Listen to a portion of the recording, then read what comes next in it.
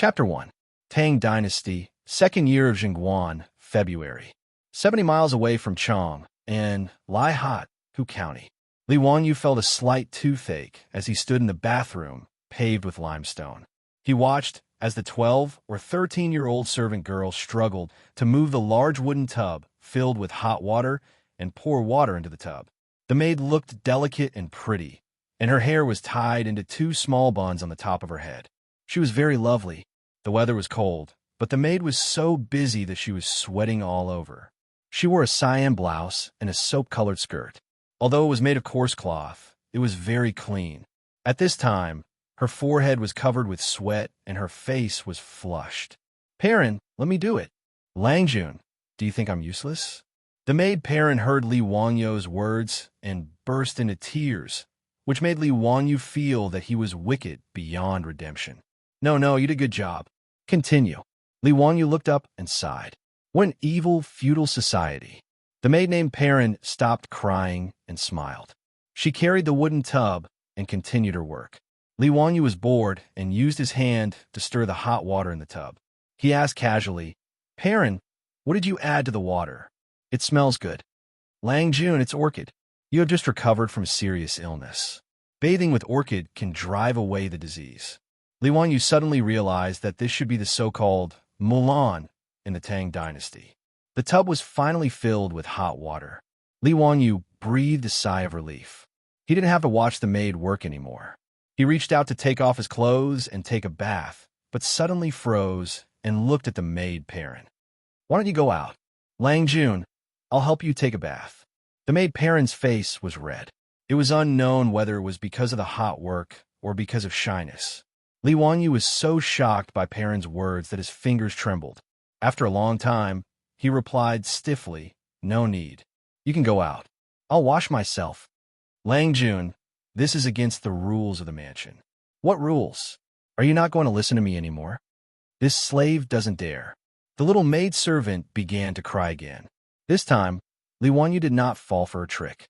He directly pushed her out of the bathroom and closed the wooden door.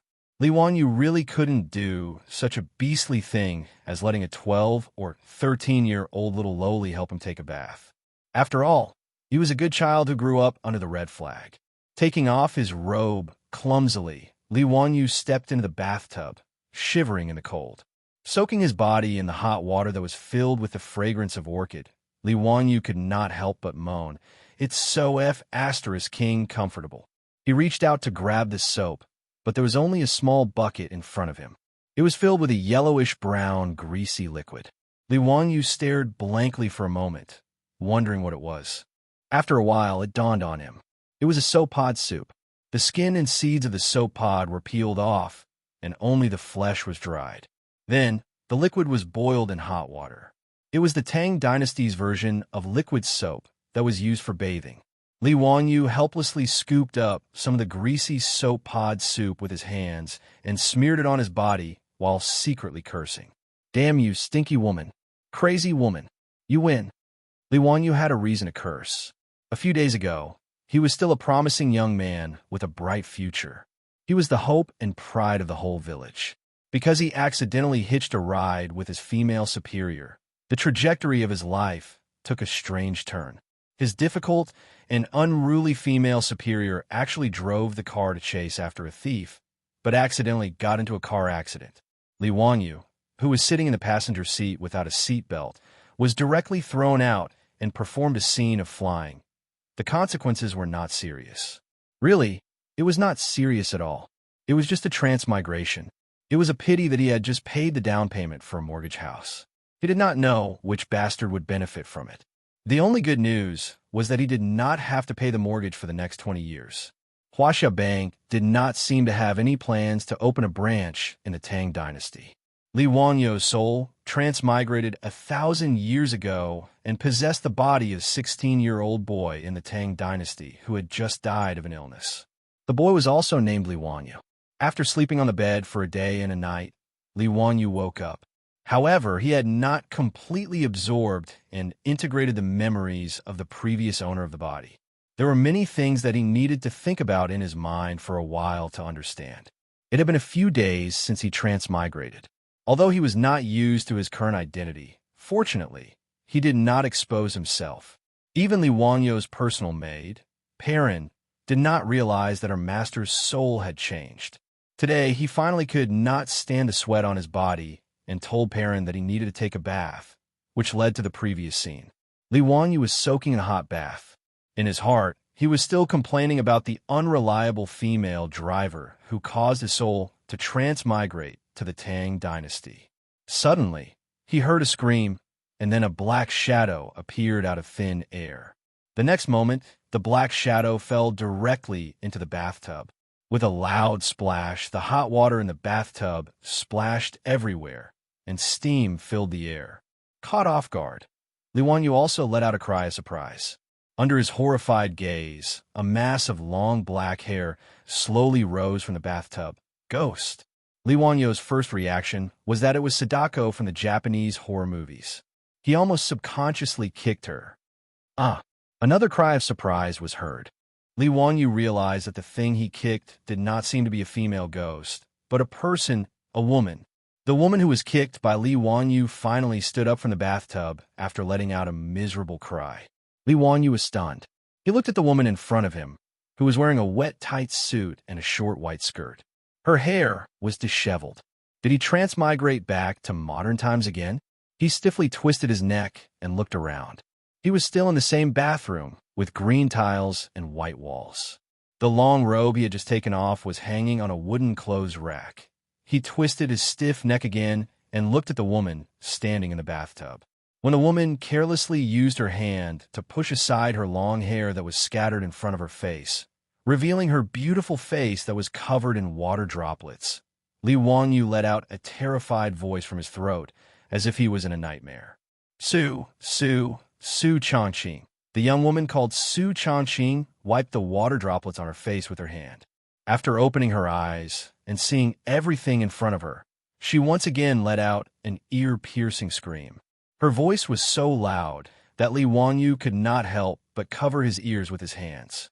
After screaming a few times, Su Changqing suddenly reacted and fiercely hugged his hands in front of his chest, looking in horror at the youth sitting naked in the bathtub.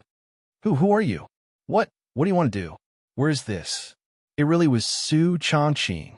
Li Wanyu was absolutely certain that the woman who suddenly fell from the sky and into his bathtub was his unruly female boss, the culprit who caused his soul to transmigrate to the Tang dynasty. What the hell, Su Changqing? Why are you here?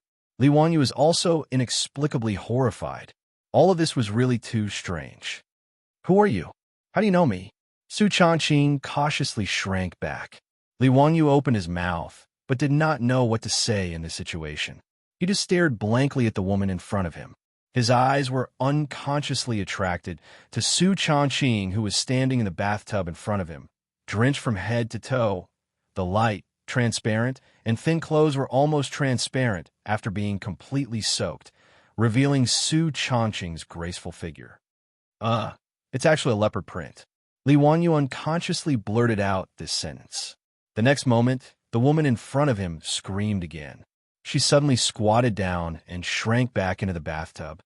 Damn rogue! You bastard! Su Changqing's tears were about to fall. She shouted, Get out, get out! Li Wanyu looked down at himself speechlessly. Fuck, I'm taking a bath. He began to think, would it be more rogue to run out naked? Chapter 2.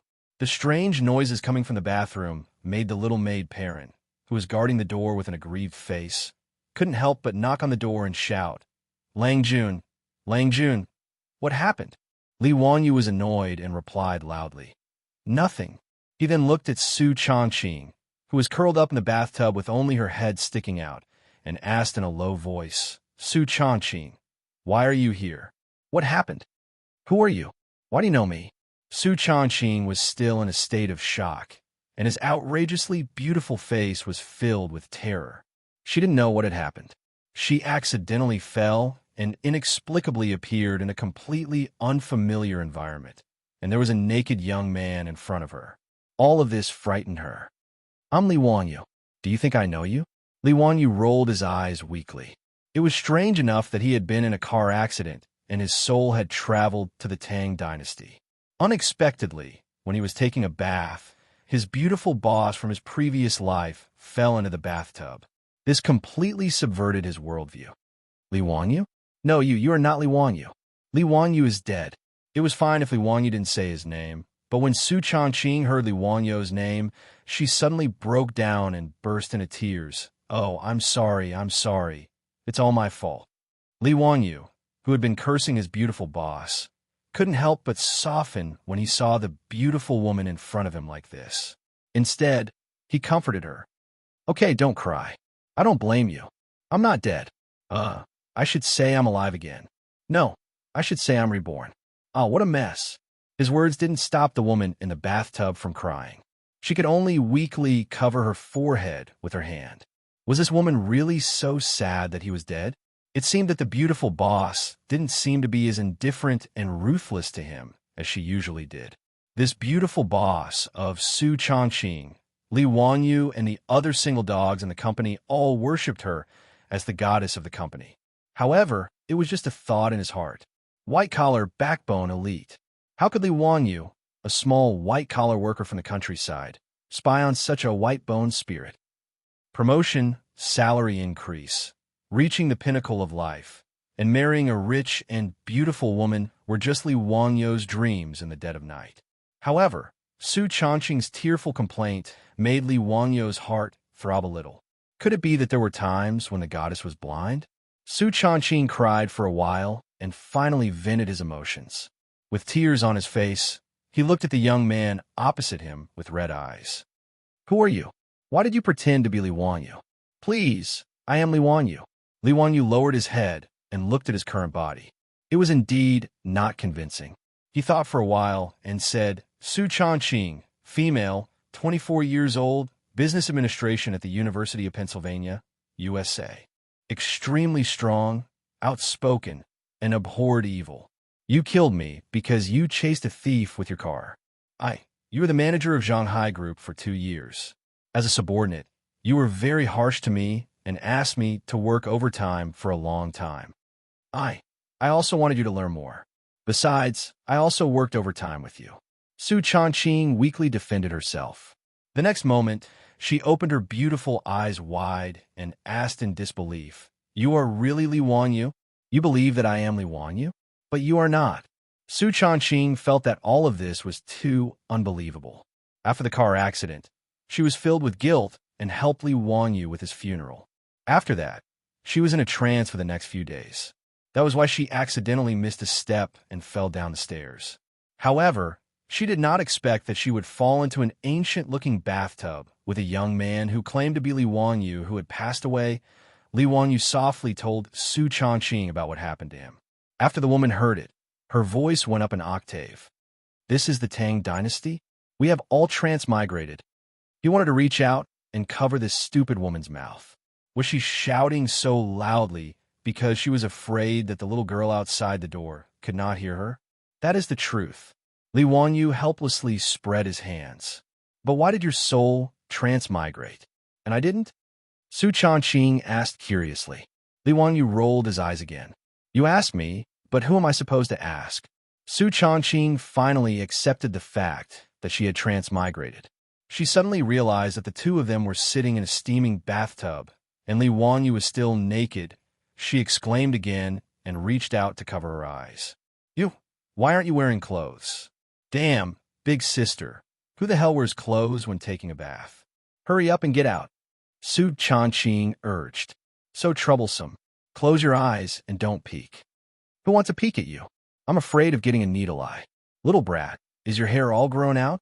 After Su Changqing regained her composure, she returned to her usual valiant self. Her words angered Li Wanyu so much that he stood up from the bathtub. He jumped out of the bathtub and hastily wrapped himself with clothes. This woman's mouth was still so poisonous. What the F***CK? I owe you. Wait here. I'll ask someone to bring you some clothes. Li Wanyu looked at Su Changqing, who was still soaking in the bathtub, and felt a headache coming on. How should he explain the identity of this woman who appeared out of nowhere? He lightly knocked on the wooden door of the bathroom. Perrin, are you there? Yes, Lang Jun. What happened inside? The little maidservant parent had been very nervous. She didn't know what her Lang Jun was doing in the bathroom. It's nothing. Go find another tall maidservant and borrow some clothes. The little maidservant parent was less than 5 meters tall, while Su Changqing was tall. She had the body of a model with long legs and a height of 7 meters. She had to make do with the other maidservant's clothes. Lang Jun, what did you say? Borrow clothes? You want maidservant clothes? The little maidservant parent outside the door almost thought that she had misheard. That's right. Don't ask why. Go quickly. Yes. Perrin was full of doubts, but she could only quickly leave to find other maidservants in the mansion. Li Wanyu looked back at Su Changqing in the bathtub with a bitter smile. Suddenly, his heart throbbed. He had inexplicably traveled back to the Tang dynasty. It was impossible to say that he wasn't afraid and nervous. In addition, he also had a deep sense of vigilance and isolation for this era. Noda's Lai Hot was full of people, but Li Wanyu's loneliness could not be hidden. Su Changqing had fallen from the sky, which made him feel surprised and excited. In the past few days, he had been carefully disguising himself and trying to adapt to life in the Tang dynasty. It was as if he was acting all the time. The moment he faced Su Changqing, Li Wanyu's defensive shield in his heart suddenly collapsed. In this strange world, there was finally someone who could understand him. Thinking of this, Li Wanyu's tone became much gentler. He asked, Su Changqing, how should I introduce you? This. How about you say that I'm your sister? Su Changqing was not sure. Li Wanyu was speechless. I'm the only son of the Lai Hot. How can I have a sister? I'm now a member of the royal family. Do you think you could just make up a relative? Humph. What's so great about being a member of the royal family? What do you say? Li Wanyu shrugged.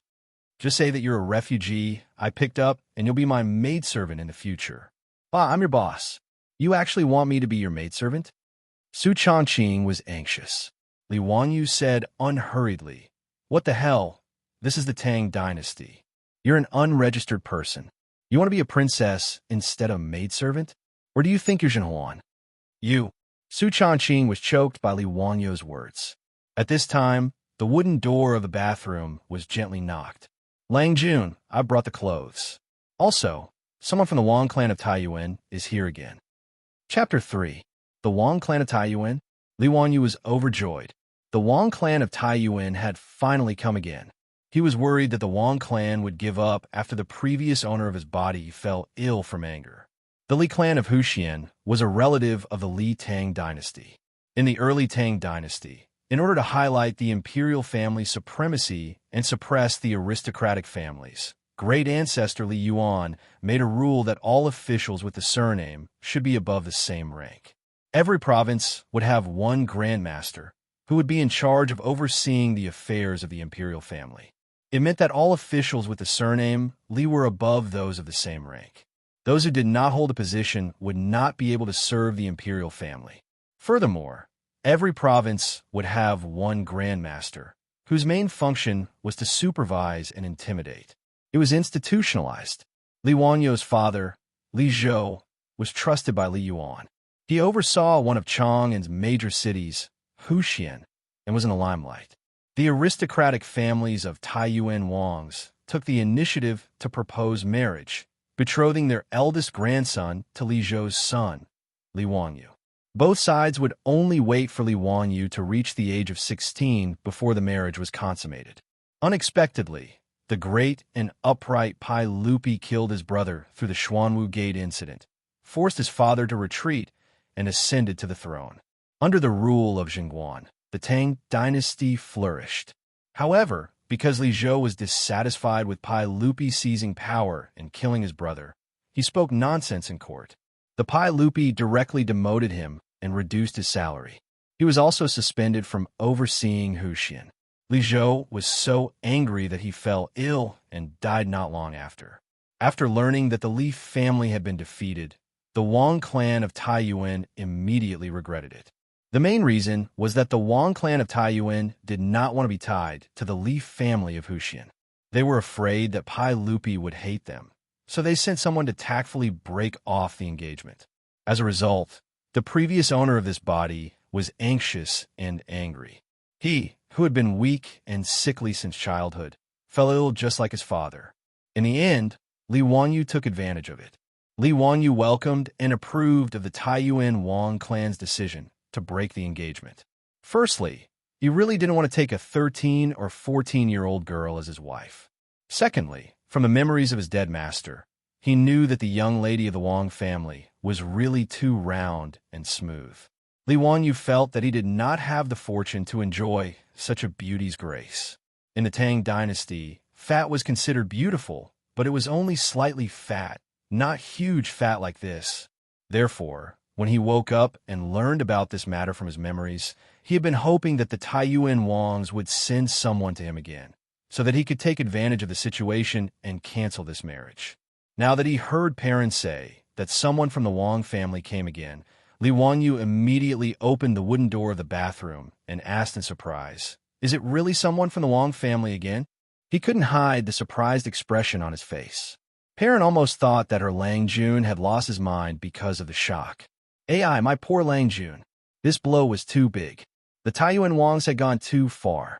The young maidservant angrily bit her lower lip, revealing a pair of cute canine teeth. Li Wanyu was so happy that he didn't notice the young maidservant's worries. He pointed to the bathroom and said, "You go in and help the young lady change her clothes." Perrin heard Li Wanyu's words and looked into the bathroom in astonishment. She saw Su Changqing sitting in the bathtub with his head sticking out. She couldn't help but step back in fear. "Lang Jun, who is this?" The young maidservant couldn't speak clearly. Why was there another woman in the bathroom when her Lang Jun was taking a bath? Moreover, she was shamelessly soaking in his bathtub. Li Wanyu also had a headache about this problem. He could only vaguely say, "Don't worry about it. Go help her change her clothes, and then take her to my study." After that, Li Wanyu left the bathroom as if he was escaping and went straight back to his study. Perrin pouted and reluctantly went into the bathroom with the clothes in her hands. Soon, Perrin knocked on the door of the study and came in with Su Changqing, who had changed his clothes. Li Wanyu looked at Su Changqing, who had also combed his hair and tied it into two small buns on top of his head. The image of Wu Meinyang in the TV series immediately appeared in his mind. The clothes that Perrin found for Su Changqing were still short. In the Tang dynasty, it was not easy to have long legs like Su Changqing, who was about 1.7 meters tall.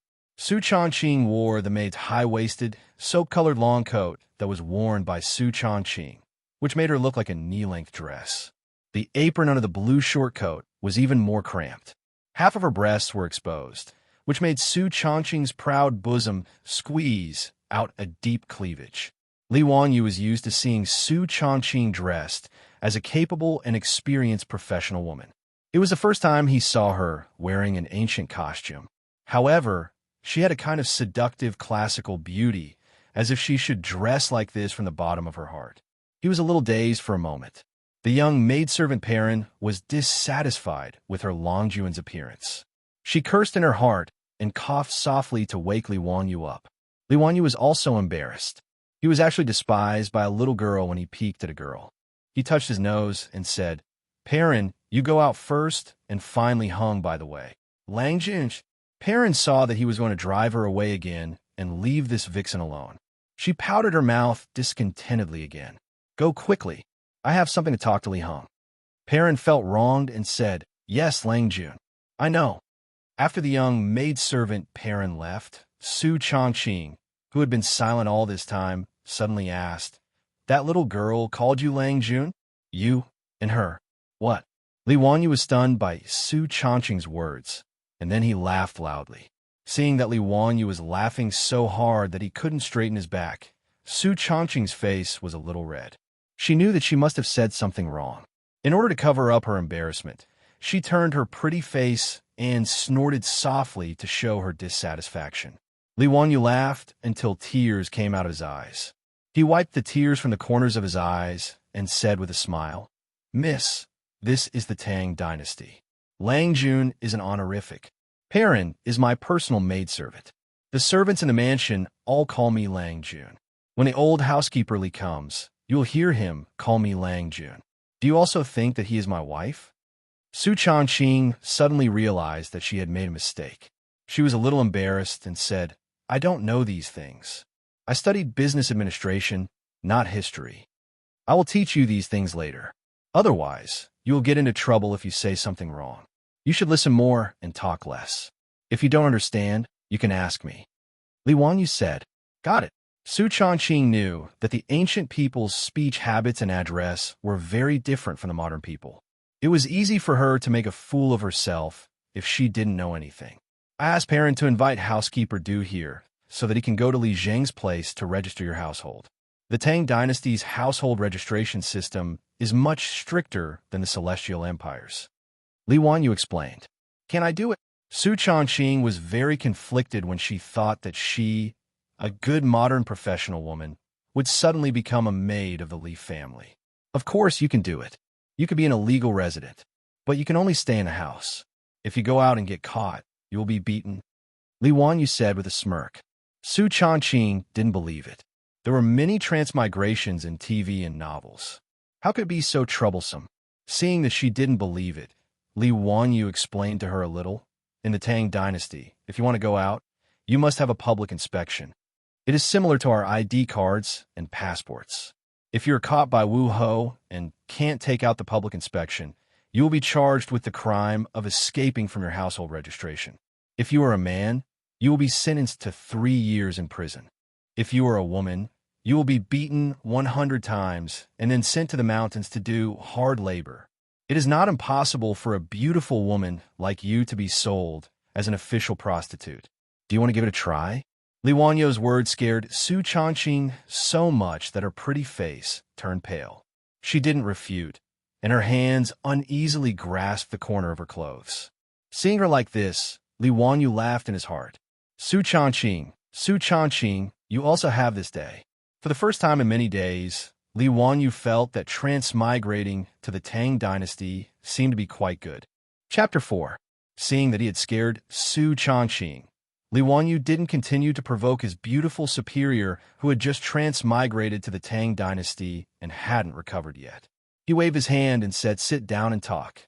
Okay." Su Changqing answered without thinking. But the next moment, she was dumbfounded. Where was there a place to sit in this study? There were several wooden bookshelves in the room, with some scrolls and book boxes placed on them. There was no other furniture except for a low table. Where were the tables and chairs? What was the meaning of the mat and several cushions on the polished wooden floor in the room? Seeing Su Changqing standing there in a daze, Li Wanyu couldn't help but laugh. He didn't say anything and directly took off his shoes, walked to the cushion in his socks, and sat down cross-legged. Su Changqing finally understood that he was directly sitting on the ground. She imitated Li Wanyu and sat down, but she didn't cross her legs like he did. Instead, she sat on the cushion with her legs closed together like a lady.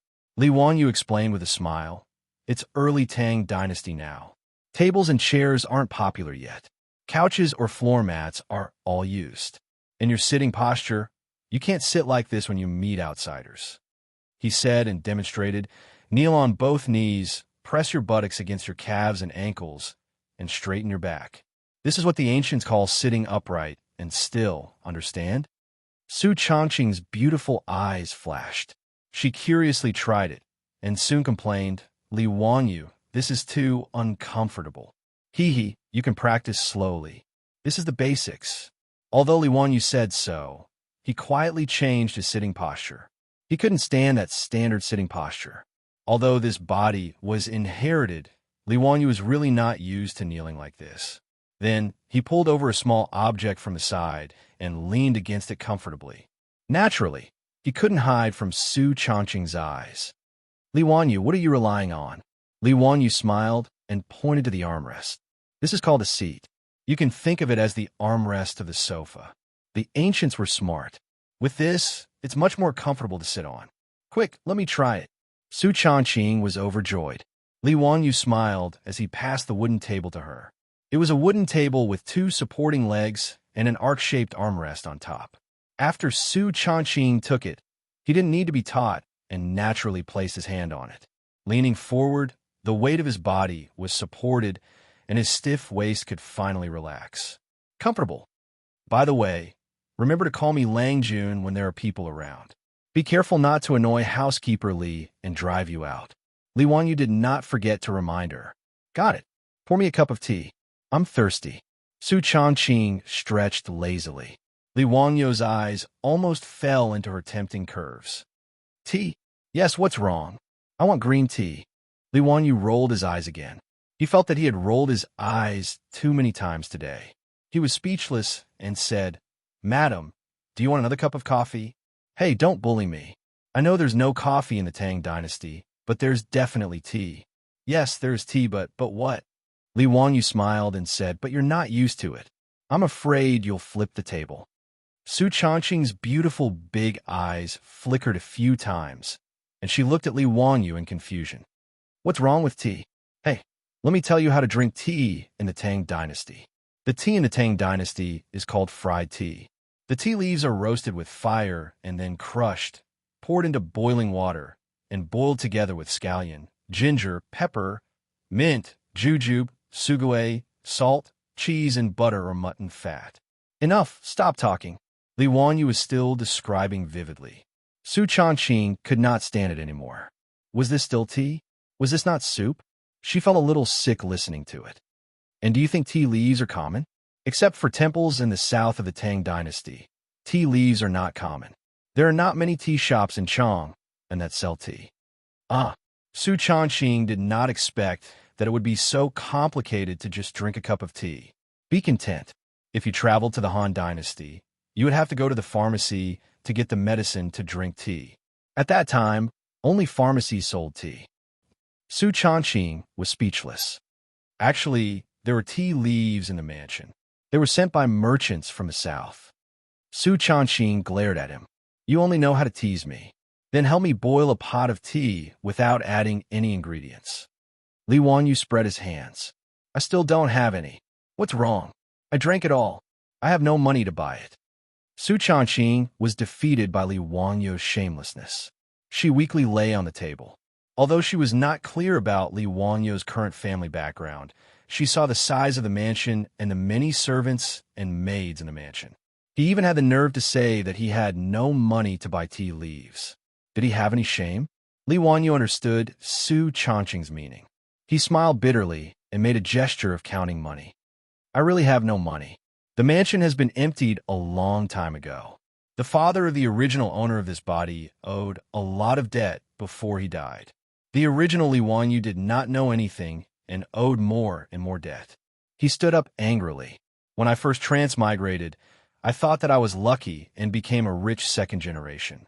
But in the end, I became a debt second generation. How much money do you owe? Including principal and interest, it's almost 2 million. Damn it. I really don't know why I owe so much money. And it's a public loan shark. Li Wanyu is angry. 2 million? That's not much. If it's not enough, then let's sell this mansion. Su Changqing heard that it was only 2 million, so she did not think it was a big deal. Li Wanyu rolled his eyes at her again. Miss, do you think 2 million is the same as 2 million RMB in the future? In the early years of the Tang dynasty, 2,000 coins could buy 1 mu of land. This is equivalent to the value of 1,000 mu of land.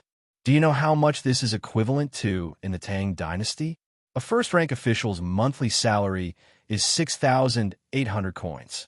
This is equivalent to more than 290 months of salary. That's more than 20 years of salary. He began to count with his fingers for Su Changqing. 1,000 copper coins is equivalent to a string of coins. A string of coins is roughly equivalent to 4,000 RMB. 2 million copper coins is 2,000 strings of coins, which is almost equivalent to 8 million in the future. As for this mansion you mentioned, I've asked around. It's worth at most 50,000. This is not the real estate speculation of the future. The price of the house is not that outrageous. Seeing that Li Wanyu actually owed such a large sum of money, Su Changqing was also stunned. What a miserable second generation of debt. Li Wanyu was not very worried. He even comforted Su Changqing. Don't worry. With our abilities, how could we starve to death? It's just temporary. We'll earn this money back soon. When the time comes, I'll take you to eat and drink well. I'll raise you until you're white and fat. Bah, who wants you to raise me? Su Changqing spat at him, but she felt an inexplicable sweetness in her heart. In the study, the two suddenly quieted down. Neither of them spoke and silently looked at each other. Just as the atmosphere became somewhat ambiguous, footsteps sounded outside the study, and someone knocked on the door. Chapter 5. Come in. Li Wanyu seemed to have been startled awake. Su Changqing's face also flushed red. The two of them hurriedly sat up straight. After getting Li Wanyu's permission, a skinny old man came in. It was the housekeeper of Lai Hot, Li Heng. Lang Jun, you were looking for me? Yes, this is Changqing. She will be my personal maid from now on. Help her go to Li Zheng's place to do the public inspection. Li Wanyu pointed at Su Changqing and introduced her to Li Heng. Li Heng looked at the woman who appeared out of nowhere in surprise, but he didn't say anything. He had been a housekeeper for many years, so he had a good eye. Since his master didn't want to tell him, he shouldn't ask. Although he was old, he wasn't muddle-headed.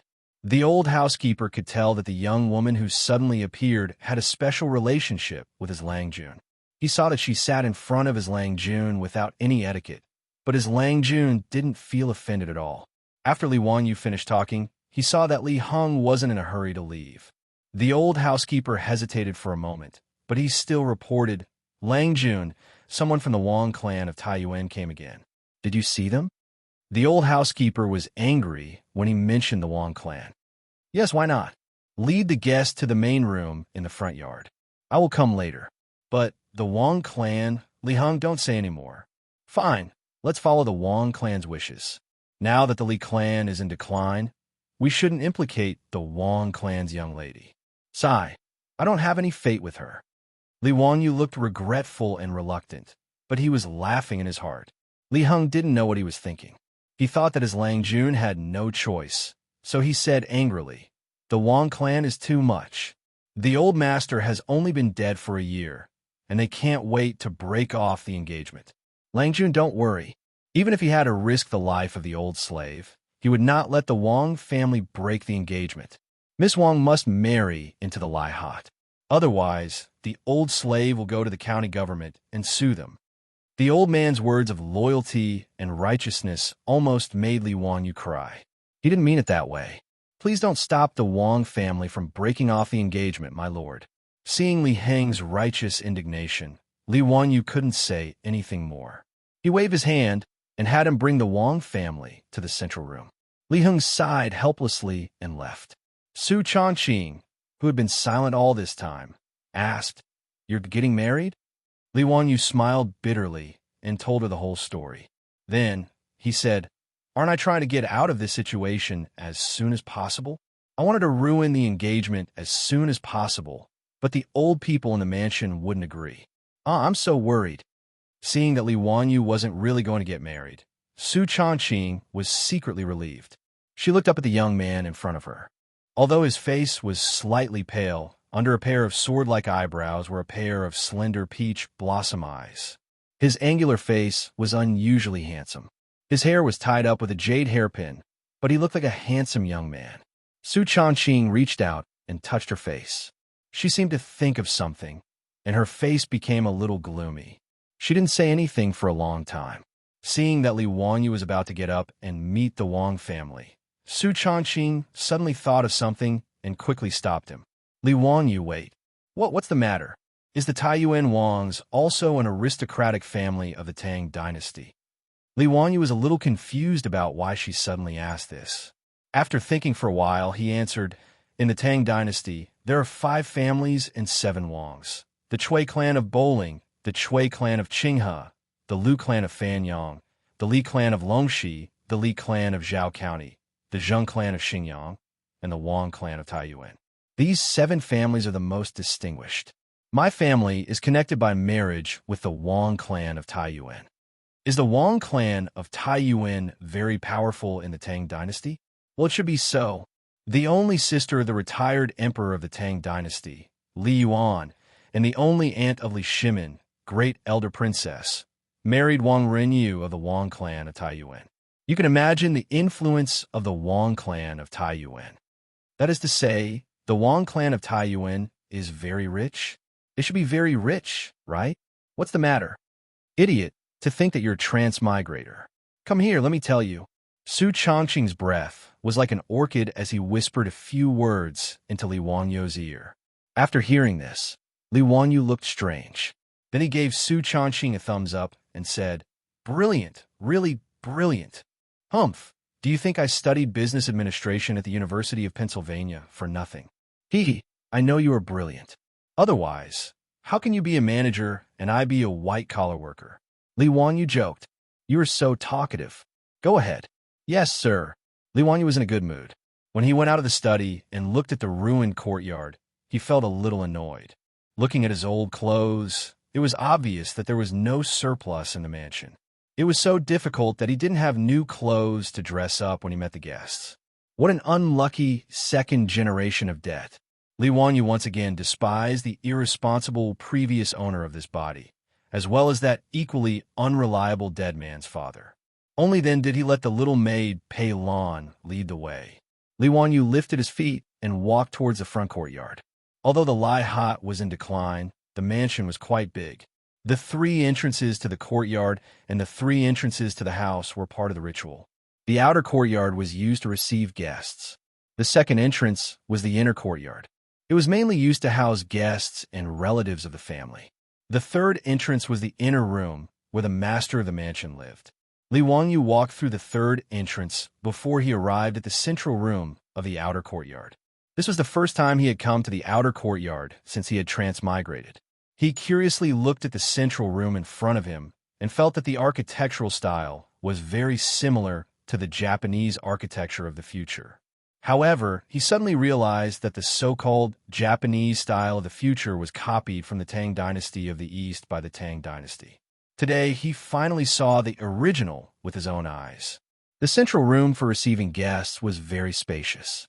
When the Lai Hot was at its peak, the central room was not only used for receiving guests, but also for hosting banquets. The Tang dynasty's traditional central room only had 3 walls. Facing the front courtyard, there were only wooden pillars supporting the eaves. There were no walls or windows. With a wide field of vision, one could sit in the central room and enjoy the scenery in the courtyard. However, the Li family was in decline at the moment.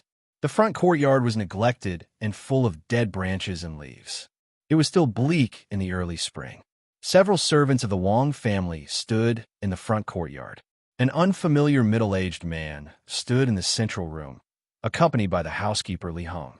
Li Wangyu raised his eyes and looked at the man from the Wang family in the central room. After searching through the memories of his predecessor for a long time, Li Wangyu finally confirmed that he had never seen the man in front of him. Only then did he open his mouth and ask, "May I ask who you are?" "Greetings, Lang Jun. I am the housekeeper of the Wang clan in Taiyuan, Wangyu." The man from the Wang family respectfully bowed to Li Wangyu. Bowing was a traditional Chinese etiquette. The 2 hands were pushed forward and the body was slightly bent to show a salute. Bowing was similar to cupping one's hands, but it was more formal and thorough. "Sit down and talk," Li Wangyu said indifferently. With the help of Perrin, Li Wangyu took off his shoes, put on his socks, walked to the seat, and sat down cross-legged. Wangyu was not lacking in manners. After Li Wangyu sat down, he took off his shoes and sat down. Then, he respectfully knelt on the ground with his buttocks pressed against his calves and ankles. His back was straight. "Uncle Wang, are you well?" "Lang Jun, everything is well with my master." The 2 of them talked nonsense for a long time, but the housekeeper did not mention the purpose of his visit. This made Li Wangyu a bit irritated. He could not take the initiative to break off the engagement, so he was depressed. In addition, he was still not used to kneeling, so he uneasily twisted his body. Fortunately, Perrin, who was standing at the side, had good eyesight. Seeing her Lang Jun like this, she thought that he had just recovered from serious illness and was not feeling well. She quickly moved a table from the side and placed it in front of Li Wangyu. Li Wangyu looked at the little maid with gratitude. He leaned his body and put his arm on the table. Perrin consciously knelt behind Li Wangyu and gently massaged his waist to relax him. Comfortable. Damn, the feudal society was really rotten. Despising his own depravity, Li Wangyu also relaxed. Since this Wangyu is patient, then you can slowly kneel. I want to see how long you can endure. Chapter 6. Having made up his mind, Li Wanyu began to slowly grind his teeth with Wang Yu. After talking for a long time, it was clear that Wang Yu couldn't take it anymore and was ready to make his intentions clear. Lang Jun, I took the liberty of visiting today, but there is something I don't know if I should mention. Li Wanyu raised his eyebrows. There's no harm in saying it. Lang Jun, when do you plan to give a naive sign to the Wang family? Nanny? What sign? Li Wanyu was at a loss. He pretended to look at the old housekeeper and continued to search his memories. As soon as Wang Yu said this, Li Heng's originally ashen face suddenly flushed red. He gritted his teeth and said to Wang Yu, Steward Wang, you don't need to worry. In 2 years, the Li family will arrange this marriage, even if we have to sell everything. Li Wanyu was even more confused. How could Wang Yu's words provoke Li Heng like a tickled cricket? But when he searched his memories for the meaning of Wang Yu's words, he could only silently shake his head and smile bitterly. It was all about money. Li Heng, oh Li Heng, why are you saying such harsh words when we don't have money in this house? In the Tang dynasty, there were 6 procedures for marriage: accepting, Wenming, Najiji, naive sign, asking for a date, and receiving in person.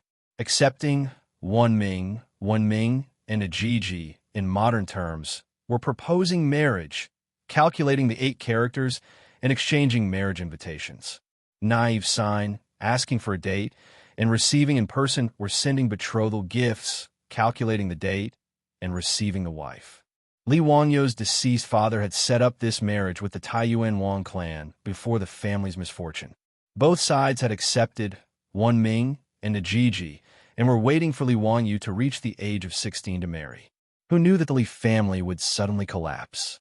Now the Taiyuan Wangs wanted to break off the engagement, but they were unwilling to say it out loud.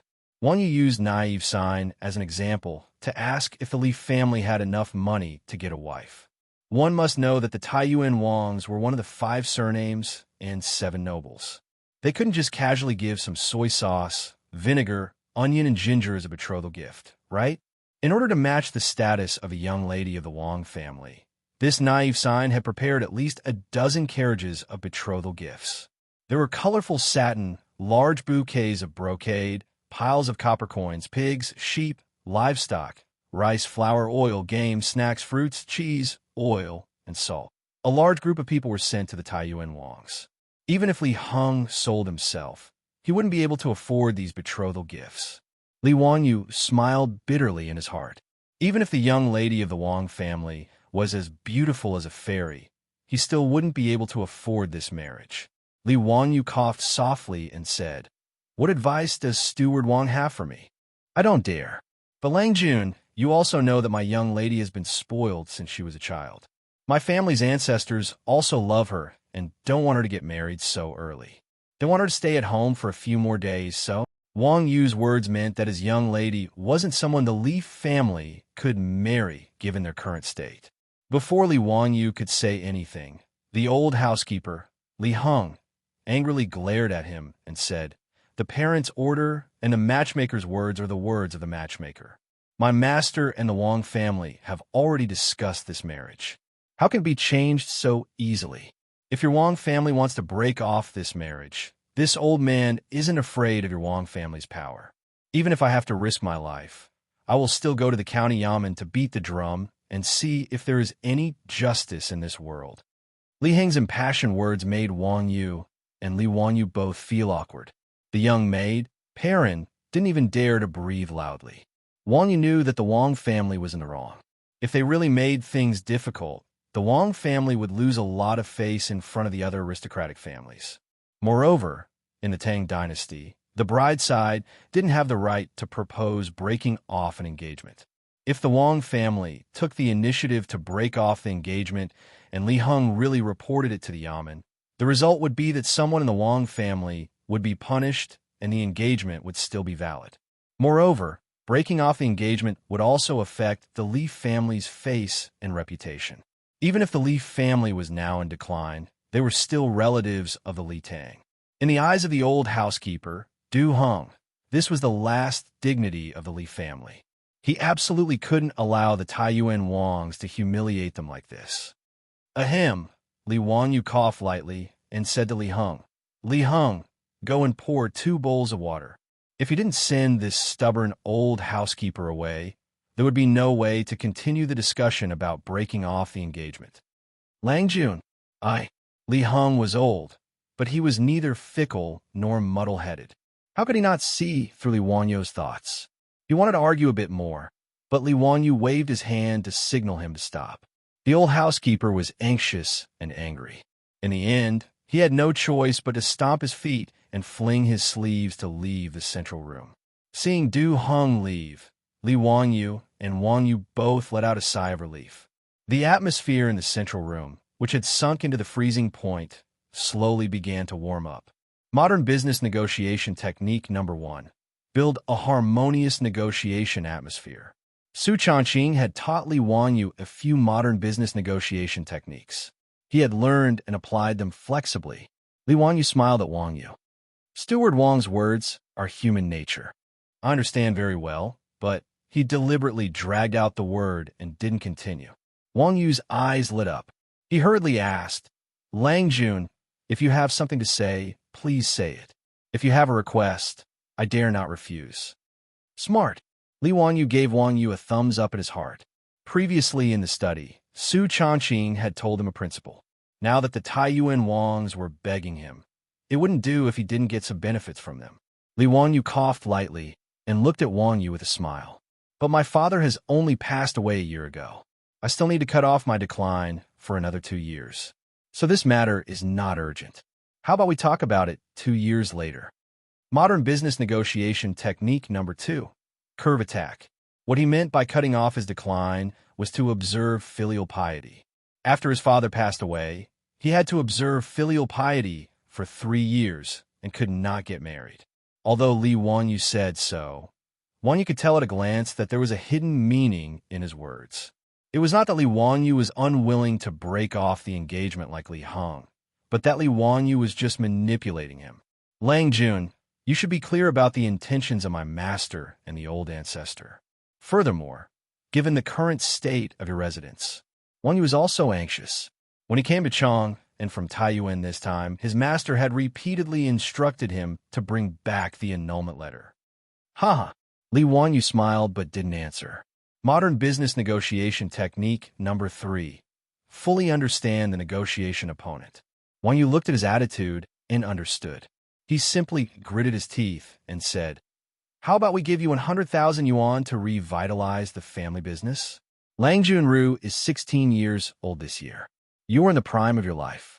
Why worry about love?" For the Wang clan of Taiyuan, it didn't matter to pay a little money. The most important thing was to not get involved with the unlucky Li family of Wuxia. Damn it, it would have been better if we had talked about the money earlier. After beating around the bush for so long, my legs are numb. Li Wanyu moved his numb legs and changed his posture. He leaned comfortably on the table and calculated silently. 100,000 yuan was 100 strings of copper coins, which was equivalent to 400,000 yuan in the future. Aristocratic family. How stingy. Did they think they were beggars?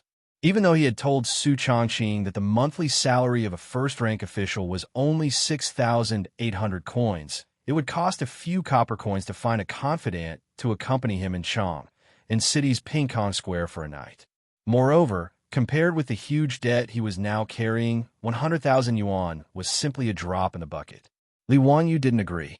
Instead, he began to manipulate him. Haha, this time it was the Wang clan who was begging him. How could he not take advantage of a local tycoon who came to his door? Chapter 7. Steward Wang, my Li family is now in trouble. However, my father taught me since childhood that I cannot forget righteousness in the face of profit and cannot go back on my words. Therefore, how can I not respect my father's teachings regarding the marriage arranged by my father? Business negotiation technique 4. Give way to attack. Li Wangyu's words were righteous, but Wang Yu secretly despised him. This Li family's appetite is not small. What can't forget righteousness in the face of profit? Isn't he implying that my price is not enough? 500,000, 2 million. Li Wanyu also opened his mouth like a lion and directly bargained with 5 or 6 times the price. 1 million, that's not much. Seeing Wang Yu gnashing his teeth, Li Wanyu estimated that he had reached his bottom line. So be it 1 million, I can repay half of the huge debt. Li Wanyu was satisfied. Business negotiation technique 5. Cannot be fickle. Li Wanyu knew when to stop. No matter what, his goal was achieved. Not only did he cancel the marriage, but he also solved a lot of the debt crisis. Right now, he even wanted to hug and kiss Su Chongqing. Sigh, I also have no fate with the Wang family's young lady. If that's the case, Li Wanyu said halfway and stopped. He looked at Wang Yu and then at the Wang family's servants outside the central room. Damn, where's the money? He suddenly thought of a problem. 1,000,000 strings of copper coins. 1,000 strings of copper coins is not light at all. The Tang dynasty's Kaiyuan Tongbao is very particular about the materials used, and the workmanship is very delicate. 1 Kaiyuan Tongbao is about 5 grams. 1,000 pieces is 5,000 grams. In other words, 1,000 strings of copper coins is 5 kilograms. 1,000 strings of copper coins is 5,000 kilograms, 5 tons. Li Wanyu sized up Wang Yu in front of him several times. He did not think that this guy is Doryman, who can take out 5 tons of copper coins to give him.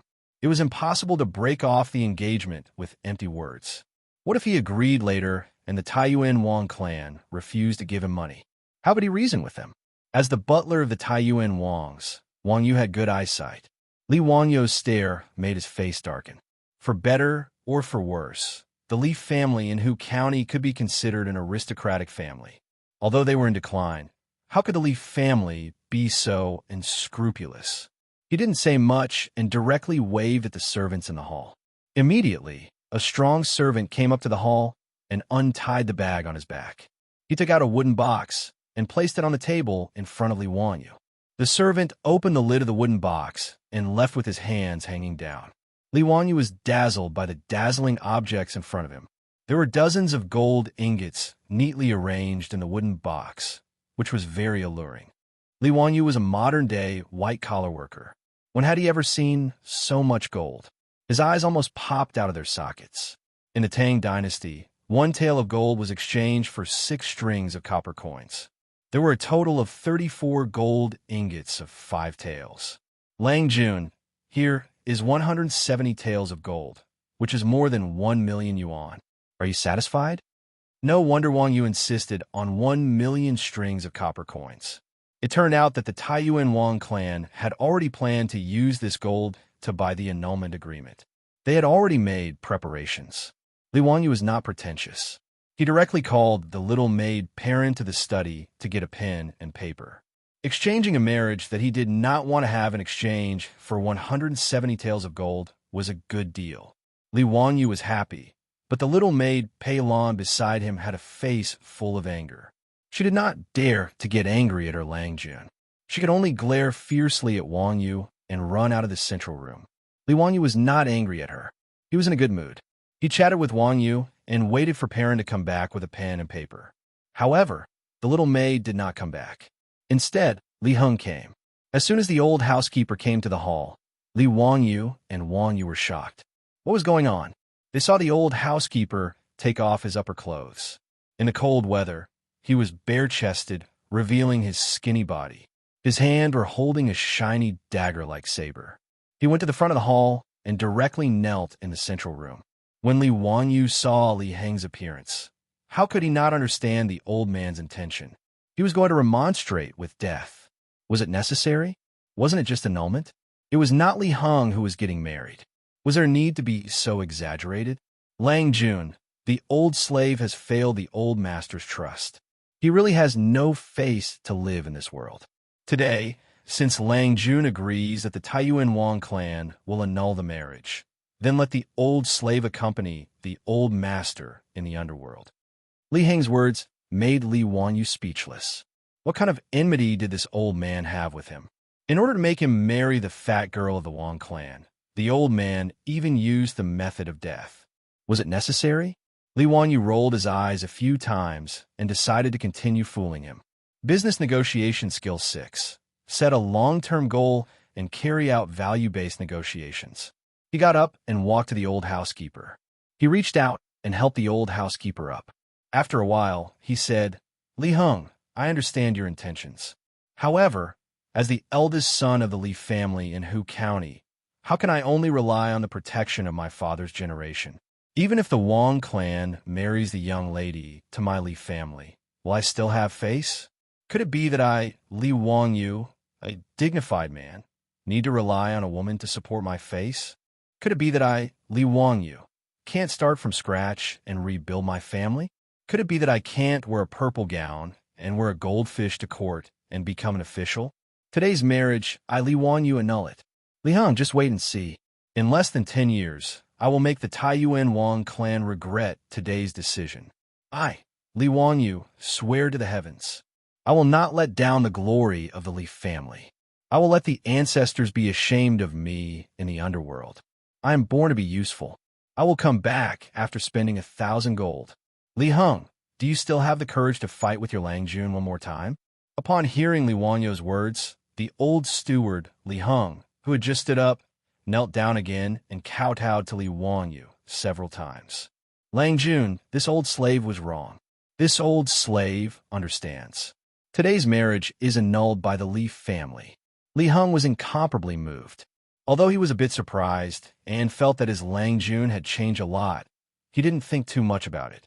No matter how big the hole in the old man's brain was, he couldn't possibly imagine that Li Wangyu's soul had already changed. Li Wangyu laughed loudly and helped the old steward up again. After hearing Li Wangyu's words, Wang Yu's face turned pale. He repeatedly muttered, "I am born to be useful. I will come back after spending 1,000 gold." Li Wangyu's casual plagiarism of Li Bai's poem had stunned Wang Yu. Looking at the 16-year-old youth in front of him, Wang Yu's heart suddenly throbbed. The Wang family might really regret their decision to annul today's marriage. However, since the head of the Wang clan had made the decision, he, as a steward, had no right to speak. He could only silently retreat to the side. After being excited for a long time, Li Heng finally remembered to find pen and paper. He didn't call for the other servants. He put on his clothes, picked up his blade, and quickly ran to get pen and paper. "Ha, Steward Wang, I made a fool of myself." Wang Yu cupped his hands and said, "It's nothing.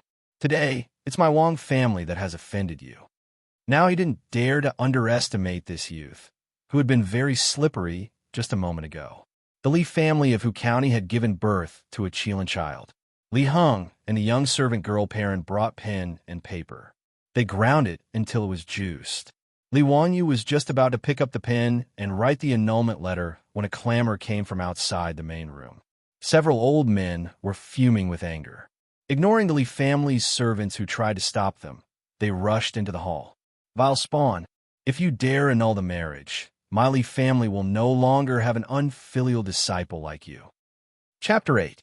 When Li Heng, who was waiting at the side, saw these old men, his face couldn't help but abruptly go pale. Li Wangyu's face was also bitter. He had no choice but to step forward and bow respectfully, greeting. Wangyu greets the clan leader and the elders. These old men were the Li clan of Hu County's old clan leader and several other elders. The Li clan of Hu County was a branch of the Tang dynasty. Li Wangyu's clan was one of the branches of the Li clan of Hu County. In the Tang dynasty, the influence of the clan on the clan was so great that it was hard for modern people to understand. With the power of the clan leader as the core, the clan was established with genealogy, clan rules, ancestral halls, and clan fields. Even Li Wangyu's dead father, Li Zhou, who was once in charge of Hu County, had to obey the will of the clan leader and clan elders. This was the so-called family has its rules, clan has its rules. It could be said that a large part of the 2 million yuan debt Li Wangyu was carrying was because Li Zhou had been demanded by the clan. Since the clan had no savings, they could only borrow money from the public fund to give to the clan as clan property. Ever since the news of Taiyuan Wang clan's intention to break off the engagement spread, the clan elders were the ones who opposed it the most. Unlike the loyal servant Li Heng, the elders of the Li clan of Hu County only cared about the clan's face and interests. They didn't care who Li Wangyu married. Even if he married a pig from the Wang clan of Taiyuan, they wouldn't mind. The prerequisite was that the Li clan of Hu County didn't lose face. The clan's interests were always the top priority. Li Wanyo's greeting was met with a cold reprimand. Evil creature, kneel. Kneel? Li Wanyo was a little dumbfounded. F***CK. He hadn't even knelt once in his previous life. Now that he had transmigrated, he had to kneel to someone. After hesitating for a moment, Li Wanyo decided to endure it. He had no choice but to lower his head under the eaves. He lifted his robe and slowly knelt down. Li Jia Xiaolang, do you still have us in your eyes? Are you going to write the annulment letter if we don't come today? The old patriarch walked straight to the main seat in the hall and sat down. The other elders also took their seats before asking. Li Wanyo was speechless. He cursed in his heart. Shameless old thing. It's not like you guys are getting married. Why are you guys so excited? Li family's young man, let me tell you, unless I die today, it's not up to you to decide this matter. The white-haired old patriarch slammed the floor with his crutch, making the floor creak. Patriarch, you're right. Even if Li Zhou was here, it's not up to him to make the decision, let alone this little brat. The other elders agreed. It's up to you to make the decision. The old patriarch smiled and stroked his beard. He politely asked Wang Yu, who was fidgeting beside him, are you from the Wang clan of Taiyuan? Greetings, Mr. Li. I'm Wang Yu, the steward of the Wang clan of Taiyuan. Wang Yu helplessly stood up and bowed. Steward Wang, you've come a long way. I'm the leader of the Li clan of Hu County. You could discuss the marriage with this old me. The old patriarch chuckled and waved at the little girl pale on. Come here and massage my legs. Don't you have good eyesight? Perrin didn't dare to disobey. She sullenly knelt beside the old patriarch and gently massaged his legs. Li Wanyo couldn't help but raise his eyebrows when he saw how impolite this old thing was, completely treating his home as his own. However, he endured it and didn't say anything. The old patriarch's words made Wang Yu feel extremely disgusted. He'd already discussed the marriage with the Li clan. Now that these people had interfered, it seemed that there was going to be an unforeseen event. Mr. Li's words are too serious. I've already discussed the marriage with the Li clan. What do you think? He's just a junior. How could he understand these things? I still have to help him make the decision. Steward Wang, the Li family will definitely not cancel this marriage. I'll have to trouble Steward Wang to reply to your clan leader. The old patriarch rudely interrupted. Facing the patriarch and elders of the Li clan of Hu County, Wang Yu didn't know what to say. He turned his pleading gaze to Li Wanyo, who was kneeling in the center of the room. Li Wanyo was helpless and could only say, Old patriarch, elders, Wang Yu has already discussed this matter with Steward Wang. One cannot go back on one's word. Impudent. When did it become your turn to speak? You better kneel there properly. The old patriarch slammed the table and angrily rebuked. Li Wanyo was so angry that he almost exploded. Did they still have human rights? He actually didn't have the right to speak about his own marriage. This was an evil, feudal society. His temper also flared up. These elders completely treated him as a dish and could do whatever they wanted with him. Li Wanyo straightened his neck and loudly said, replying to the patriarch when my clan leader was alive, he often taught me to keep my word. Confucius said, keep your word and act accordingly. What a petty person. It can also be considered second best. Since I've already promised Steward Wang, how can I go back on my word? The Lord he was referring to was his father, Li Zhou. With a bang, the old patriarch directly flipped over the table in front of him. How could my Hu County Li clan give birth to such a vile spawn like you? The Li clan's face has been completely lost by your Li family's father and son. You're just like your dead father, only knowing how to smear the Li clan's name. You good for nothing. That's right, Li Zhou is also a scoundrel. He disobeyed our clan leader and lost his job for no reason, bringing shame to our Hu County Li clan. The elders also spoke up one after another, pointing their spears at Li Wanyo's father, Li Zhou. Li Wanyo, who had originally maintained a respectful attitude, was so angry at the elders' words that his body trembled. Although he had never even met Li Zhou, he was still the father of his current body. How could he endure being humiliated by these elders? Even the young maid Perrin, who was kneeling on the side and massaging the old patriarch's legs, couldn't help but speak up. "Patriarch, my family's old master is a good person." Before the young maid could finish speaking, the old patriarch raised his hand and slapped her across the face. With a bang, the young maid fell to the side. "Uneducated, lowly servant. When did it become your turn to interrupt? This Li Zhou doesn't discipline his son well. Even his own servant girl is so unruly." The elders on the side shook their heads and mocked. "Sure enough, like master, like servant. If this were my family, I would have already dragged her out and beaten her to death to feed the dogs." Li Wanyu couldn't hold back any longer. He stood up and quickly walked to Perrin's side. He carefully examined the little girl to see if she was injured. He saw that there was a dark palm print on the young maid's pink face. In an instant, her small face swelled up. The corner of her mouth was also broken, and a trace of bright red blood flowed out. When Perrin saw Li Wanyu come over, she didn't dare to cry out in pain. Instead, she quickly knelt down and lowered her head. "Husband, this servant was wrong." "Silly girl, you weren't wrong. They were the ones who were wrong."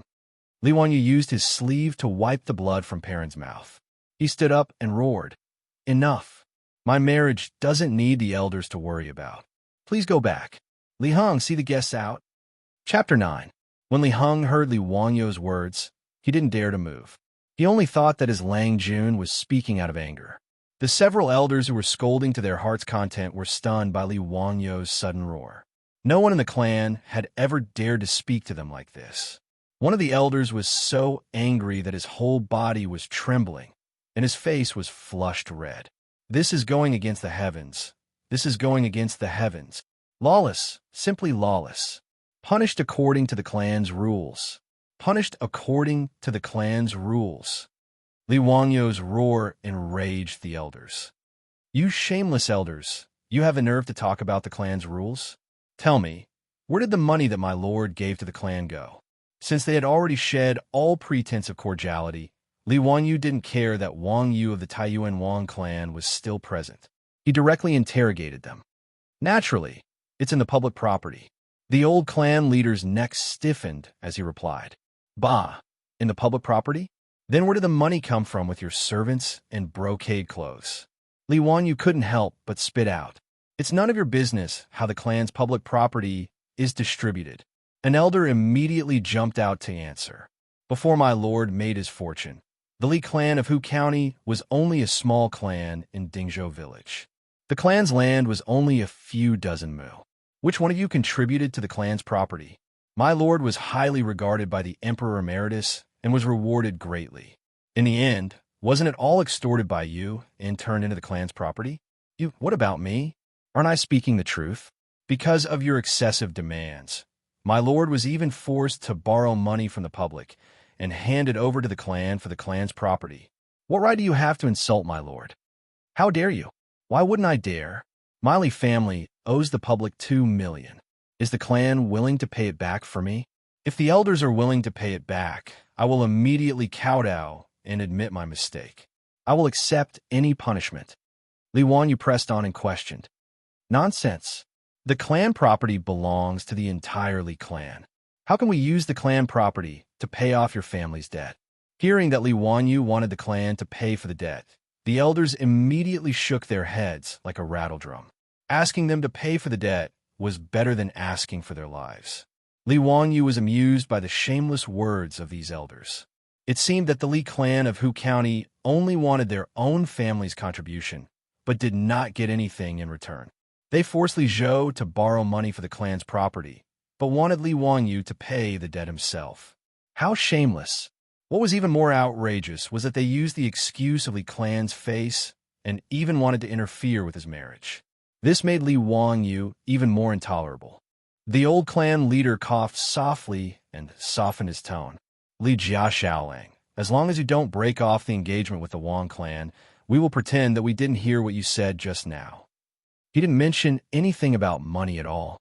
How much money Li Wanyu owed the public? What did it have to do with him? He only needed Li Wanyu to obediently marry the daughter of the Wang clan of Taiyuan and win glory for the Li clan of Hu County. Hee hee, since the elders value the marriage with the Wang clan of Taiyuan so much, why don't you let your descendants propose the marriage? Li Wanyu was unmoved and asked with a sneer. The old clan leader and the other clan leaders cursed in their hearts. How could their descendants marry the Wang clan of Taiyuan? The rich and powerful families of the Tang dynasty all took pride in marrying the daughters of the five surnames. If not for the fact that Li Zhou was valued by Li Yuan, why would the Wang clan of Taiyuan take the initiative to propose the marriage? The Li clan of Hu County was said to be a member of the Li Tang imperial family, but they were only distant relatives. How could they be qualified to marry the daughters of the five surnames? Other than enjoying the freedom from corvée labor, they had no other privileges, let alone power and wealth. This was also the reason why they kept squeezing Li Zhou dry. Who would have thought that Li Zhou would offend the current emperor and lose his job? No one in the clan was an official in the imperial court, so marrying the daughters of the five surnames was the last straw for the clan to save face. This group of clan elders hoped to use this to maintain the clan's reputation. Li Jia Xiaolang, are you really going to be so stubborn? The old clan leader flew into a rage out of humiliation. You forced me to do this. Li Wanyu didn't back down at all. He was already sick of these clan elders. They were just greedy leeches lying on the Li family. His dead father had been sucked by them all his life, and now they still wanted to use him to achieve their goals.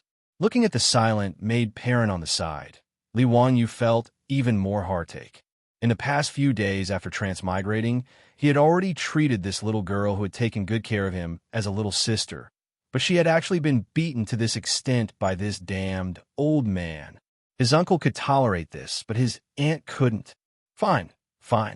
If that's the case, then don't blame me for not caring about our relationship. I will remove your name from the Li clan of Hu County's genealogy. The old clan leader shouted, trying to put on a strong front. As soon as he said this, everyone, including Wang Yu, was shocked. Li Heng was even more flustered. He immediately knelt on the ground. Clan leader, my Lang Jun didn't mean it that way. You can't do this. Li Heng, get up. Why are you kneeling on him? If you want to remove his name, then so be it. What's the big deal? Li Wanyu didn't care at all. He reached out to pull the old steward up. As a modern person, Li Wanyu had no attachment to the clan, nor did he have a sense of belonging. It was impossible to use the clan to make him submit obediently. However, in the eyes of the Tangs, the ancestral family rules were more important than anything else. Losing the protection of the clan and being removed from the genealogy was a disaster that could cause the world to collapse.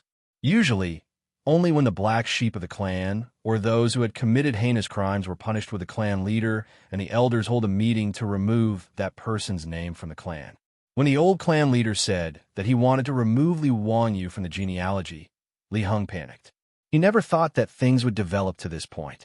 The little maid, Pei Lan, knelt down again and cried, Lord Patriarch, it's all this servant's fault. This servant didn't know the rules and spoke carelessly. Please don't blame my Lang Jun. Perrin, get up. What are you doing? Li Wanyu was anxious. Li Heng and Perrin's attitude made him very uncomfortable. In his view, he could live a better life if he left this group of vampires. However, in the eyes of Li Heng and Perrin, it was as if the sky had fallen.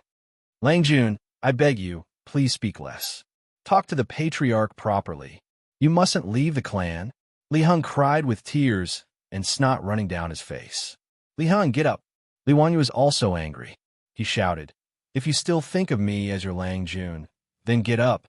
Let them do whatever they want. Today, I'll say it right here. I, Li Wanyu, will definitely cancel this marriage. Good. Since Li Jia Xiaoling doesn't care about the clan, then this Olmi has nothing to say. Tomorrow, I will hold a clan meeting and remove your clan status. Don't regret it. The old clan leader said coldly. Do as you wish. Let's go. The old clan leader stood up and called everyone to leave. However, he was stopped by one of the clan elders. The elder looked greedily at the gold ingots in the wooden box on the table in front of Wang Yu. He said, Clan leader, Li Zhou was raised by our clan with money and food. Since their family has nothing to do with the clan in the future, shouldn't the clan return the gold ingots that have been raised for so many years? When these words came out, Li Wanyu and Li Heng's expressions changed. Chapter 10. Li Wanyu didn't know how much support and care his dead father received from the clan when he was young, but back then, the Li clan of Hu County was just a small clan living in Dingzhou village. How much help could such a small clan provide to Li Zhou? Ever since the establishment of the Li Tang, Li Zhou was trusted by Li Yuan and entrusted with important tasks. The Li clan of Hu County moved from Dingzhou village to Hu County and became a famous clan in Hu County. The clan's property also changed from a few dozen mu of barren land to 1,000 mu of fertile land. This was all obtained by sucking the blood of Li Zhou. Hu County was located in Guanzhong Road. It was the most prosperous area of the Tang dynasty. When the Tang dynasty was first established, agriculture was severely damaged after the chaos at the end of the Sui dynasty. In order to recuperate, the Tang dynasty implemented an equal field system. That is to say, the state distributes the land. Males over the age of 18 are each given 80 mu of farmland and 20 mu of perpetual farmland. Women, soldiers, and servants are not given farmland. Among them, perpetual farmland is not allowed to be bought or sold. Hu County was located in Guanzhong Road and had a large population, so there wasn't much land to distribute. In fact, most households only received 20 mu of farmland. In the Li clan of Hu County, there were only a few dozen people who were given farmland. The farmland they were given was private property and not public property. Currently, the price of fertile land in Hu County had reached 2 strings of coins per mu. 1,000 mu of farmland would cost around 2 million yuan. Where else could they get this money other than from Li Zhou? These clan elders had forced Li Zhou to borrow money from the public. They weren't satisfied even with a huge debt. They actually had designs on the Li family's last bit of property. This made Li Wanyu and Li Heng extremely angry. Even Wanyu felt that the clan elders of the Li clan of Hu County were too unsightly. Li Wanyu was so angry at the clan elders' shameless words that he laughed. With a mocking tone, he asked, "Then according to Grandpa's meaning, how many things do we need from the Li family to return to the clan?" Li Zhou is deeply indebted to our Li clan. If his surname wasn't Li and he wasn't a clan relative, why would the Emperor Emeritus allow him to oversee Hu County? This is my Li clan's doorstep. Since your family no longer has anything to do with the Li clan of Hu County, shouldn't you return these things to the clan? The shameless words of this elder won the approval of the other elders and the old patriarch. That makes sense. The reason Li Zhou is where he is today is all because of his identity as a member of the clan. It's only natural for him to return to his clan. That's right. What you said makes sense. These things that were obtained because of my Li clan must be returned to the clan. Li Zhou's Xianxia Tian, this house, and this servant must be returned to the clan. Li Wanyu's face became even more ashen. Shameless people were truly invincible. The old patriarch coughed lightly. That's enough. Li Zhou is already dead. Since Li Jia Shaolang is still young, let's forget about this house. However, Li Zhou's 100 mu of Xianxia Tian should be returned to the clan. As for those servant girls, the clan will suffer a bit of loss. Let's use this gold to make up for it. The Li family's 100 mu of Xianxia Tian had been granted to Li Zhou when he was an official. These fields could be bought, sold, and transferred. Actually, the decision to expel Li Wanyu from the clan had been made by the Li clan leader and the elders of Hu County a long time ago. There were 2 reasons. First, they were worried that the Li clan of Hu County would be implicated by Li Zhou and would be angered by Pai Lupi. Second, they were worried that the Li family would not be able to pay back the 2 million yuan debt and would rely on the clan to pay for him. If the marriage between Li Wanyu and the Taiyuan Wang clan did not change, then they were willing to wait and see. After all, the Taiyuan Wang clan had great influence in the Tang dynasty. No one knew if Li Wanyu would receive help from the Taiyuan Wang clan after the marriage and turn over a new leaf. Now that Li Wanyu insisted on breaking off the marriage with the Taiyuan Wang clan, the elders of the Li clan of Hu County would naturally not allow Li Wanyu to continue to stay in the clan to avoid getting into trouble. Li Heng trembled with anger at the elders' words. They were trying to take away the last hope of the Li family. They had no land, no money, and a huge debt. All they had left was an empty house and a group of servants for Li Wanyu. What vicious elders! Li Wanyu clenched his fists so hard that his nails dug into his skin. But if I give you the land and gold, we will have nothing to do with each other in the future. He took a deep breath and asked coldly with a pale face. Lang Jun, you can't do that. Li Heng was so anxious that he wanted to stop Li Wanyu. Li Wanyu waved his hand at him and asked again, but from now on, the Li family and the Li clan of Hu County will have nothing to do with each other. His words made the elders look at each other. They did not understand what Li Wanyu meant. The old clan leaders' eyes lit up. That's right. As long as you return the land and gold to the clan will have nothing to do with the Li family from now on. Words are no guarantee. Write the document. Li Wanyu pointed to the pen and ink on the table beside him.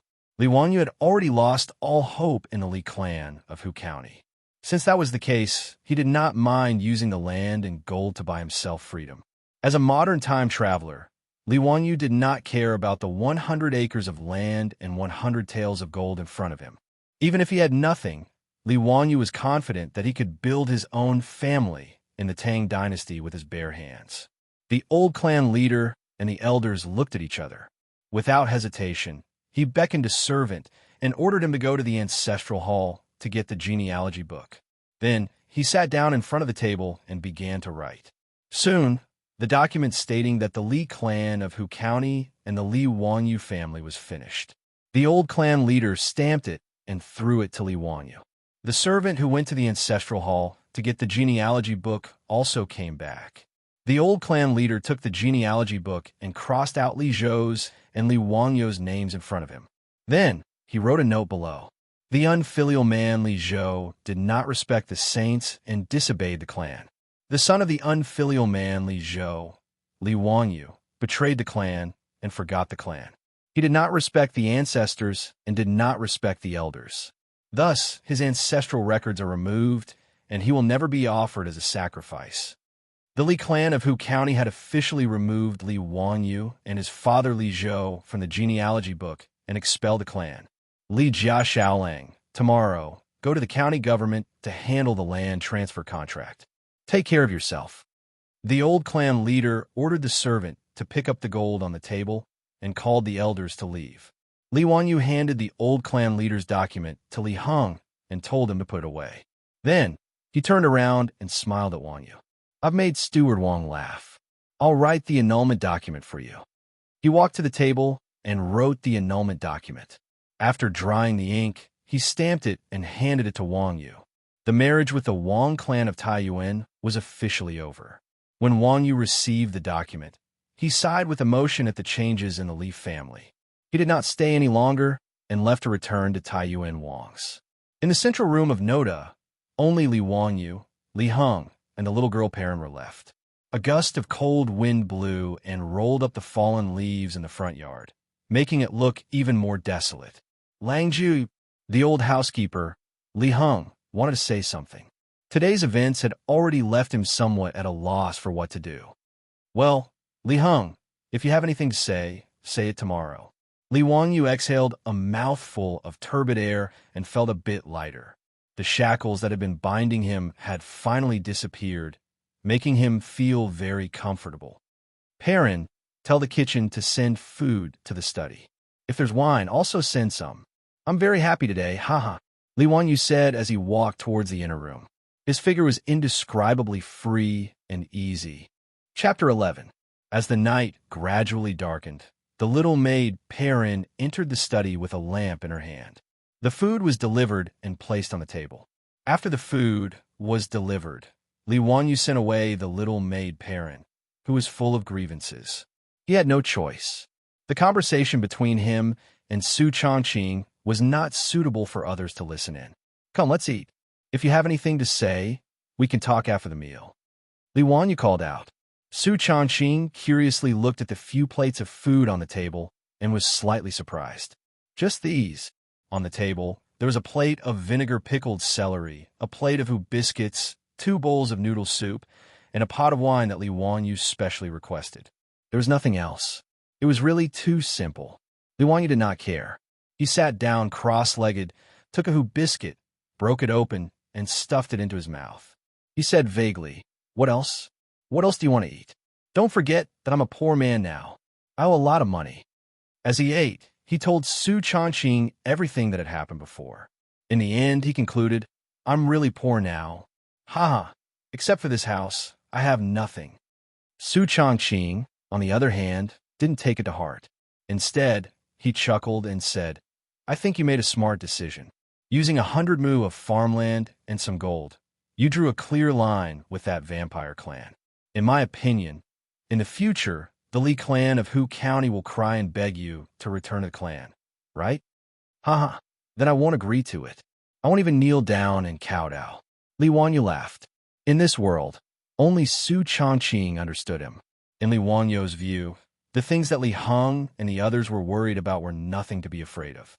With his and Su Changqing's knowledge that was thousands of years ahead of this world, after getting rid of that decadent and greedy clan, they would be able to swim freely in the vast sea and fly freely in the sky. Li Wanyu picked up the wine pot and poured Su Changqing a bowl of wine. "Su Changqing, come, I wish us a happy life in the Tang dynasty." Su Changqing smiled sweetly. She raised her wine bowl and lightly clinked it with his. The two of them raised their heads and drank. Then, Su Changqing couldn't help but frown. Li Wanyu's reaction was even more intense. He spat out the wine that he had just drunk. "Oh my God, is this wine expired? Why is it sour?" Li Wanyu carefully examined the wine bowl under the oil lamp. The liquid in the wine bowl was light green in color. Not only was it turbid and unclear, there was also a layer of fine white ants floating on top of it. Smelling it, there was a slight smell of alcohol, but more of a sour smell. He couldn't help but slap his forehead and smile bitterly at Su Changqing. "I forgot that the winemaking technology of the Tang dynasty hasn't been developed yet, and there is no distillation and purification technology. No wonder it tastes so bad. If I had known, I would have made it myself." Su Changqing blinked her beautiful eyes and asked, "You know how to make wine?" "You forgot. I'm from the countryside in my hometown, and the children in the countryside know everything. My third uncle's family runs a winery that specializes in making sorghum wine. Although I'm not proficient in it, I have a general idea." Li Wanyu replied with a smile. "Li Wanyu, this seems to be a good way to make money. As far as I know, the Tang should like to drink wine very much, right? That's for sure. Otherwise, how could Li Bai be known as the poet of 100 poems after drinking? You're right. We can make wine and sell it. It will definitely make money." Li Wanyu said in surprise, "You're really smart. You saw the opportunity to make money at a glance, haha." The more he thought about setting up a winemaking workshop, the more he felt that this was a very good way to make money. Li Wanyu couldn't help laughing. In the future, I, Li Wanyu, will be the god of wine of the Tang dynasty. Su Changqing smiled and rolled her eyes at him. She didn't say much and continued to eat. Unfortunately, it's the Tang dynasty now. Potatoes, corn, chili, tomatoes, and so on haven't been introduced to China. The key is that the three cooking methods are roasted, boiled, and steamed back and forth. These days, I'm really sick of eating. Li Wanyu complained about the food problem of the Tang dynasty while eating. It was really unbearable. In fact, iron cooking utensils had begun to become popular in the Tang dynasty, but the Tang dynasty didn't have the habit of cooking. "I'll make something delicious for you later." Su Changqing picked up a piece of vinegar, pickled celery, and chewed it carefully. "You know how to cook?" Li Wanyu was surprised. His beautiful boss, as a modern white-bone fairy, actually knew how to cook. It was really rare. Su Changqing raised her eyebrows. "What? Do I look like someone who doesn't do household chores?" No, I didn't mean that." Li Wanyu smiled embarrassedly. "Humph." Su Changqing ignored him and continued to eat dinner. Under the flickering candlelight, Su Changqing slowly chewed and ate dinner while listening to Li Wanyu rambling on about the Tang dynasty. She gradually calmed down and even felt a trace of warmth. After transmigrating to this completely unfamiliar Tang dynasty for half a day, Su Changqing felt nervous. Fortunately, Li Wanyu's existence prevented her from feeling overly panicked and helpless. The dinner was finished with Li Wanyu's rambling, and the relationship between the two of them took another step forward. Even the way they called each other changed from Li Wanyu to Wang Yu and Su Changqing to Changqing. Wang Yu, I want to go to the bathroom. Su Changqing's face was slightly red as she whispered, I'll ask Perrin to take you there. Li Wanyu was stunned for a moment, then stood up and walked to the table where paper, ink, and brush were placed. He picked up a piece of used rice paper and handed it over. What? Su Changqing was puzzled. Li Wanyu explained with a smirk. In the bathroom of the Tang dynasty, there's a magical thing called the toilet chip. Well, it's a small wooden stick or bamboo piece. I think you should be able to guess its use, so... Su Changqing was stunned for a moment. Then her face suddenly turned red. She grabbed the rice paper in Li Wanyu's hand, lifted her skirt, and ran out with a red face. Li Wanyu was left in the study and laughed again. It was rare for him to be able to see his beautiful boss being embarrassed. There are still many differences between the Tang dynasty and modern times. Beautiful boss, you can slowly adapt to it. However, Li Wanyu's good mood only lasted for dinner. Li Heng gently knocked on the door of the study. Lang Jun, there's a guest. Li Wanyu was puzzled. He walked out of the study and asked, There's a guest this late? Who is it? Li Heng replied, Registrar Liu of the county government. Liu Xiao of the county government? Li Wanyu knew this person from his memory. This person was a good friend of Li Zhou when he was alive. After Li Zhou was dismissed by Pai Lupi, the others avoided him like the plague. Only Liu Xiao still had contact with the Li family. He could be considered a gentleman. However, it was already time to light the lanterns. Why did Liu Xiao suddenly come to visit? Was it related to his expulsion from the clan? Li Wanyu didn't dare to delay. He let Li Heng lead the way with the lantern and quickly walked to the central room in the front yard. A middle-aged man with a long white beard was sitting in the central room. It was Liu Xiao of the county government in Hu County. Li Wanyu stepped forward and bowed. Greetings, Registrar Liu. Wanyu didn't come out to meet you.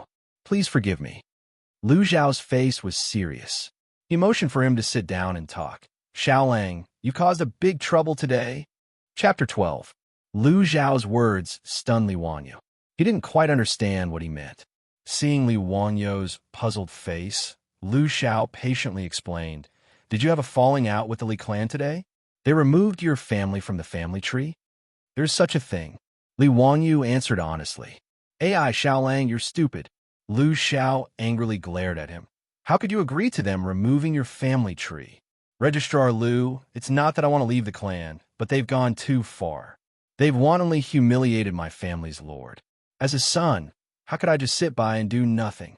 Li Wanyu didn't think this was a big deal. Xiaolang, do you know that after you've been expelled from the clan, you're no longer a member of the imperial family? Liu Xiao shook his head and sighed. Is there something wrong with this? Li Wanyu didn't understand.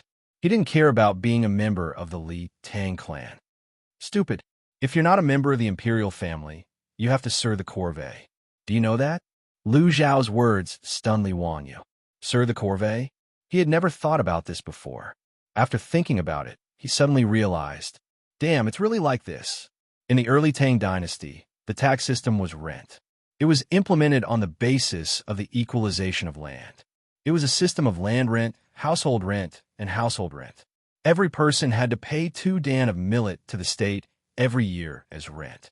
Paying 2 zhang of silk and 3 liang of silk was called transfer. Serving 20 days was called regular service. Those who didn't serve were called servants. Li Wanyu originally didn't have to serve the corvée because of his status as a member of the imperial family. However, after he was removed from the clan, he became an ordinary citizen and had to serve the corvée. If he didn't serve, he would have to pay the taxes. Without waiting for Li Wanyu to digest the bad news, Liu Xiao continued. There's also the money your family borrowed from the government. Originally, Yang Mingfu didn't rush you to return the money because you were a member of the imperial family and you had 100 mu of land as collateral. However, after finding out that your name has been removed from the clan and that the 100 mu of farmland will be transferred to the Li clan, Yang Mingfu ordered that tomorrow the bailiffs will come to your house to collect the debt and clear it.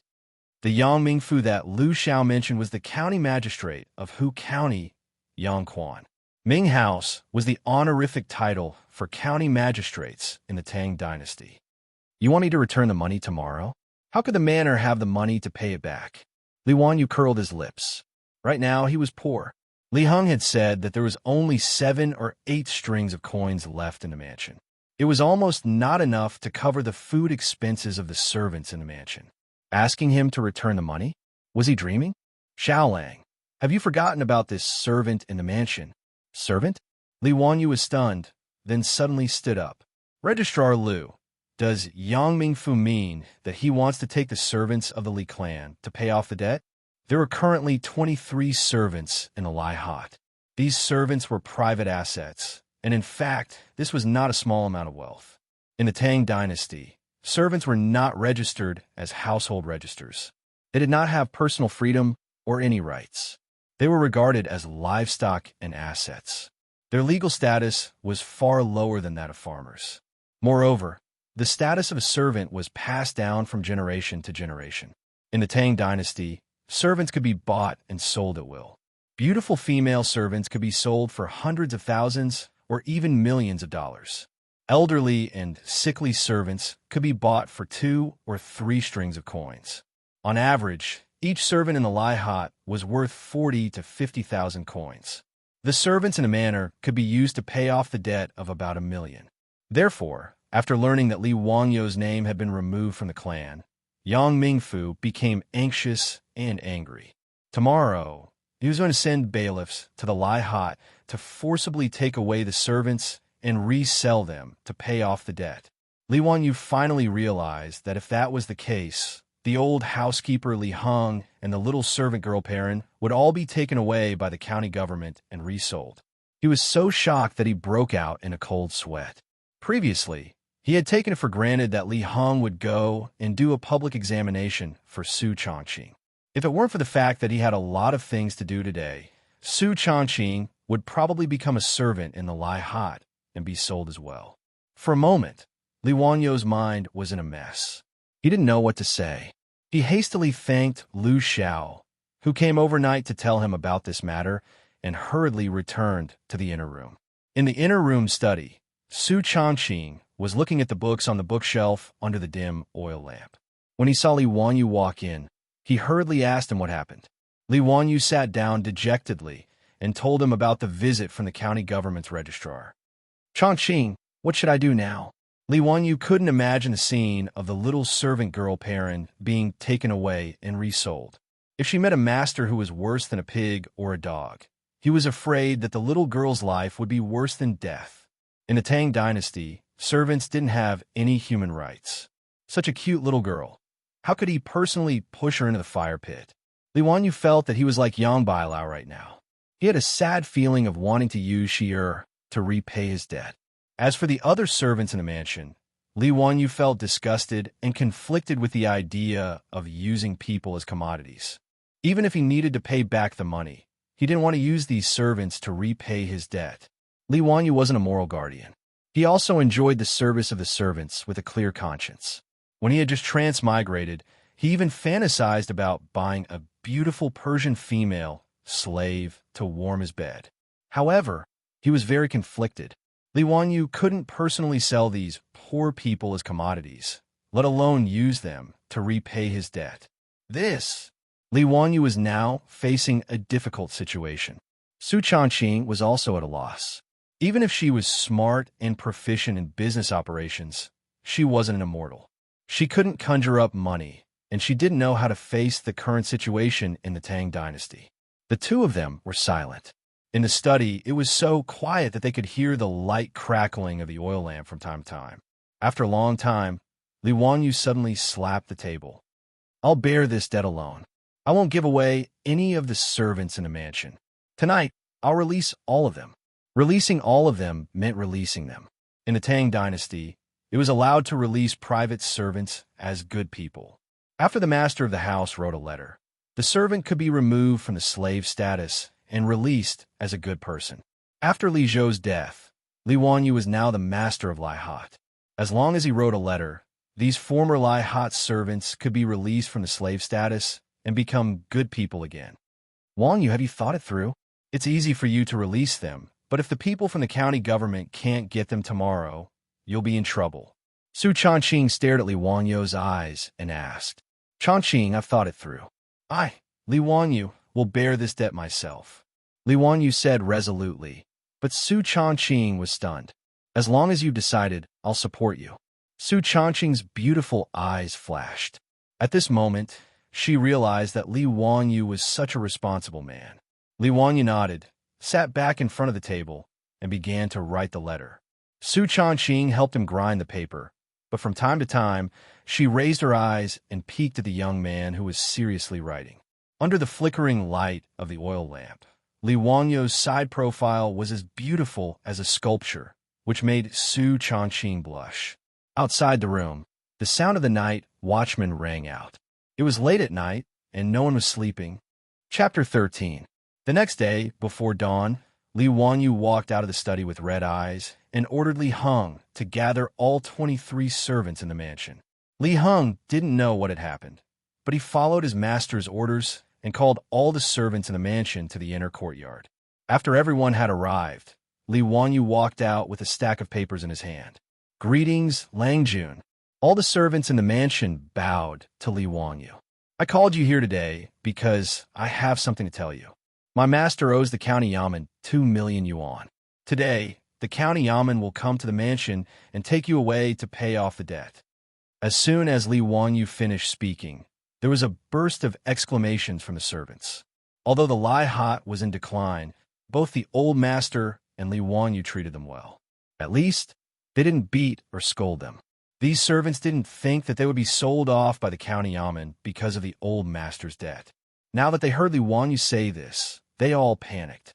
Some immediately knelt down and begged, some burst into tears, and some were a loss.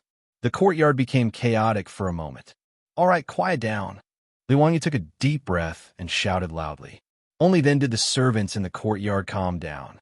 However, the sound of crying could still be heard from the crowd. I, Li Wanyu, am the head of the Li family. How can I let you sell yourselves to pay off the debt for the Li family? I've decided. Today, I will release all of you. This is the release document I wrote last night. Take this document to the yamen to complete the citizenship procedures. After Li Wanyu finished speaking, the crying crowd suddenly quieted down. The servants couldn't believe their ears. They looked at each other, trying to confirm that they hadn't heard wrong. Lang Jun, this can't be done.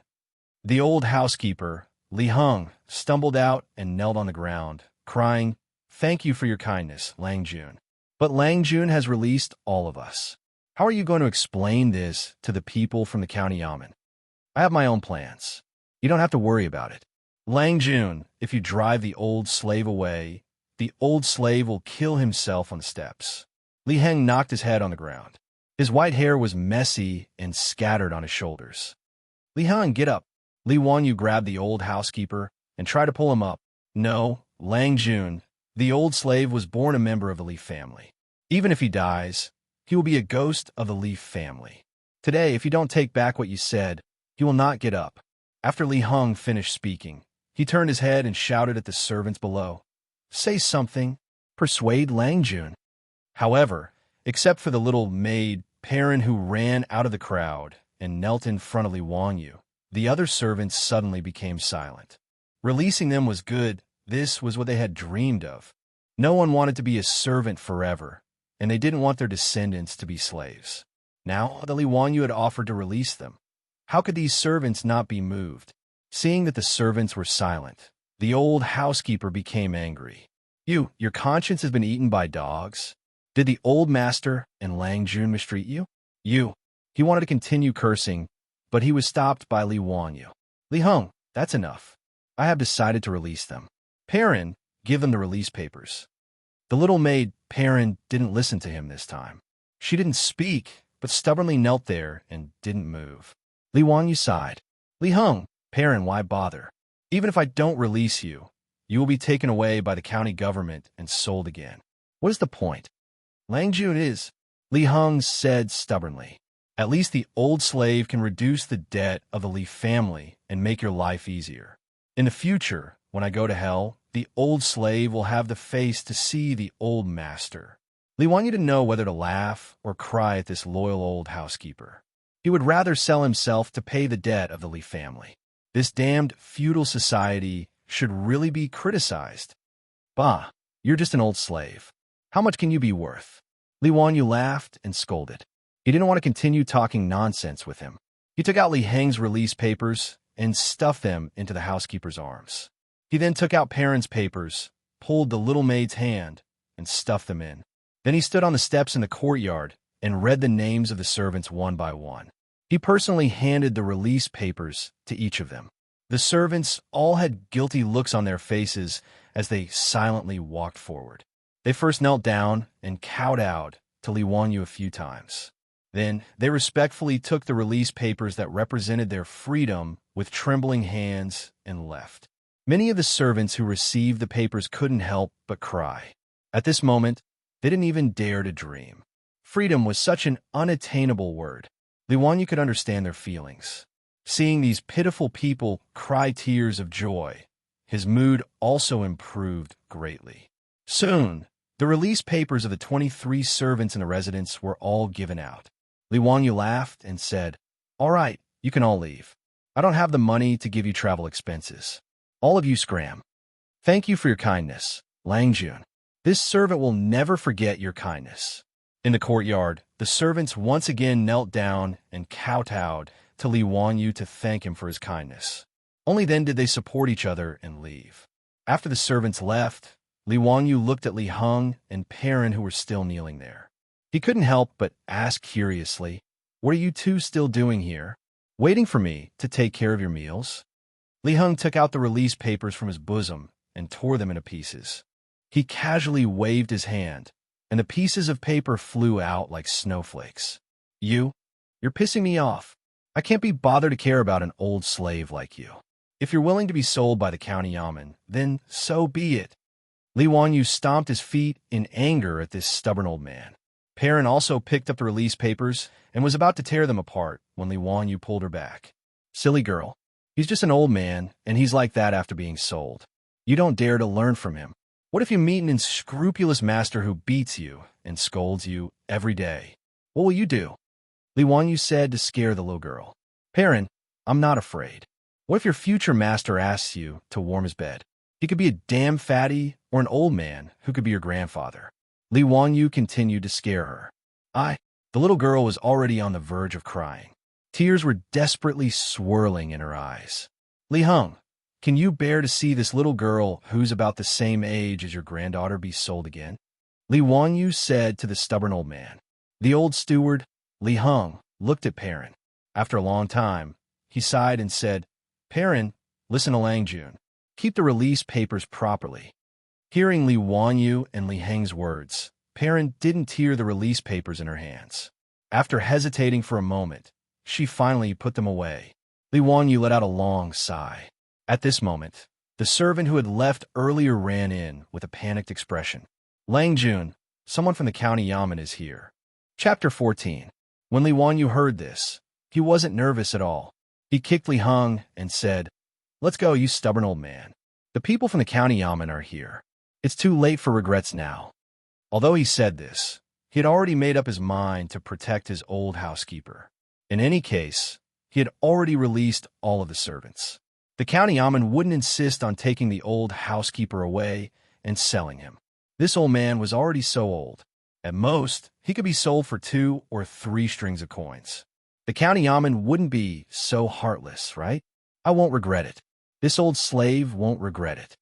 Li Heng quickly got up from the ground, wiped his face, and led the way for Li Wanyu. The two of them rushed to the front yard. Lai Hat's front yard was a mess. The yamen runners had stopped all of the servants who were carrying their bags and trying to leave Lai Hat. None of them were allowed to leave. Li Wanyu saw that the county yamen registrar, Lu Xiao, who had visited last night, had also come. He was following behind a middle-aged man wearing a light green 9th rank official's robe. The Tang dynasty was divided into prefectures and counties. Counties were further divided into upper, middle, and lower ranks. Hu County was the middle county. The county magistrate was at the 7th rank and wore a light green official's robe. Unsurprisingly, This person was the county magistrate of Hu County, Yang Quan, Yang Mingfu. Li Wanyu hurriedly stepped forward and bowed. Wanyu greets Yang Mingfu. Please forgive me for not coming out to meet you. Li Jia Xiaolang, let me ask you, why do all of the servants in the mansion have to leave? Yang Quan asked with an unkind expression. Back to the Ming house. Because the mansion is in a difficult situation, I can't afford to raise so many servants. As a result, I released all of them this morning. I'll let them find their own way out. I don't know why the Yamen runners are blocking their way out. Li Wanyu's lies came out his mouth, but Yang Quan and Lu Xiao were both dumbfounded. Lu Xiao was even more stunned at his heart.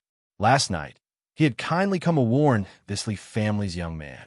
How could he do such a ridiculous thing again?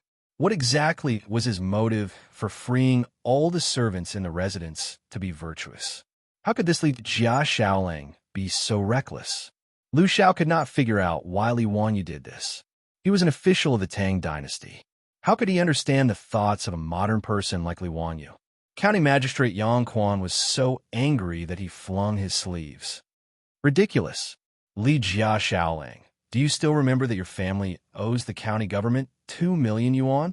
Li Wanyu chuckled. Back to the Ming house. Of course I remember. Isn't it to save money to pay off the debt? That's why I drove out these freeloading bastards so that I can save money to pay off the debt. You? Yang Quan was so angry at Li Wanyu's words that he almost bit his own tongue. How dare you? Are you making fun of me? I don't dare. Li Wanyu replied indifferently. He was also prepared to refuse the debt. After all, he was young and was not afraid of what the county magistrate could do to him. There shouldn't be a blacklist of deadbeats in the Tang dynasty, right? Today, I'll just be a deadbeat in the Tang dynasty. Then tell me, if you transfer the 100 mu of land in the mansion to the Li clan and set all the servants free, how will you repay the county government 2 million yuan? Li Wanyu smiled and pointed to the central room behind him. Ming house, why don't we go to the central room and talk? Don't worry, the county government won't renege on the debt. Why don't you ask the bailiffs to let these servants leave?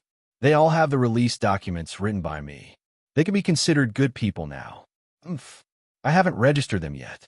They can't be considered good people of the Tang dynasty. Yang Quan snorted coldly and said discontentedly, Then is the Ming house going to force good people to become slaves? Li Wanyu was not in a hurry and said with a smile. The reason why Li Wanyu was not worried that the county magistrate would not let them go was because the Tang dynasty had just been established. After the chaos at the end of the Sui dynasty, the population had plummeted. Whether it was Pai Lupi's attitude or the government's attitude, they both hoped to increase the population as soon as possible. The servants did not pay taxes, nor did they accept corvée labor. They were only the private property of the master. Therefore, the government actually encouraged the people to release the servants as good people. However, in the face of benefits, no one would do what Li Wanyu did. In fact, Li Wanyu would not have released all the servants in the mansion if he had not been forced by the county government and was not willing to use the servants to pay off the debt. Since these servants already had the release documents written by the master, legally speaking, they were already good people. If Yang Quan refused to register them again, or even caught them to sell, then Yang Quan's official position would be over. Li Wanyu's words made Yang Quan angry. He flung his robe and turned to walk to the central room. Li Jia Xiaolang, today you sigh. The registrar, Lu Xiao, wanted to say something to Li Wanyu, but he did not know what to say. He could only sigh and turn to wave his hand at the bailiffs, indicating that they should release the servants. Seeing the county government's bailiffs move aside, the servants released from the Lai Hot did not have time to say anything. They were afraid that the county government would change its mind and take them back. They hurriedly bowed to Li Wanyu again and turned to quickly leave. Seeing that the servants in the Lai Hot had all left, Li Wanyu let out a sigh of relief. He politely invited the registrar, Lu Xiao, to sit down in the central room. At this moment, only the old housekeeper, Li Heng, was left in Noda's Lai Hot. Suddenly, a person flashed out from the back hall. It was the little servant girl, Perrin. She did not say anything. She silently poured a bowl of water for Yang Quan and Lu Xiao before retreating to the side. Yang Quan looked at them and asked Li Wanyu, Are these two servants the only ones left in your residence? Only this old slave is left in the Ming house. If you have the heart, you can take him away to pay off the debt. I have already released this little girl. The Ming house can't take her away. Li Wanyu replied with a smile. The old housekeeper, Li Heng, also smiled and nodded, indicating that he was the only servant left in the residence. Yang Quan was once again angered by his words. He fiercely picked up the bowl of water on the table and drank it in one gulp. If he forcefully took this old slave away from the Lai Hot just to sell 2 or 3 strings of money to pay off the debt, it would become a joke if word got out. Li Jia Xiaolang, it's not that I want to force you. Your master was previously in charge of this county, so he could be considered my superior.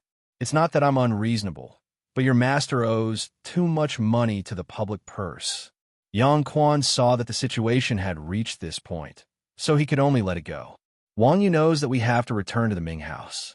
It's all thanks to the kindness of the Ming house that my master hasn't come to our residence to force me to pay back the debt since he passed away a year ago. Wanyu is moved to tears. He doesn't dare to forget the kindness of the Ming house. Then this is how you repay me? Yang Quan asked with dissatisfaction. Li Wanyu smiled bitterly. When we returned to the Ming house, the public purse was borrowed by my master, so naturally I have to pay it back.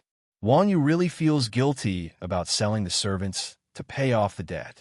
That's why he did such a ridiculous thing. I hope that the Ming house will forgive him. Hearing Li Wanyu's words, Yang Quan didn't know what to say. He sighed again. AI, Xiao Lang is really muddle-headed. Now that you've been expelled from the clan and your servant has been released, how are you going to pay back the public purse? The registrar, Lu Xiao, was afraid that Li Wanyu didn't understand, so he explained, Xiao Lang, it's not that I don't want to give you some face, but this is all according to the law.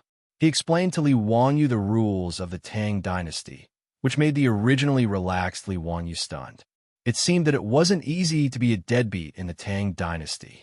Chapter 15.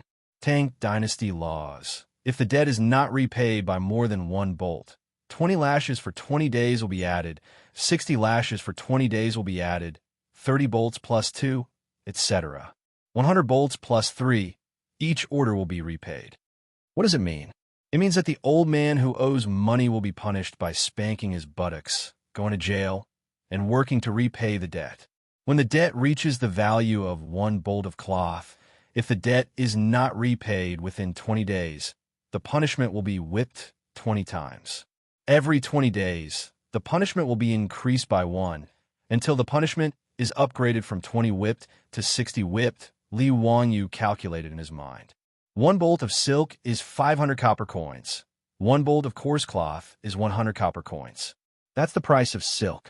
He owes 2 million yuan, which is equivalent to the price of 4,000 bolts of silk. If his buttocks are spanked, even if his buttocks are made of titanium alloy, he won't be able to withstand it.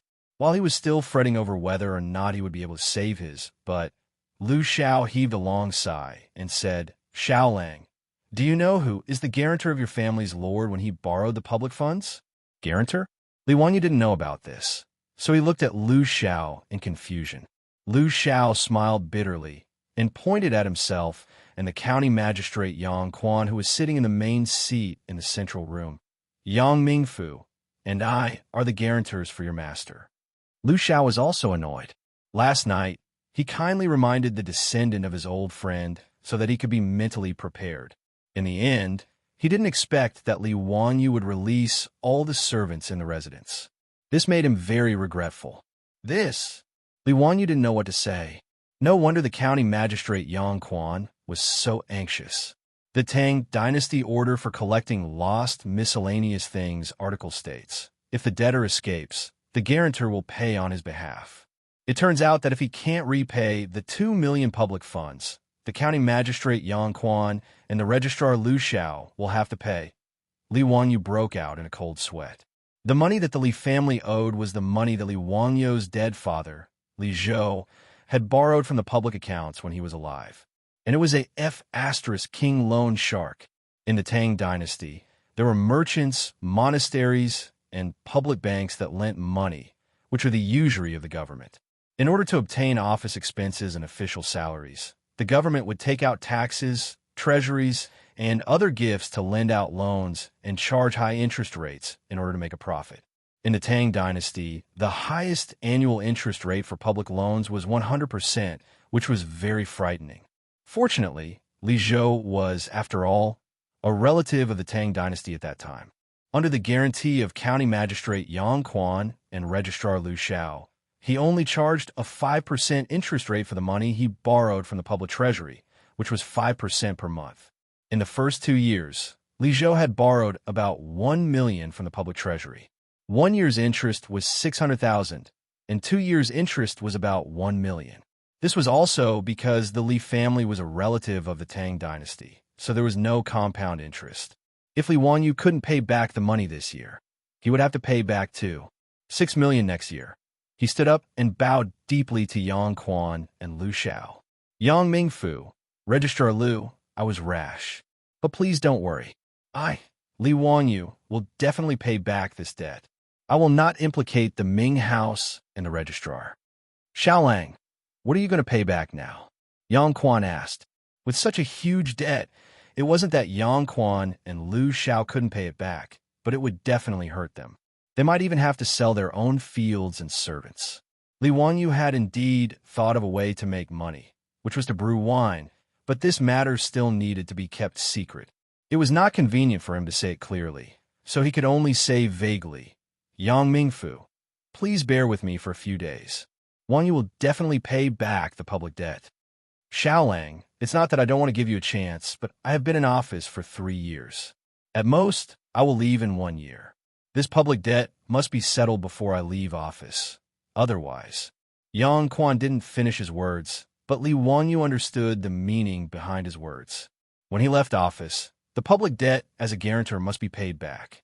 Otherwise, Li Wanyu could only eat a plank and go to jail, and then Yang Quan and Lu Xiao would have to pay out of their own pockets. 1 year's time, Li Wanyu calculated in his heart. It was indeed difficult to earn a huge sum of money equivalent to 8 million yuan in his previous life, but now he could only grit his teeth and fight. Yang Mingfu, Registrar Lu, if the two of you believe Wanyu, please give Wanyu 1 year's time. I will definitely pay back this debt. Li Wanyu stood up and replied resolutely. You're just a young man. How can you boast like this? Yang Quan shook his head. He didn't believe that Li Wanyu could pay back the debt in 1 year. Not only did he not believe it, Lu Xiao also didn't believe it. They only thought that Li Wanyu was boasting. When Li Zhou was alive, it was already difficult to pay back the debt, let alone a young man like Li Wanyu. The two middle-aged men didn't know what to do for a while and sighed. Li Wanyu was now 16 years old, and according to the Tang dynasty's law, he didn't even count as a middle-aged man. Although he could get married at 16 years old, he had to be 20 years old to officially become an adult. It was obvious that Li Wanyu was being looked down upon. He rolled his eyes and suddenly remembered a story. He turned to Perrin and said, Perrin, go to the study and get a brush and paper. Yes, Langjun. The little maid Perrin hurriedly left. The others didn't understand what Li Wanyu was trying to do. Soon, the brush and paper were brought. Li Wanyu didn't say much and let Perrin grind the ink. After licking the ink, Li Wanyu walked to the table, waved the brush, and splashed the ink. Yang Quan and Lu Xiao were curious about what he wrote, so they also came to the side and read it aloud. On Yang Quan, the great Peng rises with the wind one day, soaring up 90,000 miles. When the wind stops, it can still sweep away the water of the Cangming. When the world sees my Hung Shu tune, they all sneer my words. My father fears the younger generation. My husband is not young. Hiss. When the two finished reading the poem, they couldn't help but gasp. Good poem, absolutely good poem. Xiaolang, did you write this poem? Although the poem's name was Yang Quan, it meant that it was presented to Yang Quan. But the two of them couldn't believe that such a good poem was written by the young man in front of them. Li Wanyu didn't answer. He put down the brush and bowed to the two again. Yang Mingfu, Registrar Lu, my husband is not young. Please believe that Wanyu will pay off the debt within a year. This poem was actually written by the immortal poet Li Bai when he was young. Li Wanyu shamelessly plagiarized it. The original title of the poem was on Li Bai. When Li Bai went to visit Yuzhou provincial governor Li Yong, he was looked down upon. So, he wrote a poem in return. Li Wanyu directly plagiarized Li Bai's poem, changing the title of the poem from On Yang Quan to On Yang Quan. The meaning of the poem was, "Don't sneer at my bold words." Confucius also said, "The younger generation will surpass us in time. Who knows if it will come today?" A real man shouldn't look down on a young man. Don't bully a young man for being poor. The great Peng rises with the wind one day, soaring up 90,000 miles. Yang Quan repeated it a few times, his eyes shining. What a good soaring up 90,000 miles. Li Jia Xiaolang, this county allows it. So what if I give you a year? Chapter 16. When Li Wanyu heard Yang Quan agree, he couldn't help but make a victory sign in his heart. What he and Su Changqing needed now was time. As long as County Magistrate Yang Quan agreed to delay the return of the 2 million public funds, he had absolute confidence that he would be able to earn the money back.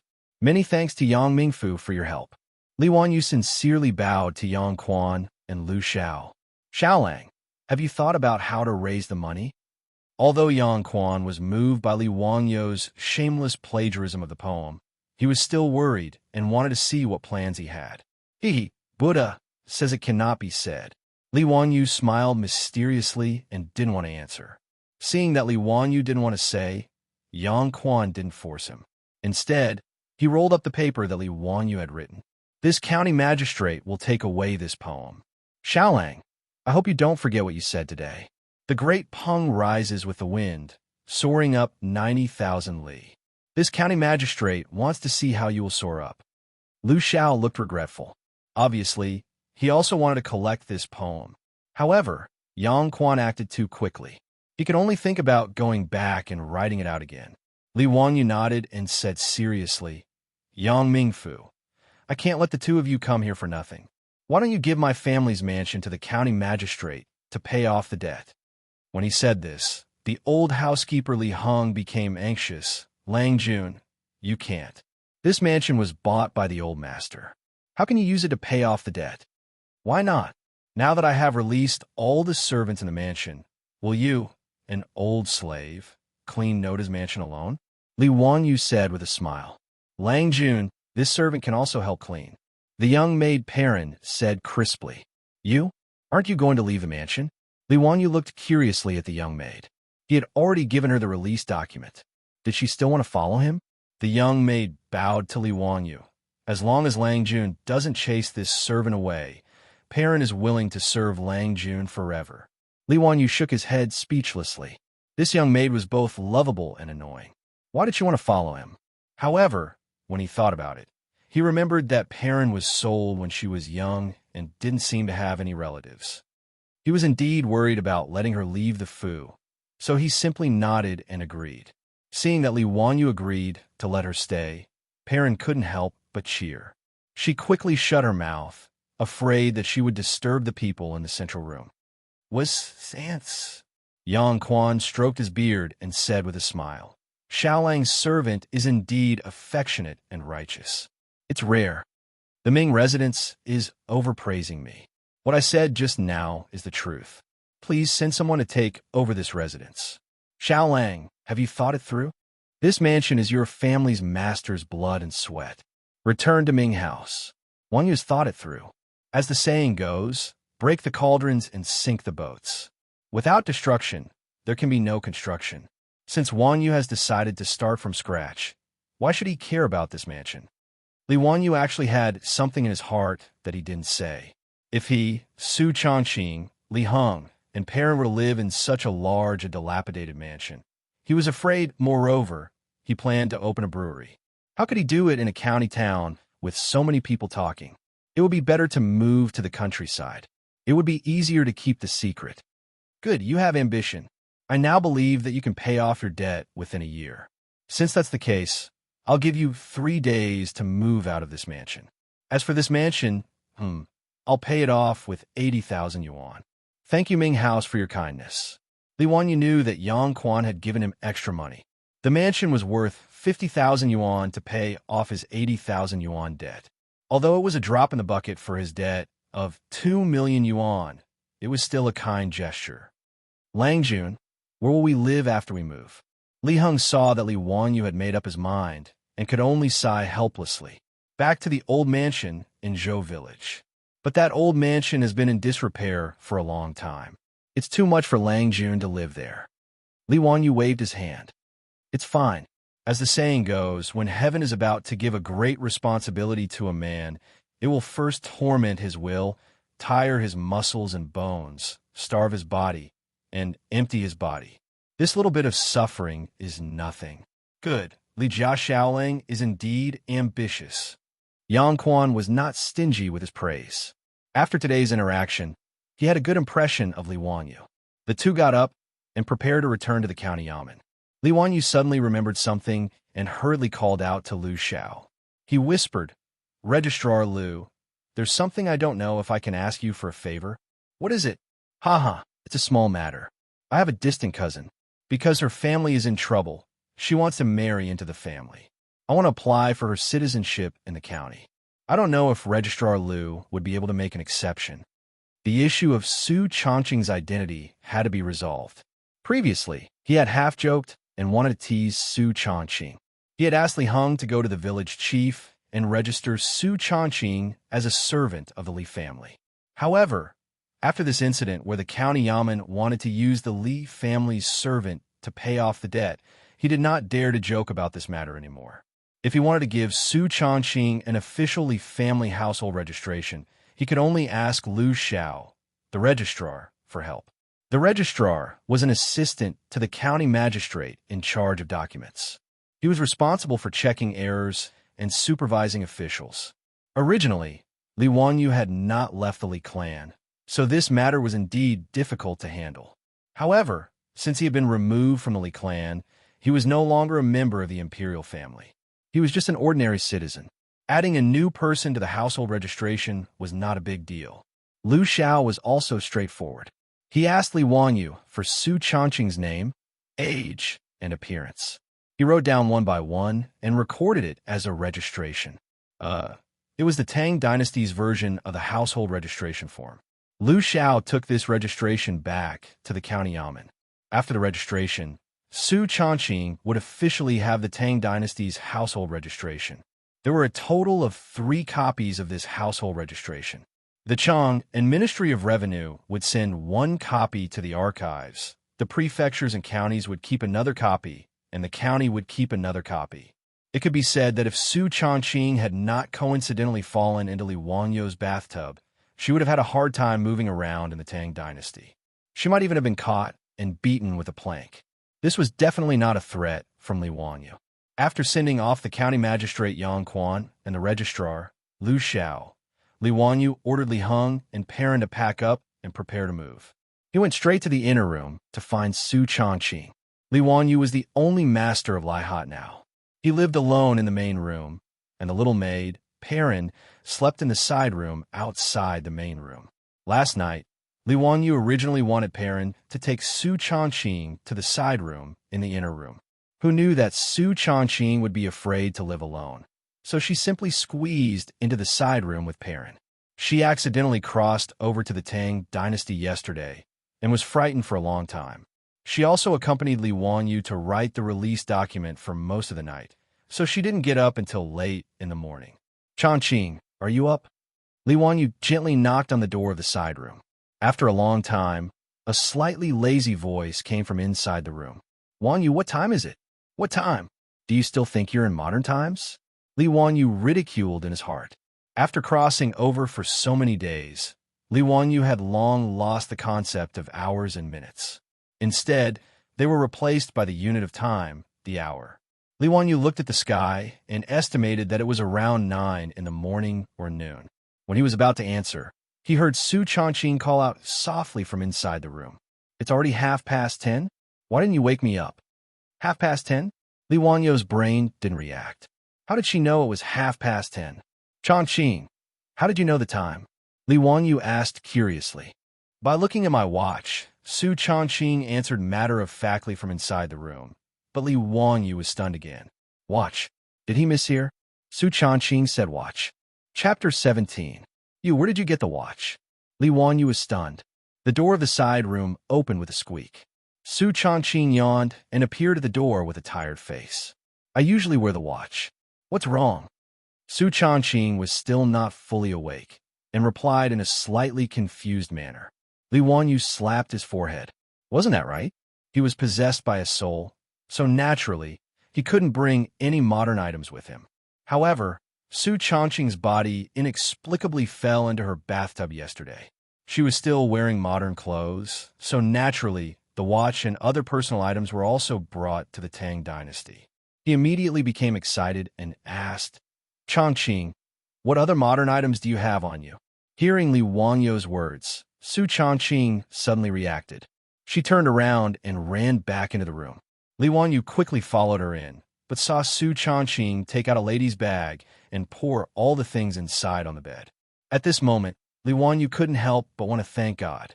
Modern women were usually used to carrying all kinds of bags to carry some personal items. When Su Changqing fell into the bathtub yesterday, she also carried her bag, but Li Wanyu didn't notice. As a high-class white-collar woman in the workplace, Su Changqing's income was not low, and the quality of her bag was also good. At least when she fell into the bathtub yesterday, the things in her bag didn't get into the water. Li Wanyu looked carefully. There were a lot of small things on the bed. Wallet, lipstick, hand cream, sunglasses, chewing gum, makeup foundation, makeup mirror, perfume, mobile phone, cable, tissue. One item was suddenly snatched by Su Changqing. Her face was slightly red, and she stuffed it behind her back. However, Li Wanyu's sharp eyes had already seen the small wings on the packaging. Fine, personal items, see no evil. Li Wanyu was pleasantly surprised to find a box of cephalosporin capsules from a pile of junk. It was the medicine that Su Changqing had bought from the pharmacy a few days ago when he was not feeling well. He couldn't help but be overjoyed.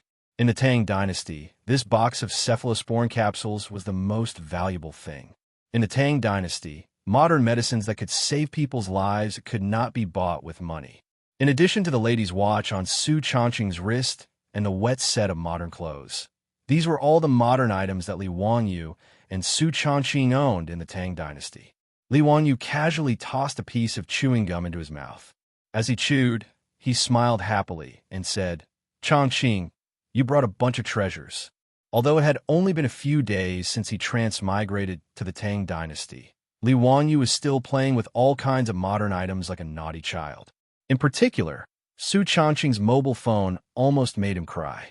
After the screen was lit up, Li Wanyu mischievously took a picture of Su Changqing with a mobile phone and let her see how she looked in the Tang dynasty maid uniform. Then, he took a selfie of himself. Looking at the strange young man in the picture, Li Wanyu was a little absent-minded. After a long time, he reluctantly returned the mobile phone to Su Changqing and asked her to turn it off. There was still about half of the battery left.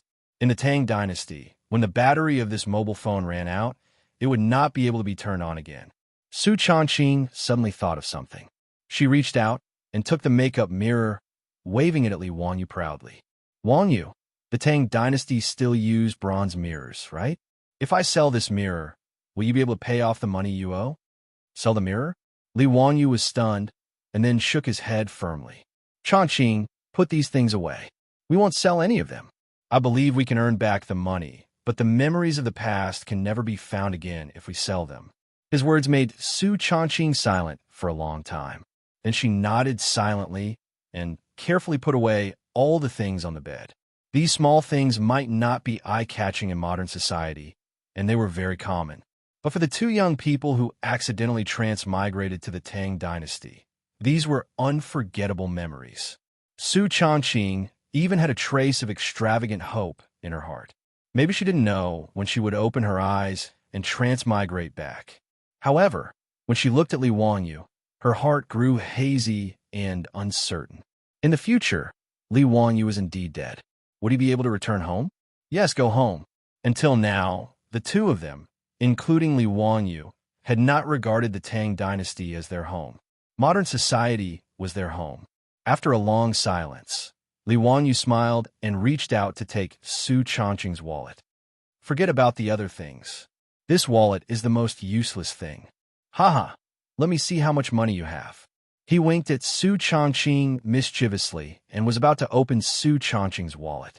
But just as he opened it a crack, Su Changqing whispered and snatched his wallet back. "Don't look."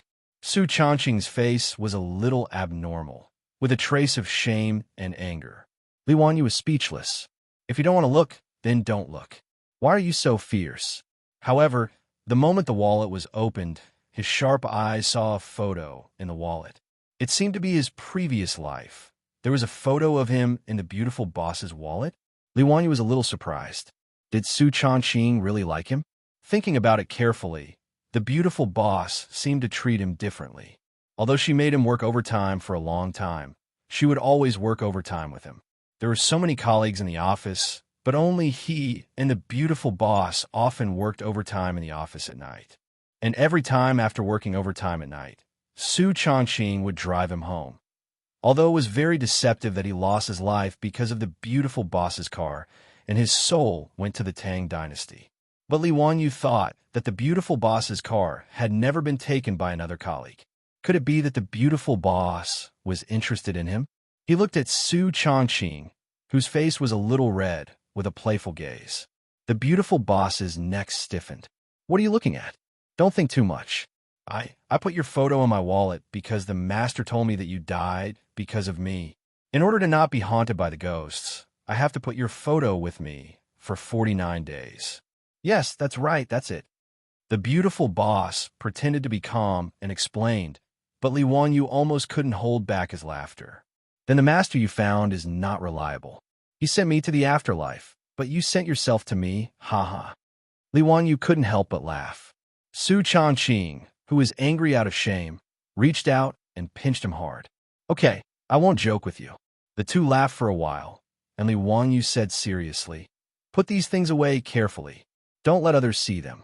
These things are all great things in the Tang dynasty.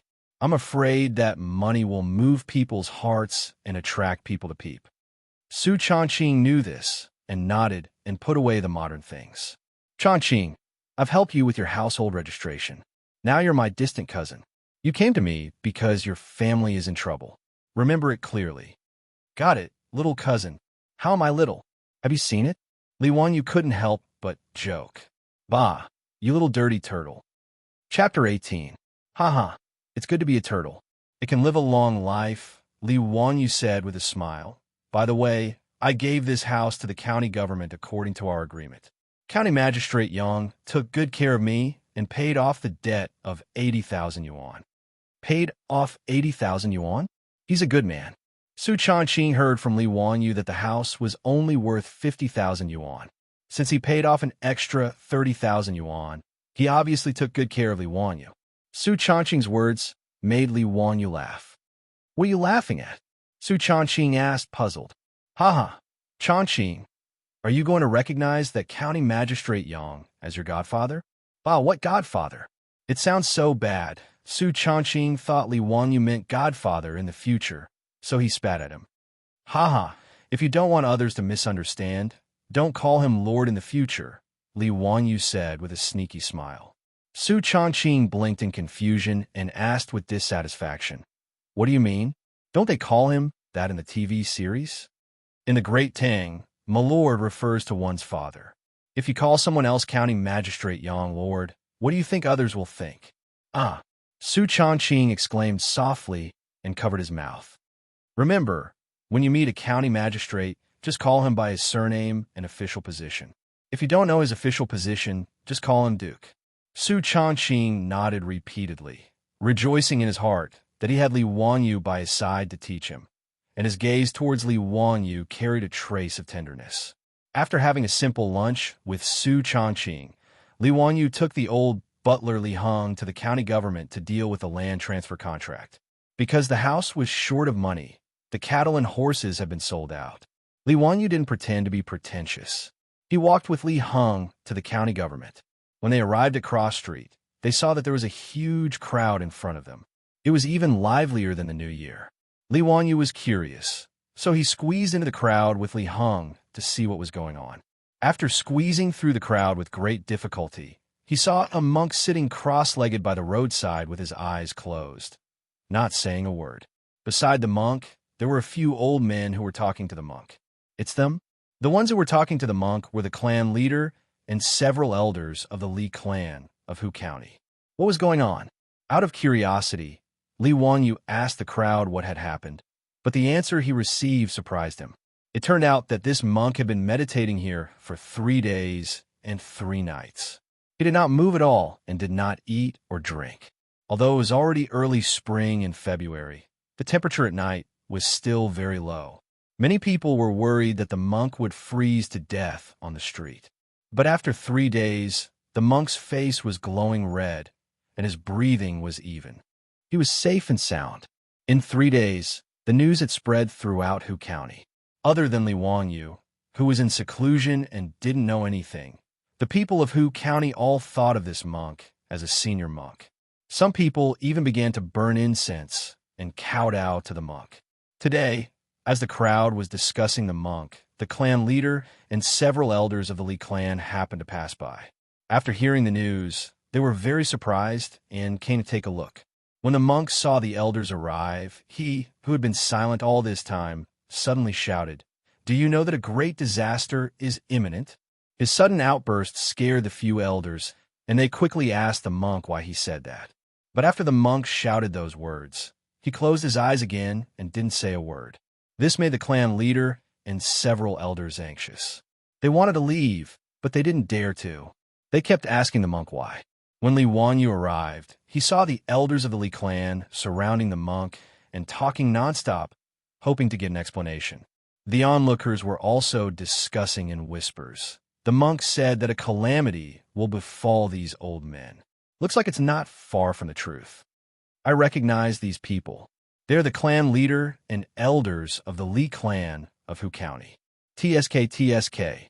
I'm afraid the monk's words are true. Why do you say that? Do you know that the Li clan leader's family has been involved in a murder case recently? The man said mysteriously. The people around him quickly asked him, but he didn't say anything. Is this monk really that amazing? He even knows about this? Isn't that right? This monk is amazing. He didn't eat or drink for 3 days and 3 nights. Which normal person can do that? Yeah, the weather is so cold now. I feel cold even when I sleep with a thick blanket. I thought that this monk would either starve to death or freeze to death here. Who knew that after 3 days, he was still fine? It's really amazing.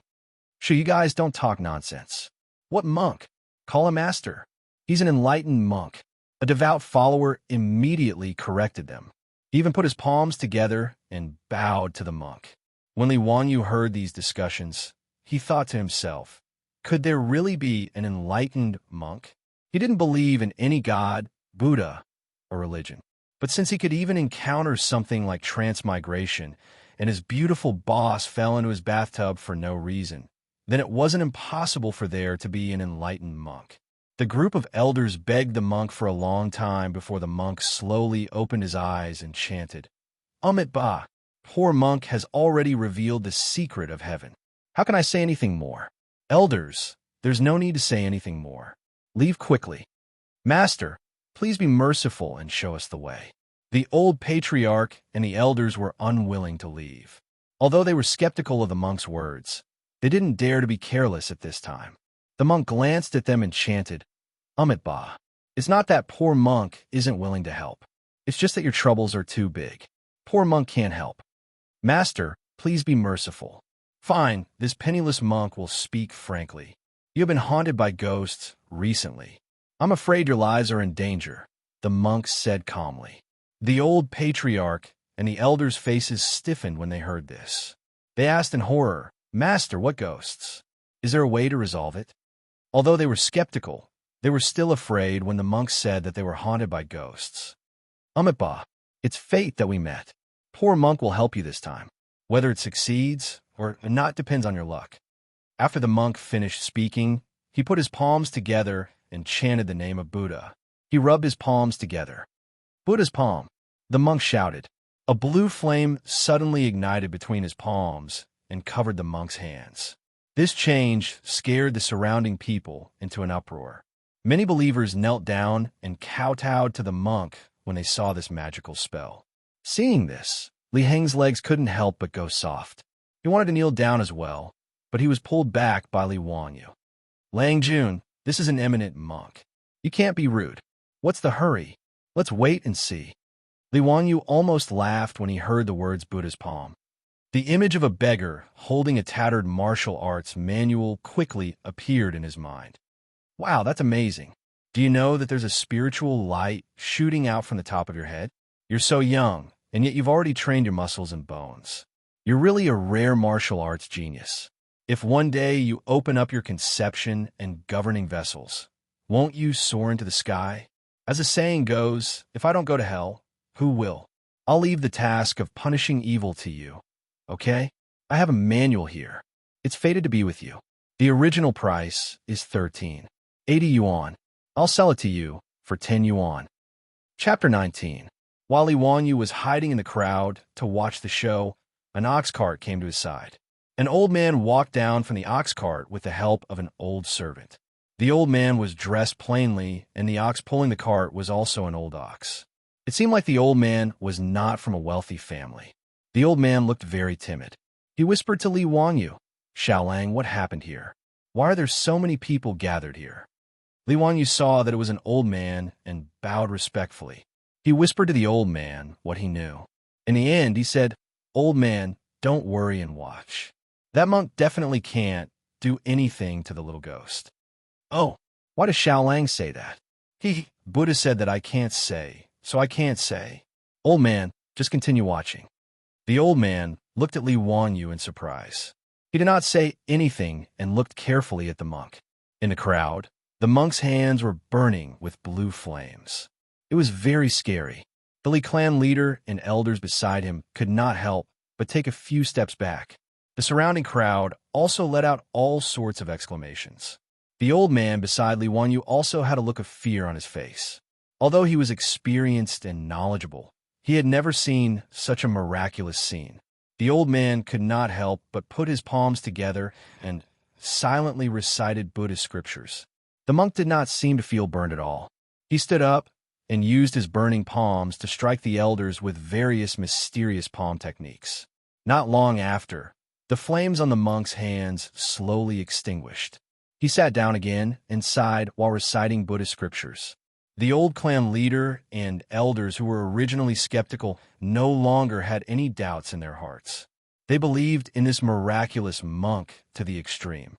Seeing that the monk had sat down again, they gathered again and hurriedly asked, "Master, did you help us drive away the little ghost?" "Amipa, Sai, I don't have enough mana. I used all my power but still could not succeed," the monk said sadly. The monk's words made the elders panic. Even such a powerful monk couldn't do anything to the little ghost. Wouldn't they be doomed? In a panic, all the elders, including the old patriarch, knelt down before the monk and begged him to save their lives. This scene caused another round of discussion among the onlookers. The Li clan is finished. Even an enlightened monk can't do anything to the little demon. They're dead for sure. You have to stay away from the Li clan. Don't let that brat harm you. Bah! It must be that the Li clan has done too many bad things and suffered retribution. The person who said that the Li clan leader's family had a murder case spat on the ground. Be careful with your words. The Li clan of Hu County is a relative of the royal family. Li Wanyu couldn't help but curl his lips when he heard the discussions of the crowd. The elder beside him looked at Li Wanyu in surprise. Thinking of how Li Wanyu said that the monk couldn't drive away the little ghost, he couldn't help but be curious. Xiaolang is right. How did Xiaolang know? Li Wanyu smiled. I guessed. The old man couldn't help but glance at him from the corner of his eyes when he heard those perfunctory words. Li Wanyu suddenly thought of something. He squeezed past the person who said that the Li clan leader's family had a murder case and whispered a few words into his ear. The person first shook his head, then hesitated for a moment and whispered a few words to Li Wanyu. Li Wanyu thanked the man, then turned around and continued to stand outside the crowd to watch the show. The elder had been curiously watching Li Wanyu's every move. Seeing him return, he asked in a low voice, "Xiaolang, what did you ask? Can you tell me a thing or two?" Li Wanyu grinned at the elder. Buddha says, "I can't say." This sentence again. The elder's curiosity was piqued, but he was almost angered to death by this sentence. The old servant beside him glared and was about to reprimand Li Wanyu, but the elder waved his hand to stop him. The elder and the youth continued to stand in the crowd and watch, but the monk closed his eyes again and didn't say a word. The Li clan leader and the other elders could only plead. After seeing this miraculous scene with their own eyes, they now completely believed the monk's words. After a long time, the monk sighed again. Amipa, forget it. Poor monk will use 10 years of cultivation to fight this little demon for you. The monk ordered someone to bring a bucket of water and a piece of white paper. Immediately, a servant of the Li clan ran away and returned with a bucket of water and a piece of white paper. Seeing that the monk was going to fight with the little demon on the street, more and more people gathered to watch. After all, Li Wanyu was only 16 years old and thin. He was almost squeezed out of the crowd by the onlookers. He turned around and saw the old man's ox cart. Rolling his eyes, he persuaded the old man that there were too many people here, so it was better to stand on the cart and watch. The old man smiled and nodded. With the help of his servant and Li Wanyu, he slowly got on the cart again. Li Wanyu tried to get close to the old man and wanted to climb onto the ox cart to watch, but he was stopped by the old man. Xiaolang, you can't get on old me's cart. Li Wanyu was dumbfounded. Why is that? Buddha says, can't say, haha. The old man laughed like a naughty child who succeeded in a prank. Li Wanyu was so angry that his nose was almost crooked. The old man was taking revenge on him. Li Wanyu smiled and rubbed his nose. He looked around. At this moment, both sides of the street were full of people. Even the walls were full of people. Where could he find a place to watch the show? Li Wanyu looked pitifully at the old man who was standing on the cart and watching the show. The old man couldn't help but stroke his beard and laugh. He beckoned him to get on the cart. The old man and the young man stood side by side on the cart. The old man couldn't help but scold. Xiaolang, you must be honest. These words made Li Wanyu dazed. He almost wanted to ask the old man if he had also transmigrated. Are you a fan of Teacher Gua? Li Wanyu smiled and cupped his hands at the old man. He didn't say anything and continued to watch the crowd. He saw the monk murmuring Buddhist scriptures. Not long after, he looked at the old patriarch and said, "The little devil has a grudge with you. Only you can resolve it. I can only help." His words made the old patriarch of the Li clan tremble. He couldn't help but kowtow. "Master, save me. Master, please teach me what to do. I won't hesitate to ask how much money you need." What does a monk need those things for? The monk looked like an enlightened monk. Poor monk has a 5-colored rope passed down by Buddha. I'll lend it to you. After saying that, the monk took out a long 5-colored rope and placed it on the ground in a circle. He signaled the old man to stand in the circle. This is a 5-colored rope passed down by Buddha. It can be used to ward off diseases and get rid of ghosts. It can't be burned unless it's the 3 true flames. After I light up this 5-colored rope, I can protect you and you won't have to worry about the little devil. The old patriarch was skeptical, but he stepped into the circle of ropes. Chapter 20. The monk used fire to ignite the colorful rope on the ground. After the colorful rope started to burn, he said, "Stretch out your hands." The old patriarch stretched out his trembling hands, but the monk took out his alms bowl and signaled the Li clan's servant to bring him a bowl of water. After the water was brought, the monk chanted a sutra and made the old patriarch put his hands into the alms bowl to wash them. After the old patriarch took out his wet hands from the alms bowl, the monk shouted, "The evil fate between you and the little demon has gathered in your hands." Quickly slapped the paper. He pointed at the white paper that the Li clan's servant had brought and signaled the old patriarch to slap it with both hands. As the old patriarch's hands slapped the paper, his body trembled even more. The Li clan's elders could not help but take a few steps back. The crowd of onlookers exclaimed in surprise and retreated one after another. Li Wanyu and the old man on the ox cart saw clearly that there were 2 bloody handprints on the white paper. Bright red blood was flowing down the handprints. Is there really a vengeful spirit? The old man opened his eyes wide and muttered to himself in disbelief. The monk took the white paper with the bloody handprints and threw it into the bucket filled with water. The monk made the demon's subduing seal with his right hand, covering his right knee, and his fingers touching the ground to show that he was subduing the demons. He chanted a sutra, and his hand moved above the bucket. However, to everyone's surprise, the water in the bucket suddenly emitted a thick smoke, followed by sparks. With a boom, the water in the bucket splashed everywhere. This sudden explosion caused the crowd to exclaim again. More people knelt down and kowtowed to the monk. The old man beside Li Wanyu put his palms together and kept chanting Buddhist sutras to suppress the shock in his heart. The monk was indifferent, as if he had done something insignificant. He bent down and picked up the burning, colorful rope and extinguished the flame. Everyone was surprised to find that the colorful rope was intact, and there was no trace of it being burned. Treasure. It's really a Buddhist treasure. As expected, only the 3 true flames can destroy this treasure. Ordinary flames are completely ineffective.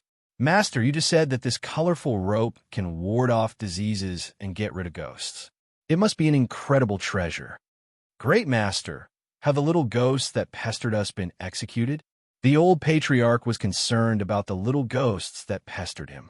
That's right, the little ghost has been released from purgatory. You can leave now. The monk didn't say much. He sat cross-legged on the side of the street and closed his eyes to rest.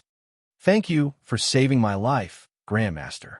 The Li clan's patriarch felt his body, and sure enough, he felt a bit lighter.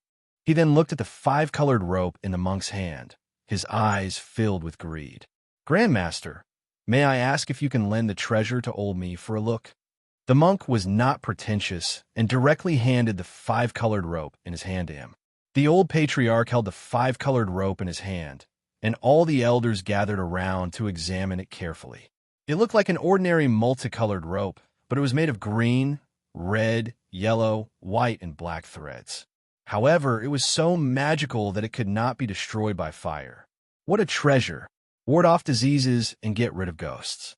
Immune to fire and water. It's really a Buddhist treasure. An elder suddenly whispered, Patriarch, if you leave this treasure in our Li clan, or offer it to His Majesty. He didn't finish his sentence, but all the elders understood what he meant. Their eyes were filled with greed. Master, this old man has a presumptuous request. Can you transfer this 5-colored rope to my Li clan so that we can worship it day and night, so that we can feel the mercy of Buddha and the boundless Dharma of Buddha? The old patriarch raised his request to the monk. No, this is a gift from Buddha. How can it be given to others? The monk directly refused. Besides, poor monk still needs this 5-colored rope to display the power of Buddha. It can't be lost. The old patriarch looked at the 5-colored rope in his hand, his heart filled with reluctance. An elder suddenly asked, Great Master, may I ask how much gold is needed to cast Buddha's golden body? Our Li clan is willing to donate it to the Great Master. His words made the eyes of the old patriarch and the other elders brighten. That's right. If the monk wanted to cast Buddha's golden body, wouldn't he need gold? Using gold to exchange for this 5-colored rope was not a loss. Gold was easy to obtain, but this immortal treasure was hard to come by. Yes. How much gold does the Great Master need? Our Li clan is willing to donate it. We only ask that the Great Master bestow this 5-colored rope. The words of the elders made the monk hesitate. He asked with uncertainty, to cast Buddha's golden body, it requires 1,000 taels of gold. Are you willing to give it? The monk's words made the elders gasp. 1,000 taels of gold, 6,000 strings of coins, 6 million taels of gold. This was an astronomical figure. The conversation between the Li clan's elder and the monk also made the crowd gasp. Everyone coveted treasures, but 1,000 taels of gold immediately made everyone's eyes widen. Li Wanyu was also stunned. This monk's appetite was too big. He only owed 2 million taels of gold, yet the monk asked for 1,000 taels of gold. Even if the Li clan sold themselves, they still wouldn't be able to afford it. Li Wanyu calculated that the Li clan could only take out 2 to 3 million taels of gold, not including the fields and servants. This also included the 170 taels of gold that they extorted from him yesterday. The elder beside him also let out a long sigh. It was unknown whether he was regretting that he had no fate with such an immortal treasure, or sighing at the monk's offer of 1,000 taels of gold. Great master, our Li clan really can't afford 1,000 taels of gold. Yes, great master. Even those aristocratic families in Chong and wouldn't be able to take out so much gold, right? The old patriarch hesitated for a moment, then gritted his teeth and said, Great master, our Li clan is willing to give 200 taels of gold in exchange for this 5-colored rope. Please help us. The monk slowly opened his eyes and whispered the name of Buddha. Amitabha. Monks don't care about the amount of gold. They only want to cast Buddha's golden body. Fine, since we're fated to meet, I'll give this 5-colored rope to you. Many thanks, great master. Many thanks. Great master, please wait for a moment. This old me will immediately send someone to fetch the gold. The old patriarch was overjoyed and immediately expressed his thanks. He was afraid that the monk would go back on his word, so he pulled over a few servants and ordered them to immediately fetch the gold. Seeing that the monk had really given the immortal treasure, the 5-colored rope, to the Li clan, the surrounding residents of Hu County began to discuss spiritedly. Some felt that the monk wasn't worth it, some envied the Li clan's good luck, and some felt indignant that the heavens were unfair. The old man beside Li Wanyu also had a solemn expression. He stroked his beard and seemed to be thinking about something. However, when Li Wanyu saw that the Li clan had actually bought the 5-colored rope for 200 taels of gold, his smile grew even wider. He looked around and saw a tofu shop on the side of the street. He excused himself from the old man, jumped off the ox cart, and ran straight into the shop. Not long after, Li Wanyu mysteriously ran out of the shop and climbed back onto the ox cart. Chapter 21. Not long after, the Li clan servants came back with 200 taels of gold. The old clan leader's face was pained as he counted the gold and gave it to the monk. The dazzling gold caused the surrounding people to exclaim. Not many people had seen so much gold with their own eyes. Li Wanyu looked up. Other than dozens of gold ingots, the rest of the gold was not uniform. There were gold leaves, gold pieces, and even gold jewelry. Obviously, the 170 taels of gold ingots were extorted from him by these shameless old men yesterday. The remaining 30 taels of gold were the Li clan stockpile. 200 taels of gold was not heavy. During the Tang dynasty, 16 taels of gold was 1 jin. 200 taels of gold was only 12 or 13 jin. The monk did not count them. He looked at the gold and whispered a Buddhist mantra. Then he put the gold into the alms pouch. The old clan leader had been holding the magical, colorful rope tightly in his hand. Now that the monk put away the gold, he sighed in relief. Thank you for giving it to me. May I know your Buddhist name? Where are you going to help the Buddha build his golden body? When the Buddha's golden body is completed, we will go burn incense and thank the Buddha. Poor monk is a righteous monk. Xinghua Temple in Dukkha Town, Chang'an County, the monk replied. He stood up and put his palms together. Amitabha, poor monk will take his leave. Take care, righteous master. The Li clan's elders were very happy. They bowed respectfully and sent the monk off. Seeing the monk leave without looking back, there was no more drama to watch. The surrounding people started to talk and then dispersed. The originally crowded cross street quickly became quiet again. The elders who were still admiring the colorful rope finally noticed Li Wanyu standing on the ox cart. The old clan leader curled his lips in disdain. Li Jiaxiaoling, you kept your promise. Let's go. This Olmi has been waiting for you for a long time. Now go to the county government to sign the land transfer contract. Let's go, let's go. After we finish, we will drink 100 cups to celebrate. Today is a big day for the Li clan. It's worth celebrating. A group of elders stared at the colorful rope on the old patriarch's hand with fervent eyes, wishing that they could tie it on their own hands right now. Haha, what a pity. Li Jiaxiaoling was removed from the imperial clan yesterday. Otherwise, such a treasure could have protected you from all kinds of diseases. You wouldn't have died so early like your dead father. An elder couldn't help but ridicule. Avoid diseases, get rid of ghosts, and be immune to diseases and plagues. Do you think anyone deserves to have such a treasure? Yesterday, we were expelled from the imperial clan. Today, our Li clan obtained such a treasure. It can only be said that this is the will of the heavens. Senior Patriarch is right. Huh. Our Li clan should be blessed by our ancestors for having such a fortunate encounter. A group of Li clan elders continuously ridiculed Li Wanyu in front of him. Yesterday, Li Wanyu's attitude had made them very dissatisfied. Now that they had obtained such a treasure, they could use this opportunity to teach this young man the meaning of regret. The elder beside Li Wanyu frowned when he heard the elder's unscrupulous words. He looked at Li Wanyu with pity in his eyes. What colorful rope! Is it that amazing? Li Wanyu disdainfully jumped down from the ox cart. I also have one. Ha ha! Clan leader, did you hear that? Li Jia Xiaolang said, he also has one. What a joke. What does he think this treasure is? Is a vegetable from the fields?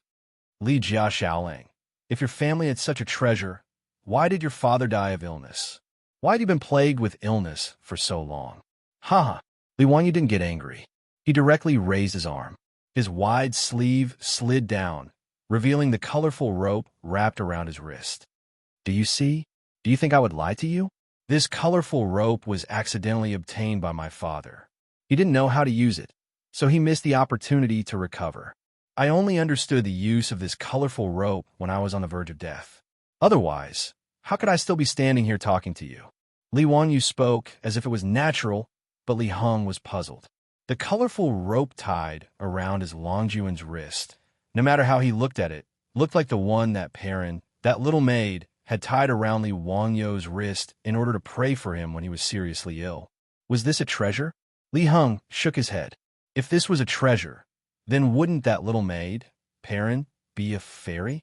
Li Wanyu's words made the elders hesitate. That's right. Li Jia Xiaolang was seriously ill and on the verge of death a few days ago. They heard that Li Heng had already prepared for his funeral.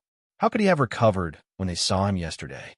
How could they know that the real Li Wanyu had indeed died of illness and went to find his dead father? And ever since Li Wanyu's soul crossed over into his body, for some unknown reason, his body miraculously recovered. One of the elders hesitated for a moment before asking, this colorful rope is impervious to fire and water. Naturally, it is the same as the monk's rope. Li Heng, bring me a match. Li Wanyu removed the colorful rope from his wrist and hung it on the door knocker by the roadside. He blew on the match and set the colorful rope on fire. The elders of the Li clan, Li Heng, and the elder beside Li Wanyu all looked on in amazement. The colorful rope on the door knocker burned for a long time, but it didn't show any signs of burning.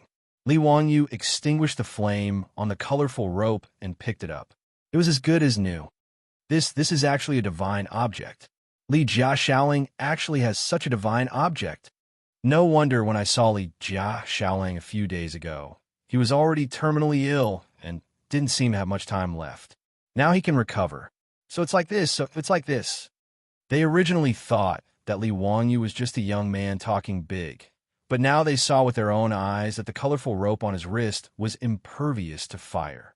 In addition to Li Wanyu's miraculous recovery, the elders were convinced that the colorful rope on his wrist was really a divine object.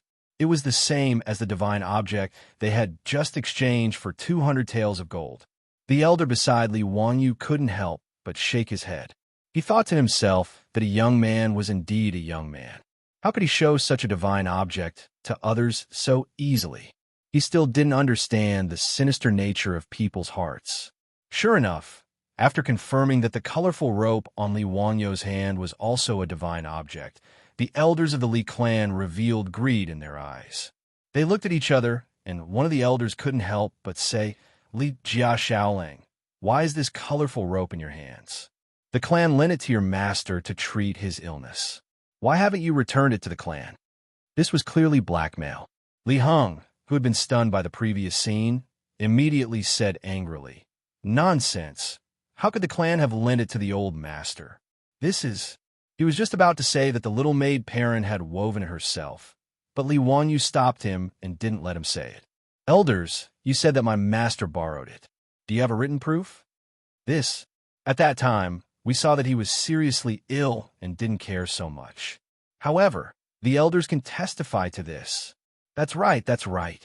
Now it should be returned to its rightful owner. The other elders also spoke in support. Li Wanyu couldn't help but laugh. He laughed so happily. Chapter 22. As expected, these Li clan elders were still as greedy and shameless as ever. Li Wanyu had already anticipated this and replied with a smile, "Words are no proof.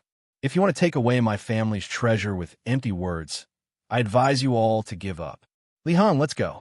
They're still waiting for us to go to the county yamen and transfer the land to them." Li family's little boy wait. How could these elders be willing to let him go? They directly blocked his path. What? You want to rob me in broad daylight? Li Wanyu glared and pretended to be angry. Li Jia Xiaolang. This item is indeed the property of my Li clan. Why do you have to take it for yourself? If you want to take the treasure, you will have to step over my dead body. One of the elders wanted to take advantage of his seniority and directly laid down at Li Wanyu's feet, ignoring the mud on the ground. Olmi will fight you to the death if you don't return the treasure. Even if we go to the county yamen to file a lawsuit, my Li clan won't let you go. The group of elders threatened the young man. The elder beside Li Wanyu couldn't help but want to speak, but he was stopped by the old servant beside him. Master, you can't get involved in this matter. I just learned that the Li clan in Hu County is a relative of the imperial family. Even if the saint personally came, so what? The elder glared and shook off the old servant's hand. The saint mentioned by the elder was the current emperor. The word emperor was only used in writing. No one would call the emperor this way. Saint, master, and everyone were all titles for the emperor. However, in front of the emperor, people would still call him His Majesty. This elder was also a person who abhorred evil. Even though he was 70 years old and rarely seen since ancient times, he was unwilling to stand by and do nothing when he saw such injustice.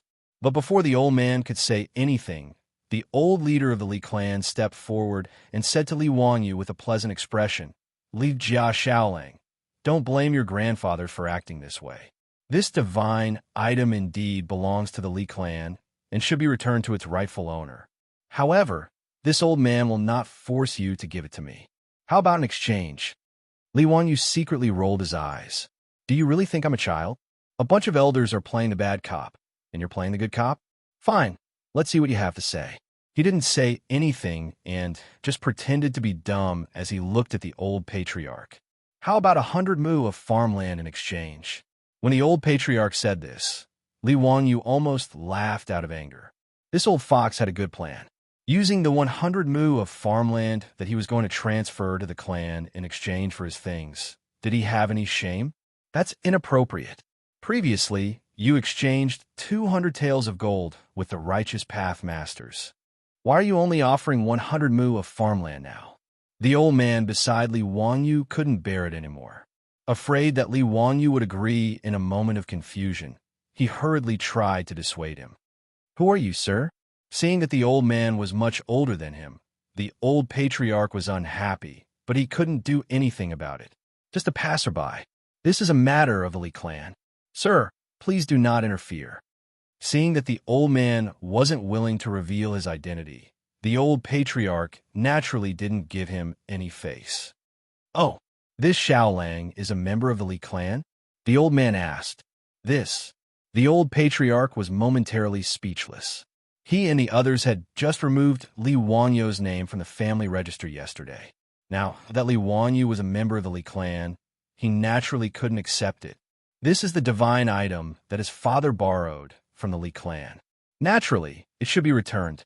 Now that the old patriarch is kind and benevolent, he is willing to exchange 100 mu of farmland for it.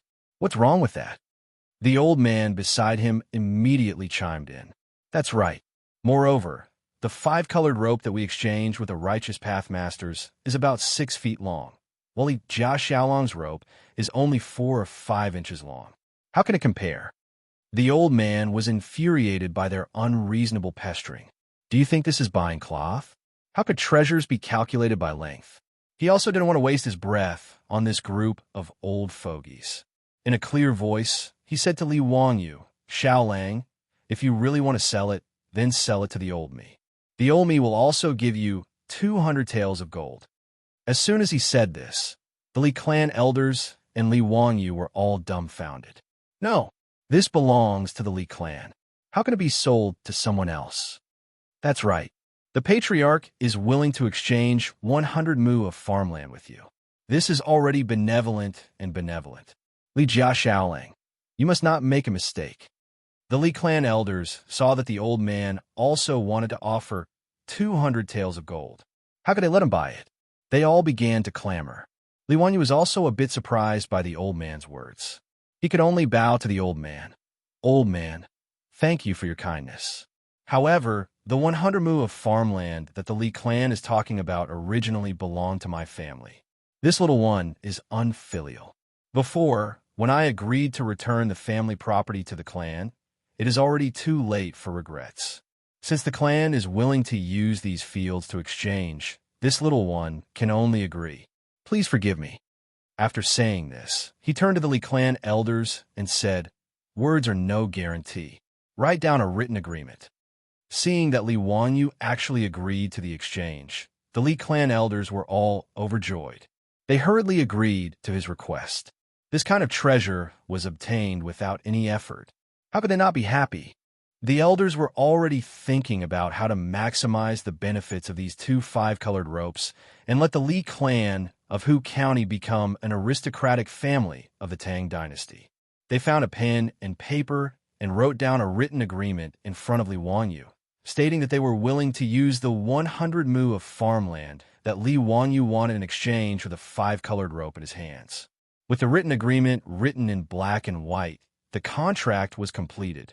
After the patriarch signed the agreement and handed it to him, Li Wanyu finally threw the five-colored rope in his hands to them.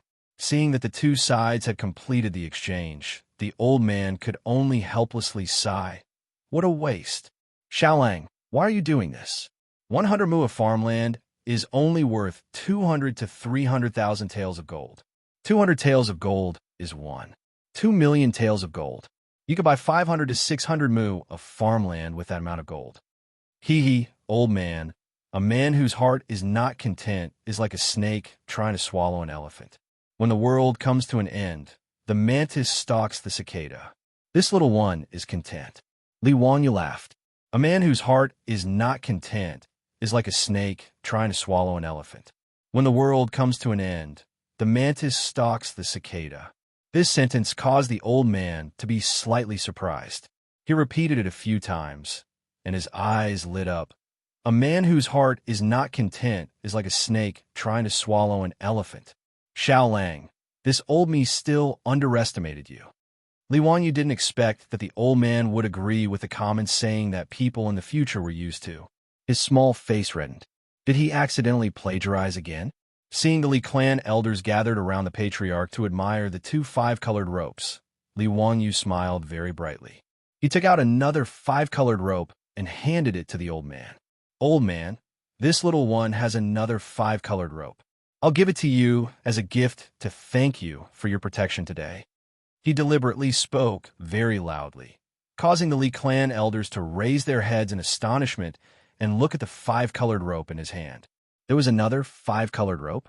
Could it be that it was also a treasure that was impervious to fire and water, immune to diseases and plagues? Could it also be a treasure that could not be burned by the three true flames? The old man was also astonished. He pointed at the five-colored rope in Li Wanyu's hand and was speechless for a long time. Li Wanyu laughed mischievously. He used the lighter in his hand to light the five-colored rope and hung it on the door knocker by the side of the road. Under the stunned gaze of everyone, the five-colored rope burned for a long time without breaking. Li Wanyu stepped forward to extinguish the flame. As expected, the five-colored rope in his hand was still intact. Another divine object? Since when did this divine object become the same as the vegetables in the field? There was even a buy one get one free? Seeing that everyone was stunned, Li Wanyu took out another five-colored rope and stuffed it into the old man's hand. Old man, this worthless thing. Take it back and burn it for your grandchildren to play with. Chapter 23. The elder was also confused by Li Wanyu's actions. He stared in disbelief at the multicolored rope that Li Wanyu had stuffed into his hand. These are all treasures that are impervious to fire and water. Li Heng was also shocked. He couldn't believe that his Lang Jun had taken out so many multicolored ropes. As for the group of Li clan elders, they were even stunned on the spot and speechless. Li Wanya laughed. "Haha, what treasure? I just bought it from a peddler. It's not worth much.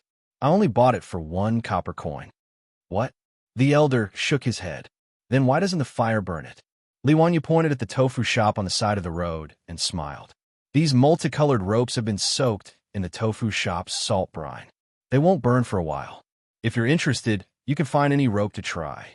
The elder and Li Heng were both dumbfounded. The miraculous treasures from before were actually ordinary ropes that had been soaked in salt brine. The elder suddenly turned his gaze to the multicolored rope that the Li clan leader still held tightly in his hand. Could it be that the orthodox master, that monk's magic tricks are not bad? Li Wanyu looked at the multicolored rope in the elder's hand and laughed happily. Magic tricks? The orthodox master is a fake. I don't know if he's a fake monk, but his Buddha's palm is really just a magic trick. When they heard Li Wanyu's explanation, the Li clan's patriarch and elders were greatly shocked. One of the elders was so angry that he spat out a mouthful of blood and fainted. In a panic, he ordered the servants to send the fainted elder to a doctor.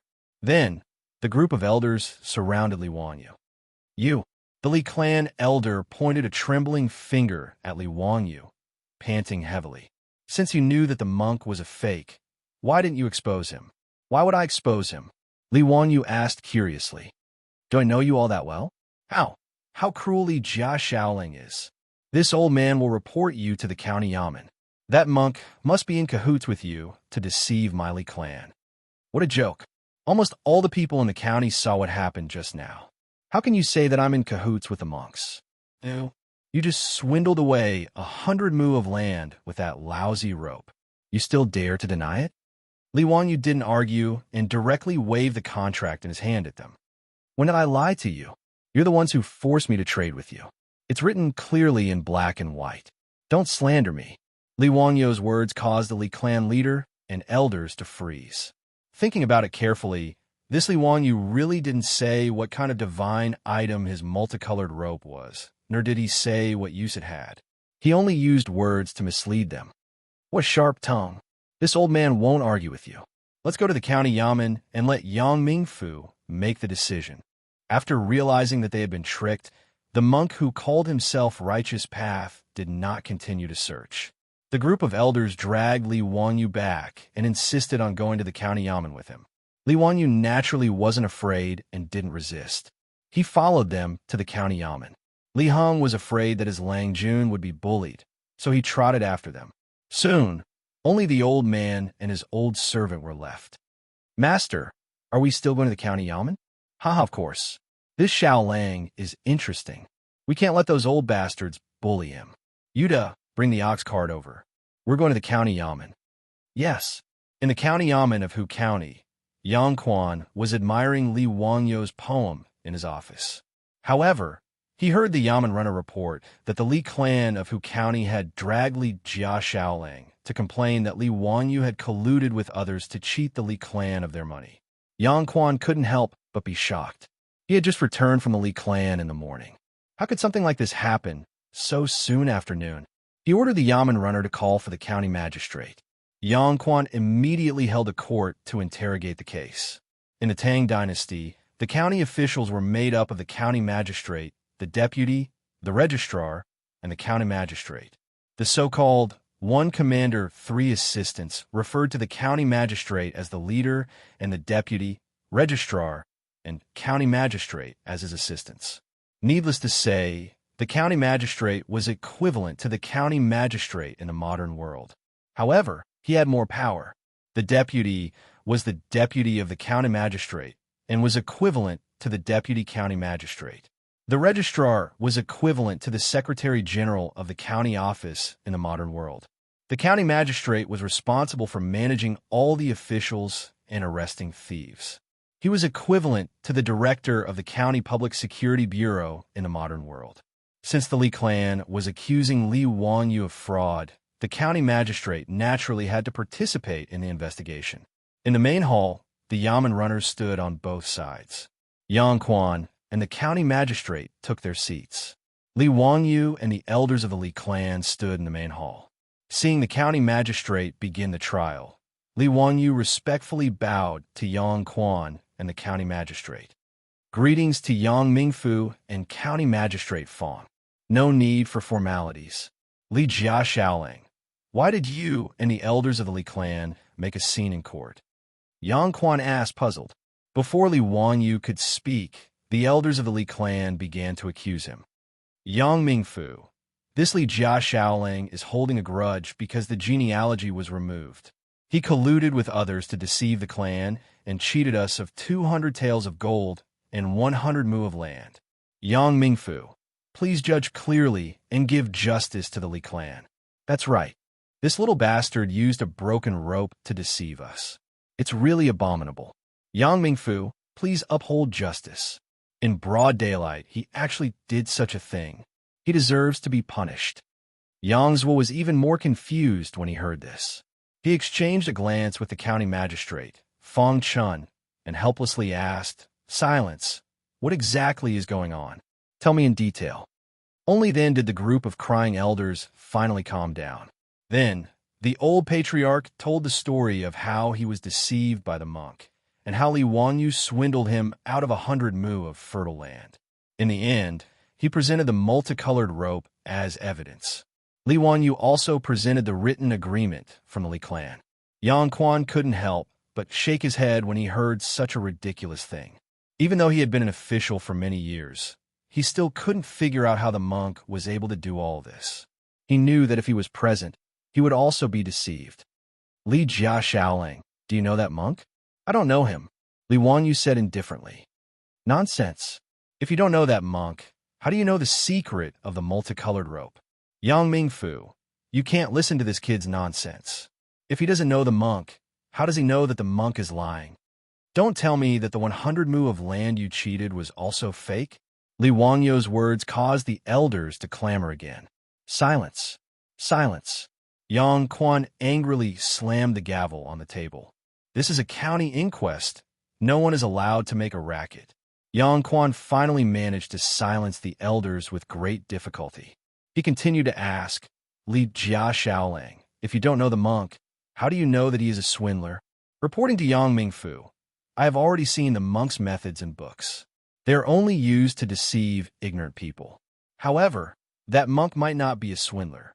I think he might be a chivalrous warrior. Li Wangyu's answer angered the Li clan elders to clamor again. Yang Quan slammed the gavel on the table until it was about to break before they finally shut up. If there is any more noise, I will chase them out of the county office, Yang Quan angrily said. Then he turned to Li Wangyu and said, Li Jia Shaoling, tell me the details. Chapter 24. Li Wangyu glanced at the Li clan members from the corner of his eye and said loudly, Let's return to the Ming residence. As far as I know, this monk who calls himself righteous has been sitting on the main street of Hu County for 3 days. For the past 3 days, the monk didn't say a word and just sat there meditating. Today, when he saw the elders of the Li clan, he suddenly spoke. It's obvious that he's targeting the Li clan. Yang Quan nodded. He didn't know about the monk. The monk had been sitting on the main street for 3 days without eating or drinking. He had already caused a commotion in Hu County. Today, Yang Zhuo and Lu Xiao, the registrar, went to the Li residence. While riding on horseback, they saw the monk from afar. The two of them even sighed with emotion, saying that the monk was an eminent monk. They didn't expect that the Li clan would report to the officials that the monk was a swindler. Shaolang, do you know how the monk can be so energetic without eating or drinking for 3 days? County Lieutenant Fong asked curiously. Li Wangyu smiled. Did you notice the Arhut rosary beads around the monk's neck? Yes, they're Arhut rosary beads. County Lieutenant Fong thought about the monk and nodded. Arhut rosary beads are usually made up of 19 beads. 18 Arhut rosary beads and 1 ring bead. But I noticed that there were only 16 Arhut rosary beads around the monk's neck. When I looked carefully, the Arhut rosary beads around the monk's neck weren't made of metal or wood. Later, I remembered that an ancient book recorded that a monk used ginseng and other herbs to make a pill the size of a walnut. Eating one pill would guarantee that you wouldn't need to eat for a day and wouldn't be afraid of the cold. Li Wanyu smiled and looked at Yang Quan. Ming House, what do you think? 3 less Arhut rosary beads? Could it be that the Arhut rosary beads around the monk's neck were made from ginseng?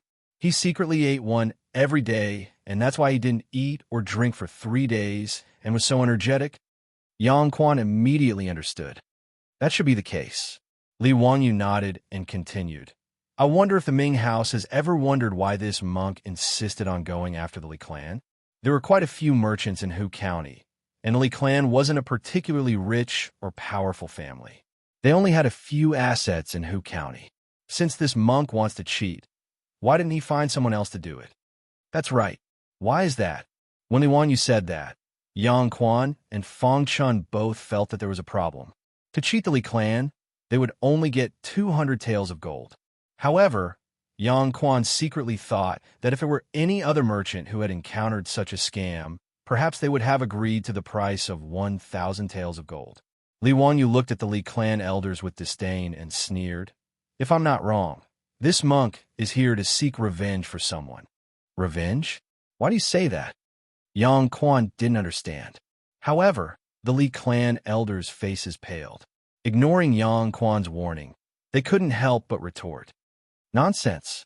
The Li clan has always been kind to others. How can we have any enemies? This brat is spouting nonsense. What revenge? You clearly colluded with that monk to deceive us. Yang Mingfu, please uphold justice for us. We can't let people slander us and slander our Li family. If there's no explanation for this, we'll go to the imperial court and complain. You're spouting nonsense. You dare. The hall of the county yamen was once again in an uproar. Yang Quan was so angry that he almost wanted to call for the yamen runners to kick these old things out. After a few angry shouts, the group of elders finally shut their mouths. Yang Quan's face was green as he said to Li Wanyu, Xiao Lang, continue. Yes, because I saw that the monk set up a scam today, but I was curious as to why he chose the Li clan as his target. Thus, I asked around and found out about a scandal involving the Li clan. As soon as he finished speaking, the group of elders wanted to make a ruckus again. However, Yang Quan was already prepared. He directly ordered the yamen runners to kick out a noisy elder. This shocked the group of elders. Li Wanyu sneered and continued. Today on the street, someone in the crowd suddenly said that the Li clan was involved in a murder case some time ago. Thus, I asked him about it out of curiosity. At first, that person refused to say anything. Thus, I used a little trick. I got the whole story out of him. He didn't use a little trick. He was just deceiving that passerby. He said that he was from the county yamen. If he didn't, he would take him to the yamen. Only then did that person tell him the truth. However, Li Wanyu naturally wouldn't be so foolish as to tell Yang Quan this. What did you find out? Why didn't the county know that the Li clan was involved in a murder case? Yang Quan asked curiously. In the Li clan's residence, there was a maidservant named Hua Shang. Does the old patriarch still remember her? Li Wanyu looked at the old patriarch, only to see the old man's face turn pale. She was just a lowly maidservant who didn't follow the rules. She stole money from the residents and was caught by this old man. Originally, I only wanted to give her a light punishment. Who knew that the maidservant couldn't withstand the whip? She deserved to be beaten to death. The old patriarch argued. If that's the case, why didn't you report it to the county? Yang Quan asked in dissatisfaction. According to the Tang dynasty law, the punishment for beating a soldier to death was 1 year of apprenticeship, regardless of the severity of the crime. Those who killed on purpose, at a level. Those who killed on purpose, at a level. Those who killed on purpose, at a level. They would be disciples for 1.5 years. Intentional murder was a crime. Death by punishment and manslaughter were not guilty. Maidservants were like livestock. They were the personal property of a master. They were no different from cows, horses, pigs, and sheep. If intentional murder was committed, the punishment would be 1 year of imprisonment. The most serious punishment would be 1.5 years. However, the master had the right to punish the guilty servant. Even if the servant was accidentally beaten to death, the master wouldn't have to bear legal responsibility. Even so, the master still needed to report the matter to the county yamen. However, the death of the Li clan leader's maidservant, Hua Shang, was obviously concealed by the Li clan. Even so, Yang Quan could only reprimand at most. I'm afraid it wasn't stealing money. Li Wanyo's expression grew colder. During the golden age of the Tang dynasty, what he couldn't stand the most was treating people like livestock. Yang Mingfu, as far as I know, a few days ago, the maidservant named Hua Shang from Lai Hat obtained some money from somewhere and offered to buy herself from the Li clan leader. The Li clan leader agreed to give her 20 strings of coins in exchange for her freedom. Li Wanyu glared at the old clan leader. However, the Li clan leader became greedy after receiving the 20 strings of coins. He wasn't willing to let Hua Shang go. Instead, he wanted to sell her off. Thus, Hua Shang jumped into a well at night and committed suicide. Since then, she has been gone forever. I'm afraid that's why the monk went to the Li clan leader. What little ghost, vengeful spirit, and injustice resolved with a bucket? He must be referring to Hua Shang's suicide. Nonsense. Faced with Li Wanyo's accusation, the old clan leader pointed a trembling finger at him. He wanted to refute, but he couldn't find the words to say. Li Wanyu stared into the Li clan leader's old eyes and said coldly, "Whether it's nonsense or not, let's ask Yang Mingfu and County Magistrate Fong to send bailiffs to retrieve Hua Shang's corpse. Then we'll know whether she died from being whipped or drowning." The Li clan leader became even more flustered and hurriedly corrected himself. Olmi remembered wrongly. That lowly maidservant lost her footing and fell into the water. Li Wanyu couldn't be bothered to pay attention to his incoherent words. However, he heard an angry roar from the entrance of the hall. What a Huxianli clan! Despicable, shameless, untrustworthy, and ungrateful for profit. You're a member of the imperial family in vain, a scoundrel. Chapter 25. Everyone in the hall looked at the entrance of the hall in shock. Li Wanyu saw the old man he had met by chance earlier walking into the courtroom with the help of the old servant. Before he could speak, Yang Quan hurriedly got down from his seat and ran to the old man. He bowed deeply and said, "Teacher, why are you here? Please forgive me for not coming out to meet you." "Su Qing, there's no need to be so courteous. You can continue with the trial. This old man will listen to the trial from the side." Su Qing was Yang Quan's courtesy name. Yang Quan hurriedly asked the yamen runner to bring a soft stool for the old man. He respectfully invited the old man to sit before returning to his seat. The Li clan leader's expression turned ugly after being reprimanded by the old man. However, seeing the county magistrate being so respectful to the old man, and even calling him teacher, he couldn't do anything about it. He could only pretend that he hadn't heard anything. Yang Quan didn't intend to introduce the old man to everyone. He slammed the gavel on the table and asked the Li clan leader, "Eunuch Li, is what Li Jiaxiaoling said true?" The Li clan leader hesitated for a moment before answering. There's indeed a servant girl called Hua Shang in the residence. She drowned herself in a well a few days ago. This has nothing to do with me. As for the ransom Li Jiaxiaoling mentioned, there's no such thing. It is pure nonsense. He firmly refused to admit that he had taken Hua Shang's ransom and didn't let her go. Neither Yang Quan nor Li Wanyu could do anything about this. After all, Li Wanyu had only heard it from a passerby and didn't have any evidence. In that case, regardless of why the servant girl committed suicide, this county magistrate believes that the monk has nothing to do with Li Jiaxiaoling. There is no evidence to accuse him of colluding with the monk, so there is no need to mention it again. The elders of the Li clan were unwilling, but saying that Li Wanyu colluded with the monks to deceive them was just to vent their anger. The Li clan leader was not satisfied and said, even if he did not collude with the monks, it is still a fact that he used a lousy rope to cheat the Li clan of 100 mu of fertile land. Li Jiaxiaoling, do you have an explanation? Yang Quan asked, replying to Yang Mingfu. I didn't lie to them. They forced me to change. If you don't believe me, you can ask the old man beside you.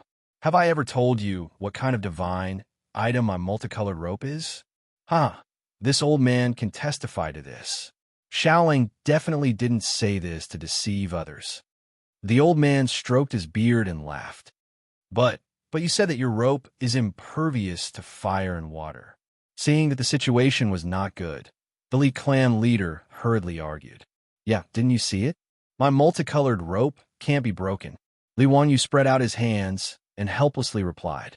Your lousy rope is like this because it has been soaked in salt brine. The old clan leader anxiously said. I didn't say it didn't exist.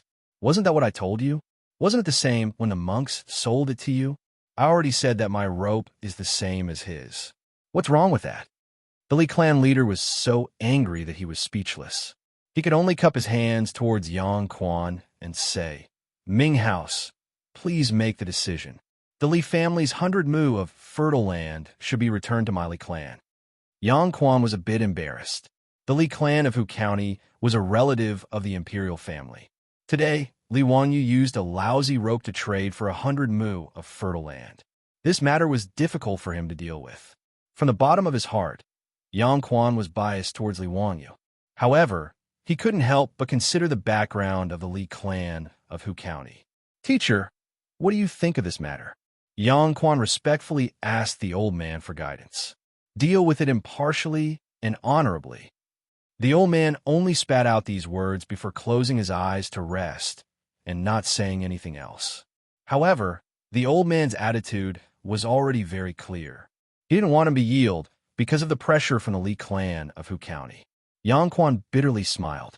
After weighing the pros and cons in his heart, he made up his mind. With a pa sound, Yang Quan swept his gaze over the people in the hall. He picked up a brush and directly wrote down his verdict. Snatched the mouth of a swallow made of mud, sliced the head of an iron needle, scraped the face of a golden Buddha, searched carefully, but find nothing. 200 gold multicolored rope and 100 mu of fertile land in exchange for a treasure. One is willing to hit and the other is willing to be hit. Black and white words, the contract has already been signed. To go back on your word like this, thank you for taking action. This verdict. Yang Quan was also a clever person. He directly wrote a limerick as his verdict. He directly mocked the Li clan's elders for snatching mud from the mouth of a swallow, scraping iron from the head of a needle, and scraping gold from the face of a Buddha.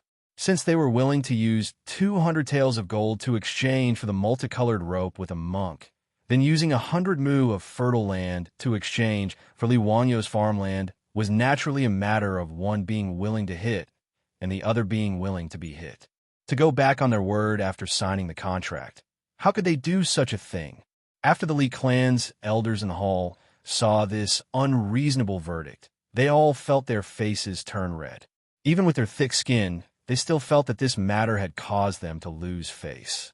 They didn't dare to stay and make a ruckus. They simply cupped their hands and took their leave. They didn't dare to bring up the matter of fighting a lawsuit against Li Wanyu to get their farmland back. The Li clan of Hu County could be considered to have lost face. Not only were they cheated of 100 taels of gold by a swindler, but they were also ridiculed by Yang Quan. This slap to their old faces couldn't be described as not loud and clear. For the Li clan's elders who cared a lot about their reputation, this matter was even worse than death. However, Li Wanyu wasn't satisfied. Hua Shang's innocent death wasn't even explained, let alone punished. Regarding this matter, there was nothing he could do.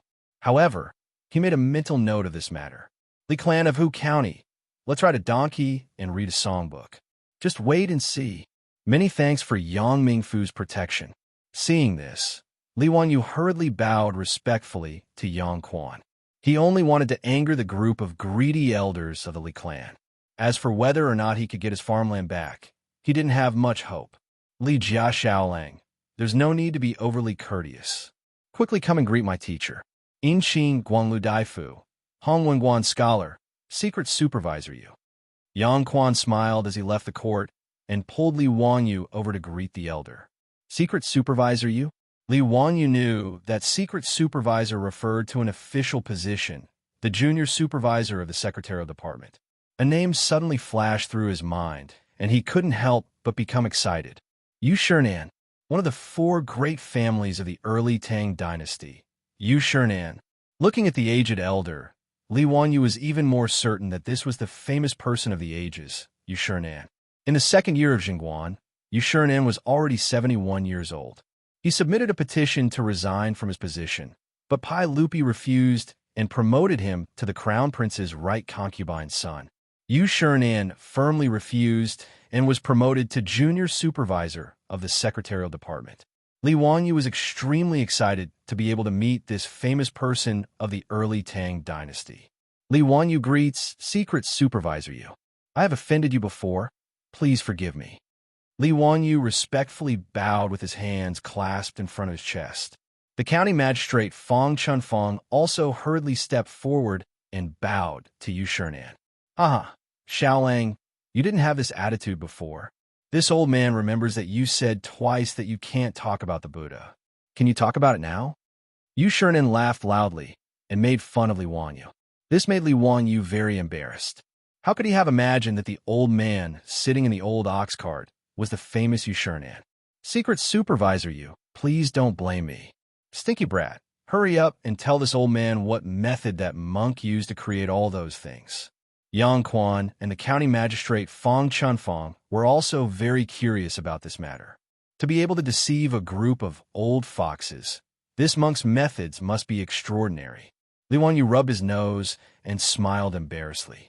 He first explained to the old man the secret of how the monk could not eat or drink for 3 days and 3 nights. Yu Shinan repeatedly sighed as he listened. As for the Buddha's palm, the white paper blood handprint, and the clear water explosion, it's actually not that mysterious. It's just to deceive a country bumpkin. Li Wanyu explained with a smile. Chapter 26.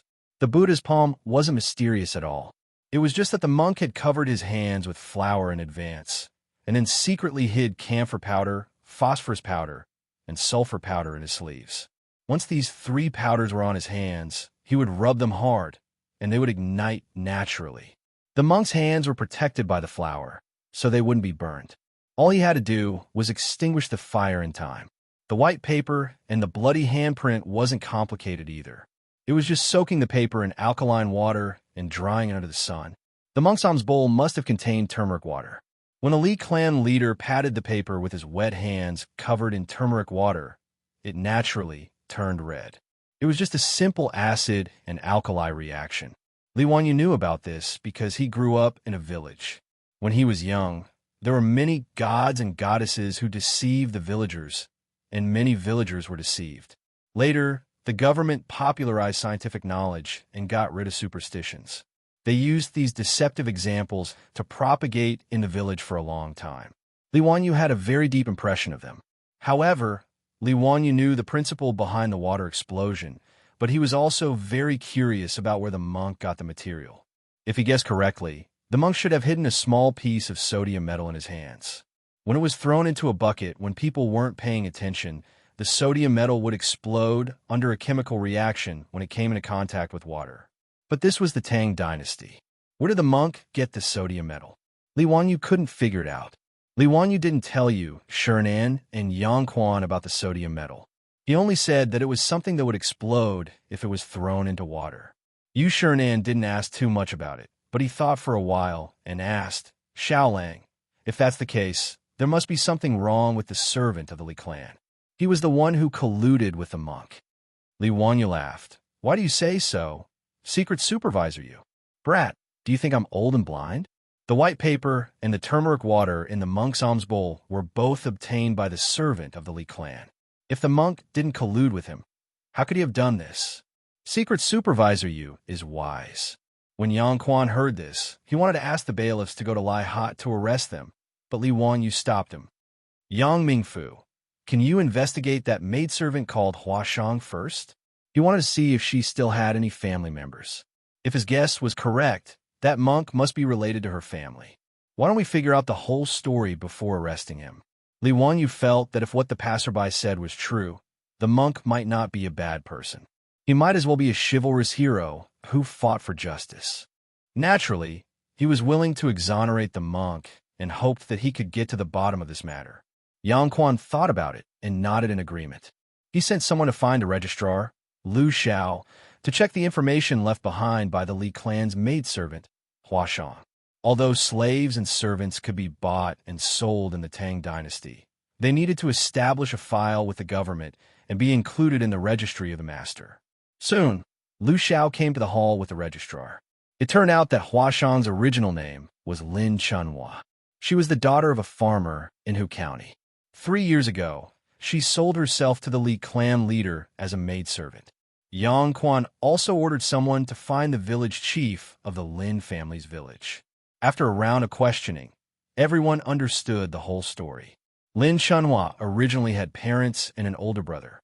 However, 3 years ago, her father passed away due to illness. Her mother was also seriously ill. Her older brother went out to do business and hadn't returned for many years. Out of desperation, in order to treat her mother's illness, Lin Chunhua sold herself as a slave and sold herself to the head of the Li clan for the price of 10 strings of coins. However, her mother couldn't be cured and passed away not long after. According to the village chief, not long ago, someone in the village saw Lin Chunhua's older brother, Lin Daniu. He seemed to have returned home from doing business. However, the house was already empty and Lin Daniu was nowhere to be seen. When Li Wanyu heard this, he seemed to understand where Huashang got the money to redeem herself. Presumably, her older brother, who hadn't returned for many years, found her and gave her the money to redeem herself. However, he didn't expect the Li clan leader to be so greedy. Not only was he not satisfied with the money, he even turned hostile and wanted to sell Huashang. In the end, Huashang committed suicide by jumping into a well. Li Wanyu wasn't the only one who thought of this. Yu Shinan and Yang Quan also thought of this. They couldn't help but sigh, secretly cursing the Li clan leader for being despicable. That monk must have heard of this matter and come to Hu County to scheme against the greedy Li clan leader. What about the Li clan's servant who colluded with the monk? Fang Chunfang asked, puzzled. Huashang sold herself. To be able to get the Li clan leader to pay 10 strings of coins, she must be beautiful. If I'm not mistaken, that servant must be in love with Huashang. That's why he colluded with an outsider to take revenge on her, Li Wanyu guessed. Yu Shinan and Yang Quan nodded in agreement with his conjecture. Are we still going to capture that servant? Fang Chunfang asked. Yang Quan thought for a moment, then waved his hand. Forget it. Let him go. Since the Li clan leader didn't report this matter to the authorities, there's no need to meddle. The Li clan leader only has himself to blame for this matter. He can't blame anyone else. Fang Chunfang nodded. He also felt that the Li clan leader in Hu County had gone too far. Seeing that the case was no longer being investigated, Fang Chunfang and Lu Xiao bid farewell and left. Li Wanyu also wanted to leave, but Yang Quan stopped him. Xiaolang, don't be in a hurry to leave. Let your teacher see your poem. Yang Quan then said to Yu Shinan, Teacher, Li Jia Xiaolang wrote a poem today. It's a rare masterpiece. Please enjoy it. Oh, Xiaolang can compose poems? I'll have to take a look. Yu Shinan glanced at Li Wanyu. He didn't think this young man could compose a good poem, but since his disciple said so, he had to give him some face. Yang Quan took out the poem he had been admiring for a long time from the inner room.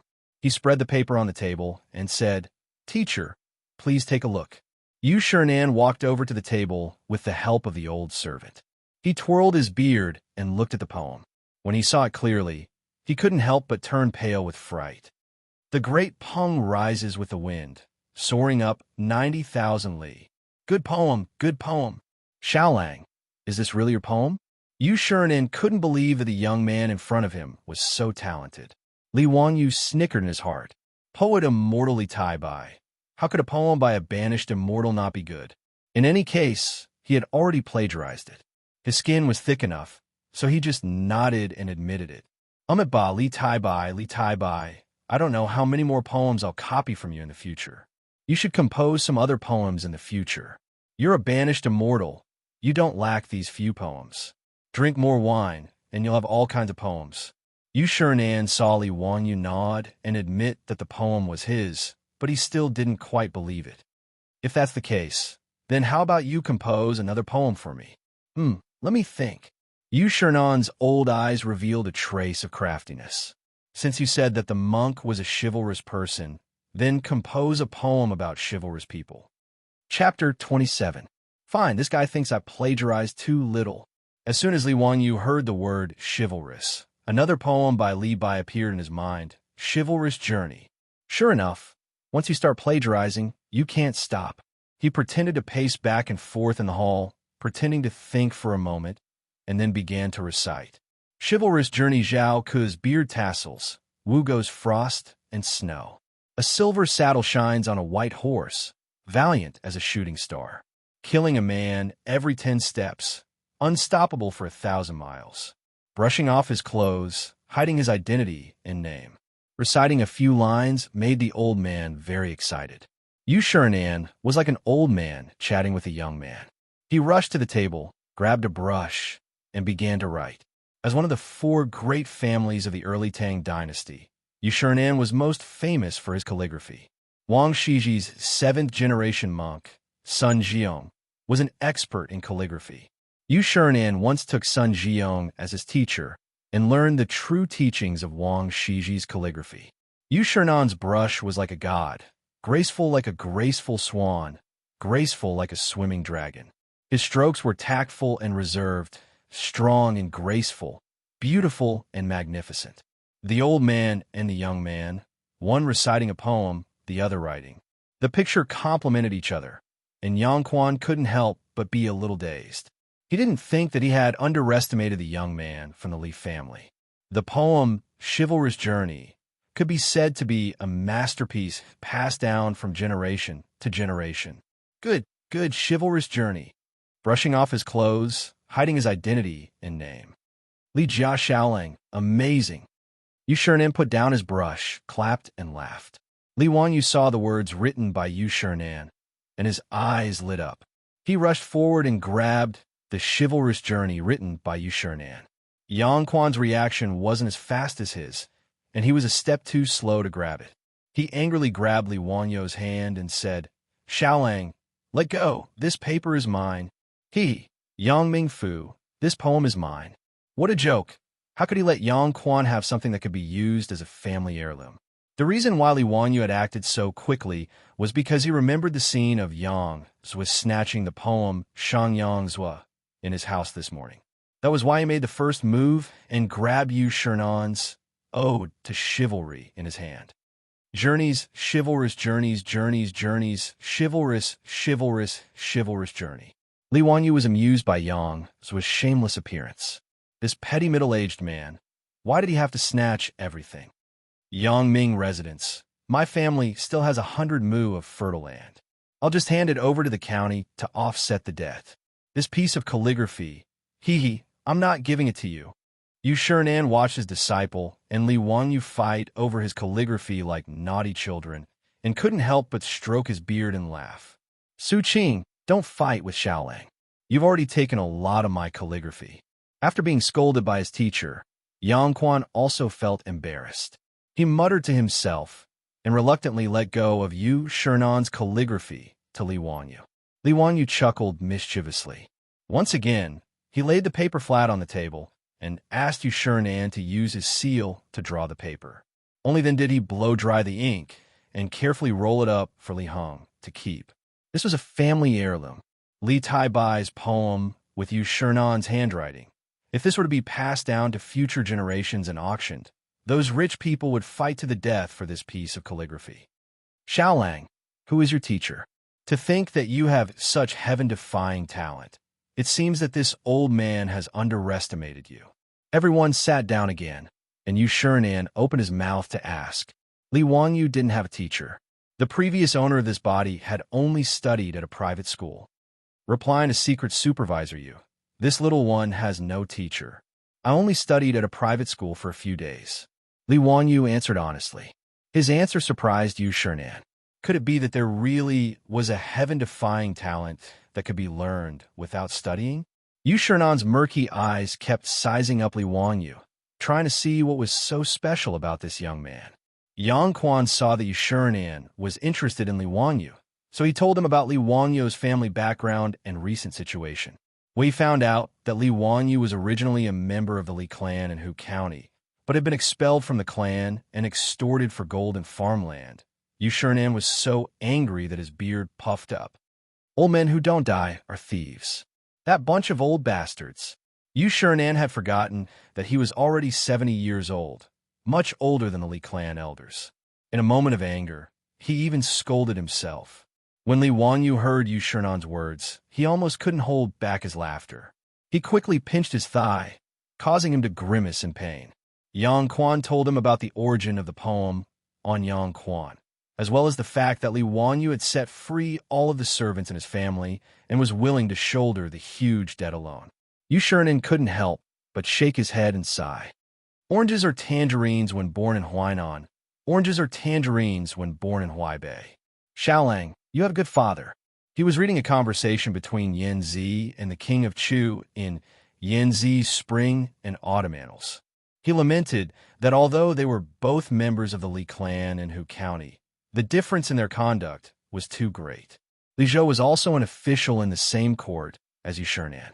Although they didn't have any interactions, he knew that Yushirnan was a gentleman. That was why he spoke so vehemently after the incident at Pai Lupi Xuanwu Gate and angered the sage. Yushirnan only thought that Li Wanyu could be like this because his father, Li Zhou, taught him well. Li Wanyu smiled bitterly. Forget it. He had taken over Li Zhou's son's body. It could be said that he had reincarnated in someone else's body. However, he still owed this favor and could only silently accept Yushirnan's praise of Li Zhou. Knowing that Li Wanyu was in a difficult situation, Yushirnan's love for talent was aroused. He probed, Xiaolang, do you still want to continue studying? Continue studying? What does this mean? Does he want me to continue studying? Or does he want me to be his disciple? However, Li Wanyu wasn't interested in learning calligraphy or scholarly articles, not to mention that he had enough of the school days in his previous life. He had already graduated from university for a few years. If he had to continue studying calligraphy after transmigrating to the Tang dynasty, it would be too difficult. Moreover, there were many Tang and Song poems in his mind that he could shamelessly plagiarize.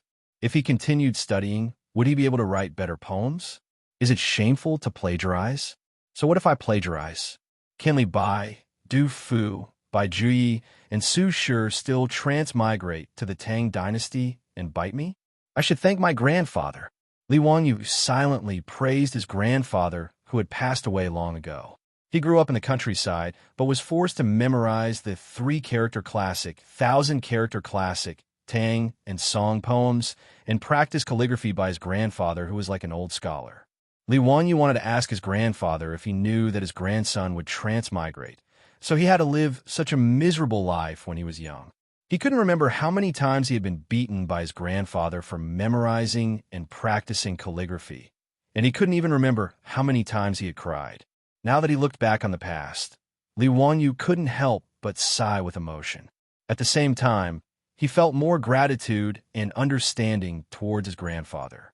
His grandfather didn't make him memorize poems, but the history of China. Li Wanyu was lost in thought for a while and didn't speak for a long time. However, Yang Quan beside him was anxious. Li Jia Xiaolang, the teacher is asking you a question. Chapter 28. What? Li Wanyu snapped out of his daze and realized that Yushirnan had just asked him if he wanted to continue his studies. He shook his head and said, Secret Supervisor Yu, I have a huge debt and need to find a way to earn money. How can I continue my studies? He wasn't a fool and could tell that Yushirnan wanted to take him as his disciple. However, Li Wanyu didn't want to be an official and didn't want to be famous. Ever since he transmigrated to the Tang dynasty, he wanted to be a rich man. He had a beautiful wife and concubines, a large number of servants, land and house, and he didn't have to worry about food and drink. Wouldn't that be great?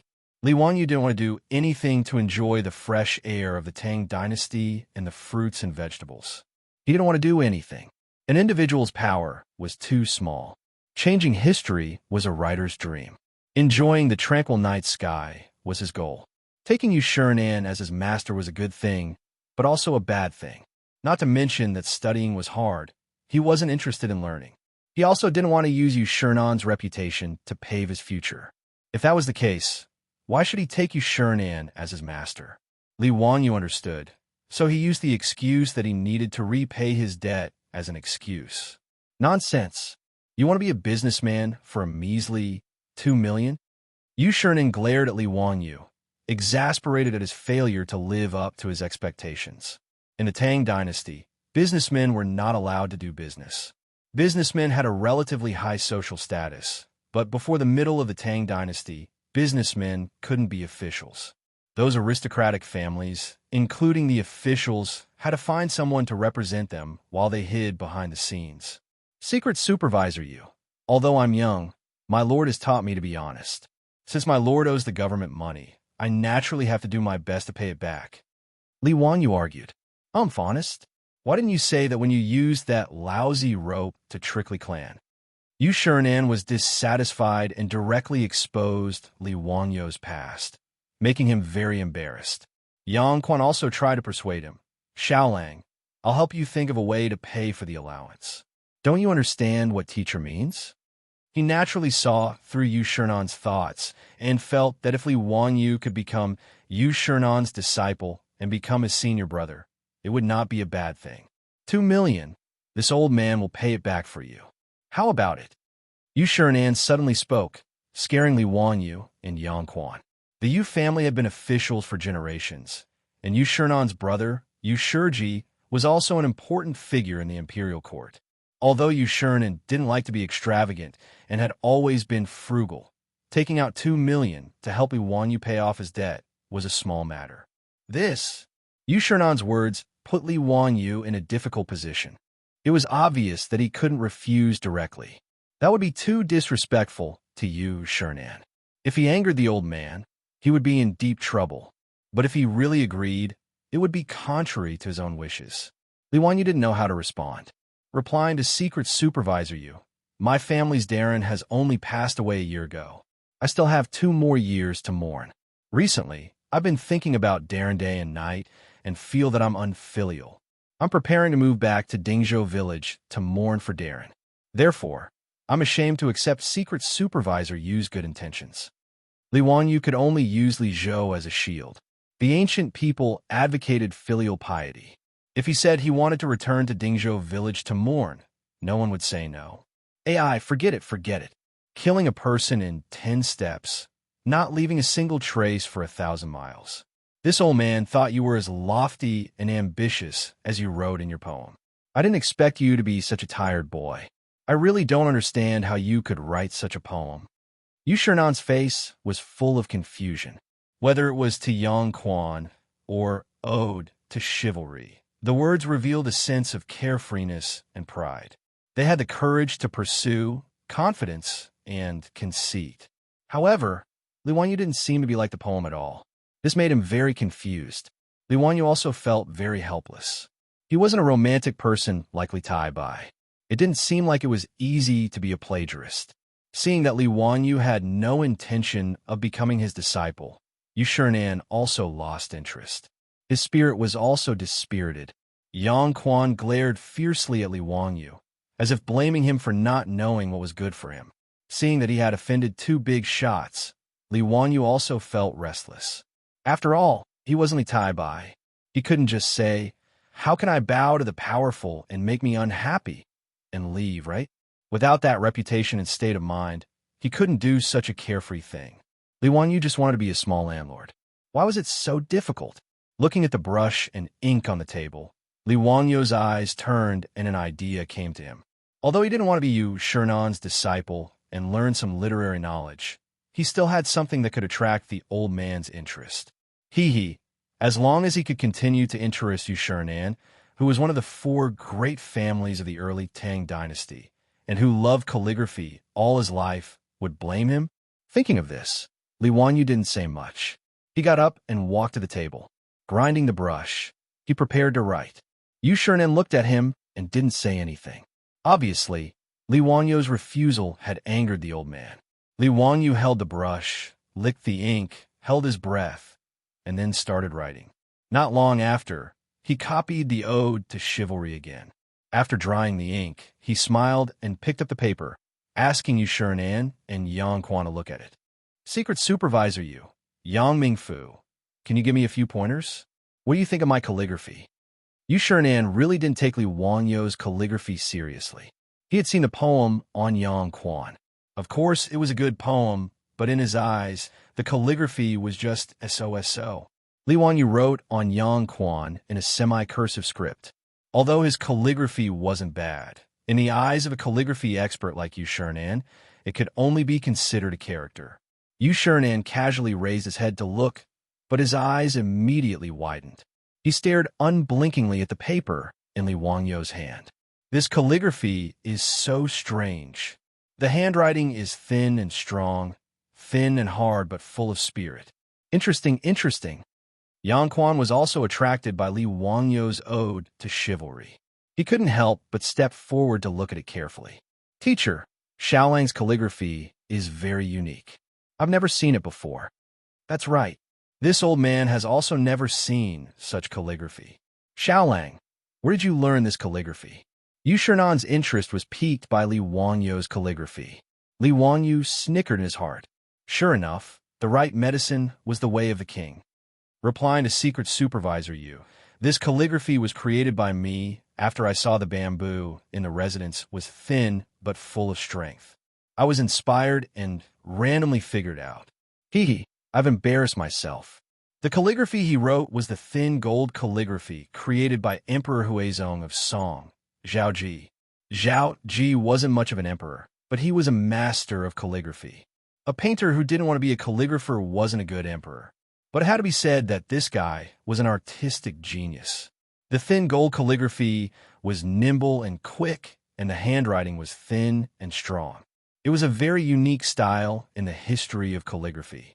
This kind of thin and crisp calligraphy style required an extremely high level of skill and self-restraint in calligraphy, as well as a calm and composed state of mind to complete. Li Wanyu was forced by his grandfather to practice calligraphy when he was young. Although he couldn't understand the essence of the style, he could still be considered to have grasped the essence of it. This calligraphy is interesting, very interesting. Yu Shernan's heart itched when he saw the calligraphy. His fingers began to dance in the air, imitating Li Wangyu's calligraphy. Chapter 29. At this moment, Yu Shernan didn't look like a 70-year-old man at all. He seemed to have completely immersed himself in his own calligraphy world. His arms continued to wave in the air. His concentration made Li Wanyu sweat. He remembered that when Yu Shernan was young, he would write on his quilt at night when he was practicing calligraphy. In the end, the quilt was torn. A calligraphy master was indeed extraordinary. After a long time, Yu Shernan put down his arms and sighed. Unfortunately, this character only has the shape but not the spirit. It's thin but not the strength of the style. Li Wanyu was sweating like a waterfall. Why was this comment exactly the same as what his grandfather had said about his calligraphy? Secret Supervisor Yu, have you also transmigrated and seen the original thin gold body? Yu Shernan had been immersed in calligraphy for his entire life. Although he had never seen a character as unique as Thin Gold Body, the quality of the characters couldn't escape his eyes. You're right, Secret Supervisor Yu. I'm still young. I still need to practice more. However, your characters have beautiful lines, firm strokes, fine punctuation, handsome composition, and a smooth layout. It's really rare. Good writing. Do you have a name for it? I call it Thin Gold Body. Fine. Since I've already copied it, there's no need to change the name. Thin Muscle Body. Yu Shernan murmured. The lines are very thin. The strength is thin and strong. It's thin without losing its meat. This is called muscle. What a good thin muscle body. Li Wanyu sweated. Yu Shernan had misheard him. He had said Thin Gold Body, but then he realized that muscle was connected to gold. Zhao Ji's brother was the emperor, so he respectfully called it gold. If he created it, wouldn't it be the original name, Thin Muscle Body? Fine, let's not dwell on it. In the future, there will only be Thin Muscle Body in this world. Yu Shernan admired Li Wangyu's thin muscle body for a while. Yang Quan couldn't help but ask, Teacher, can you let me keep this calligraphy?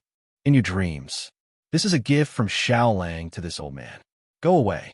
It was simply wishful thinking to want to snatch a strange calligraphy work from the calligraphy addict. Yang Zhuo was on the verge of tears. How could this old man and young man both be such bullies? The ode to chivalry written by the teacher was snatched away by Li Wanyu, and the ode to chivalry written by Li Wanyu with lean muscle was taken away by the teacher. The more Yu Shernan looked at Li Wanyu, the more he liked Li Wanyu. Especially as a character addict, he felt that Li Wanyu was brimming with talent when he saw such a unique character. Does Xiao Lang have a courtesy name? Courtesy name refers to a name other than the original name that expresses virtue or the meaning of the original name. Normally, men would only take a courtesy name after they were 20 years old. Li Wanyu was only 16 years old, so naturally, he didn't have one. Secret Supervisor Yu, I'm only 16. It's fine. How about this old man give you a courtesy name? Yu Shernan stroked his beard and smiled. Wow, this secret supervisor, Yu has a hobby of giving people a courtesy name? Fine, I'll have to take it sooner or later. It'll save me the trouble of thinking about it in the future. I don't dare refuse a gift from an elder. Xiao Lang's name is Li Wanyu. Wanyu, forget your worries. I'll give you the 2 words Zio. I hope that Xiao Lang can be a person who can maintain his integrity. Yu Shernan thought for a moment and said slowly. Li Wanyu was half illiterate in ancient Chinese, so he didn't understand Yu Shernan's meaning. What does Zio mean? And why did it mean maintain integrity? Yang Quan clapped his hands and applauded. Moreover, Zio has the worry of hunger and cold, yet you don't take it. You're right. Teacher's courtesy name is good. Xiao Lang, hurry up and thank teacher. Zio thanks Secret Supervisor Yu for the courtesy name. Li Wanyu didn't bother to think about the meaning of their words. He didn't understand anyway, so he just nodded and agreed. Ha! If Zio doesn't mind this old man's age, why don't you become friends with this old man despite our age difference? Yu Shernan failed to take Li Wanyu as his disciple, and seeing that he could create the slimming body, he simply wanted to become friends with Li Wanyu regardless of age. Zio doesn't dare. Li Wanyu wanted to hit the snake with a stick, but when he saw Yang Quan's murderous gaze, he restrained himself. Why wouldn't I dare? Are you looking down on this old man? Yu Shernan pretended to be angry. This. Li Wanyu peeked at Yang Quan again, only to see that County Magistrate Yang's face was as dark as the bottom of a pot. Li Wanyu was clearly his nephew. Why did he suddenly want to become friends with his teacher despite their age difference? When Yang Quan met Li Wanyu in the future, would he have to call him martial uncle? Yu Shernan was old and experienced. How could he not see Yang Quan's awkwardness? He smiled and said, Shuqing, there's no need to think too much. Let's just talk about our seniority. Teacher, you worry too much. Yang Quan's expression eased when he heard Yu Shernan's words. Zio, how about it? Can this old man be your old friend? Seeing that Yang Quan no longer objected, Li Wanyu smiled and bowed to Yu Shernan. Li Wanyu greets Master Yu. Yu Shernan laughed heartily and stood up to return the greeting. Boshi greets Zio. Boshi was Yu Shernan's courtesy name. This could be considered a formal greeting. Yang Quan raised his head to look at the roof tiles at a 45-degree angle. In his heart, he wept. This old man and young man were having so much fun that they didn't take him, the county magistrate, seriously. Zio, since you and I are friends despite our age difference, your debt is my debt.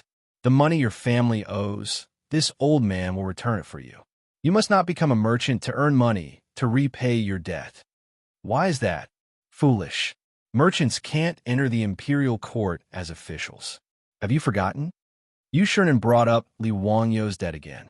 He was really afraid that Li Wanyu would run off to become a merchant. That would ruin his future. Master Yu, it's not that Zio is pretentious, but this involves the promise I made to my family. When my lord was seriously ill, he still couldn't forget the money he owed me. Before my lord died, I swore that I would earn this money back and return it to him in full. Master Yu, you can't let me go back on my word. These words were naturally made up by Li Wanyu. He could see that this old man wouldn't give up until he got into the imperial court. What was so good about being an official? He worked himself to death, only had a break every 10 days, and still had to deal with official business. How could it be more comfortable than being a carefree little landlord? Beautiful wives and concubines, thousands of acres of fertile land, countless cows, horses, pigs, and sheep, and servants as numerous as the clouds.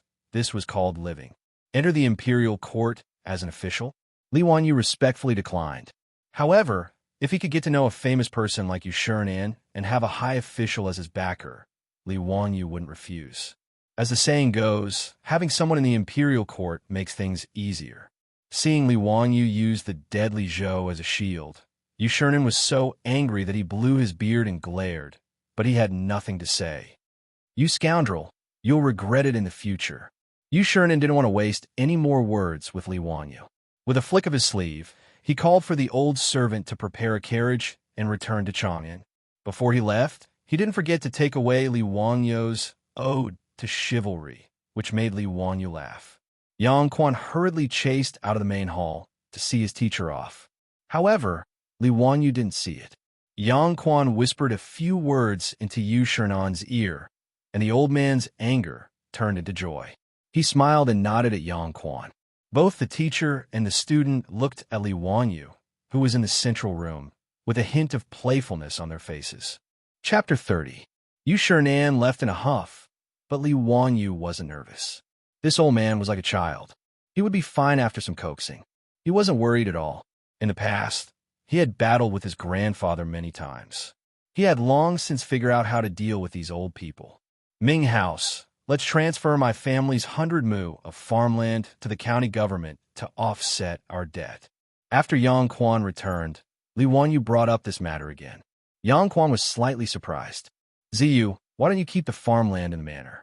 Aren't you afraid that you won't be able to make a living?" Li Wanyu cupped his hands. "Ming House, it's mainly because I'm tired of the Li clan's pestering. As long as the farmland is in the manor, I'm afraid that this group of gluttons will worry about it." Yang Quan somewhat understood his words. Although he had made the decision today that the 100 mu of farmland would return to Li Wanyu's name, it was hard to guarantee that these Li clan elders wouldn't have any bad ideas. In fact, the Li clan had only lost 30 taels of gold today. The other 170 taels of gold and the 100 mu of farmland had originally been extorted from Li Wanyu. But to these leech-like elders, it was as if a piece of flesh had been dug out from their hearts. It was hard for them to accept. With these people's insatiable greed, it was hard to guarantee that they wouldn't pester Li Wanyu again. "All right, since Ziyu said so, it's reasonable. Then I'll take charge of the farmland. We'll sell it at 3 strings of cash per mu. The total is 300 strings of cash." "Thank you, Ming House, for your good intentions." Li Wanyu knew that Yang Quan must have given him the highest price for Yu Shernan's sake. Yang Quan summoned the county government clerk to handle the paperwork for Li Wanyu and officially transferred the farmland to the county government. From then on, Li Wanyu's debt of 2 million taels was deducted. He still owed the county government 62 million taels. It was still a huge figure. It was the salary of a first-class official of the Tang dynasty for 19 years. After bidding farewell to Yang Quan, Li Wanyu asked Li Heng to carefully carry Yu Shernan's authentic work back home. He showed it to Su Changqing as if he was presenting a treasure. "Hee, Changqing, you know Yu Shernan, right? This is his handwritten book. We have to frame it properly and store it well. It could be used as a family heirloom." Su Changqing looked at the words and looked up in confusion. "Although I don't study history, I know that Ode to Gallantry was written by Li Bai, right?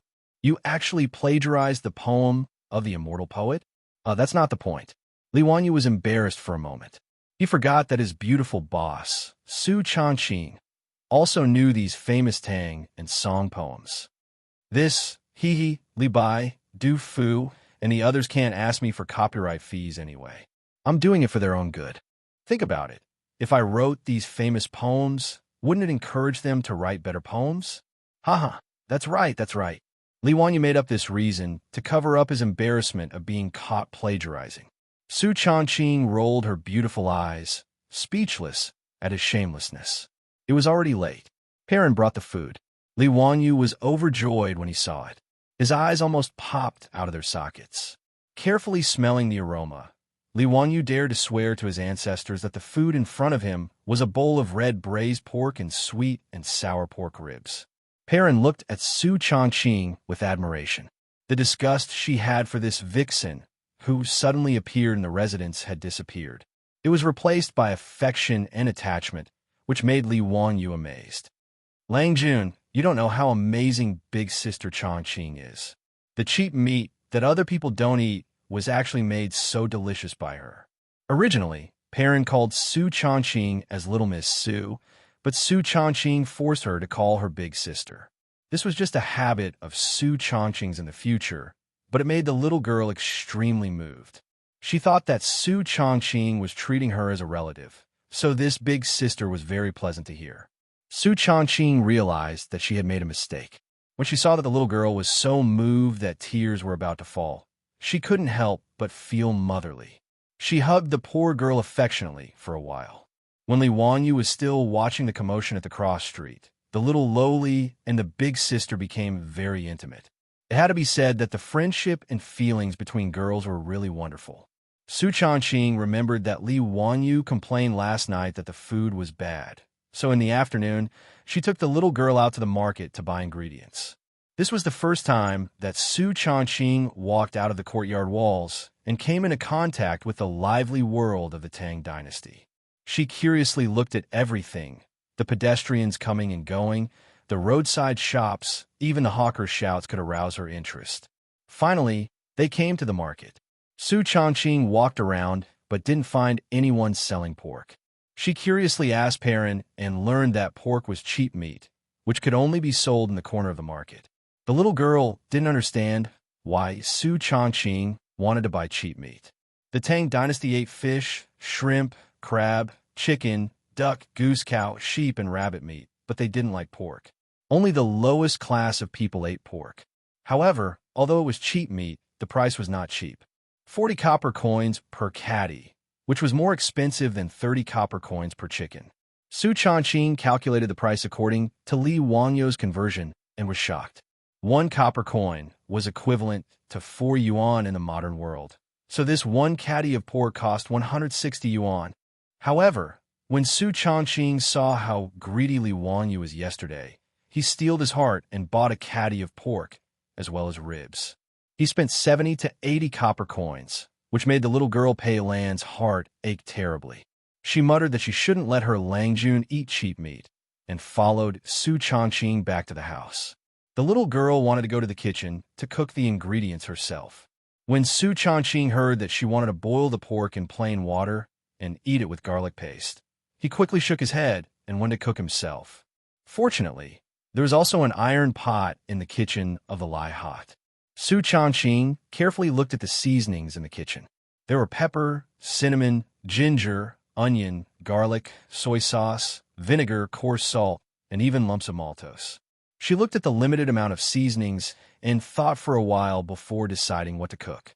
She asked the little girl to help her start the fire, then rolled up her sleeves and got busy in the kitchen. Not long after, the fragrance of the red braised pork overflowed from the pot. Perrin, who was starting the fire, couldn't help but twitch her little nose. "Sister Chongqing, it smells so good. Little greedy cat. I'll let you taste it first when it's ready, so that you won't always complain that I let your Langjun eat cheap meat." Hee, I didn't say that. Perrin was embarrassed and quickly turned her head to fan the fire.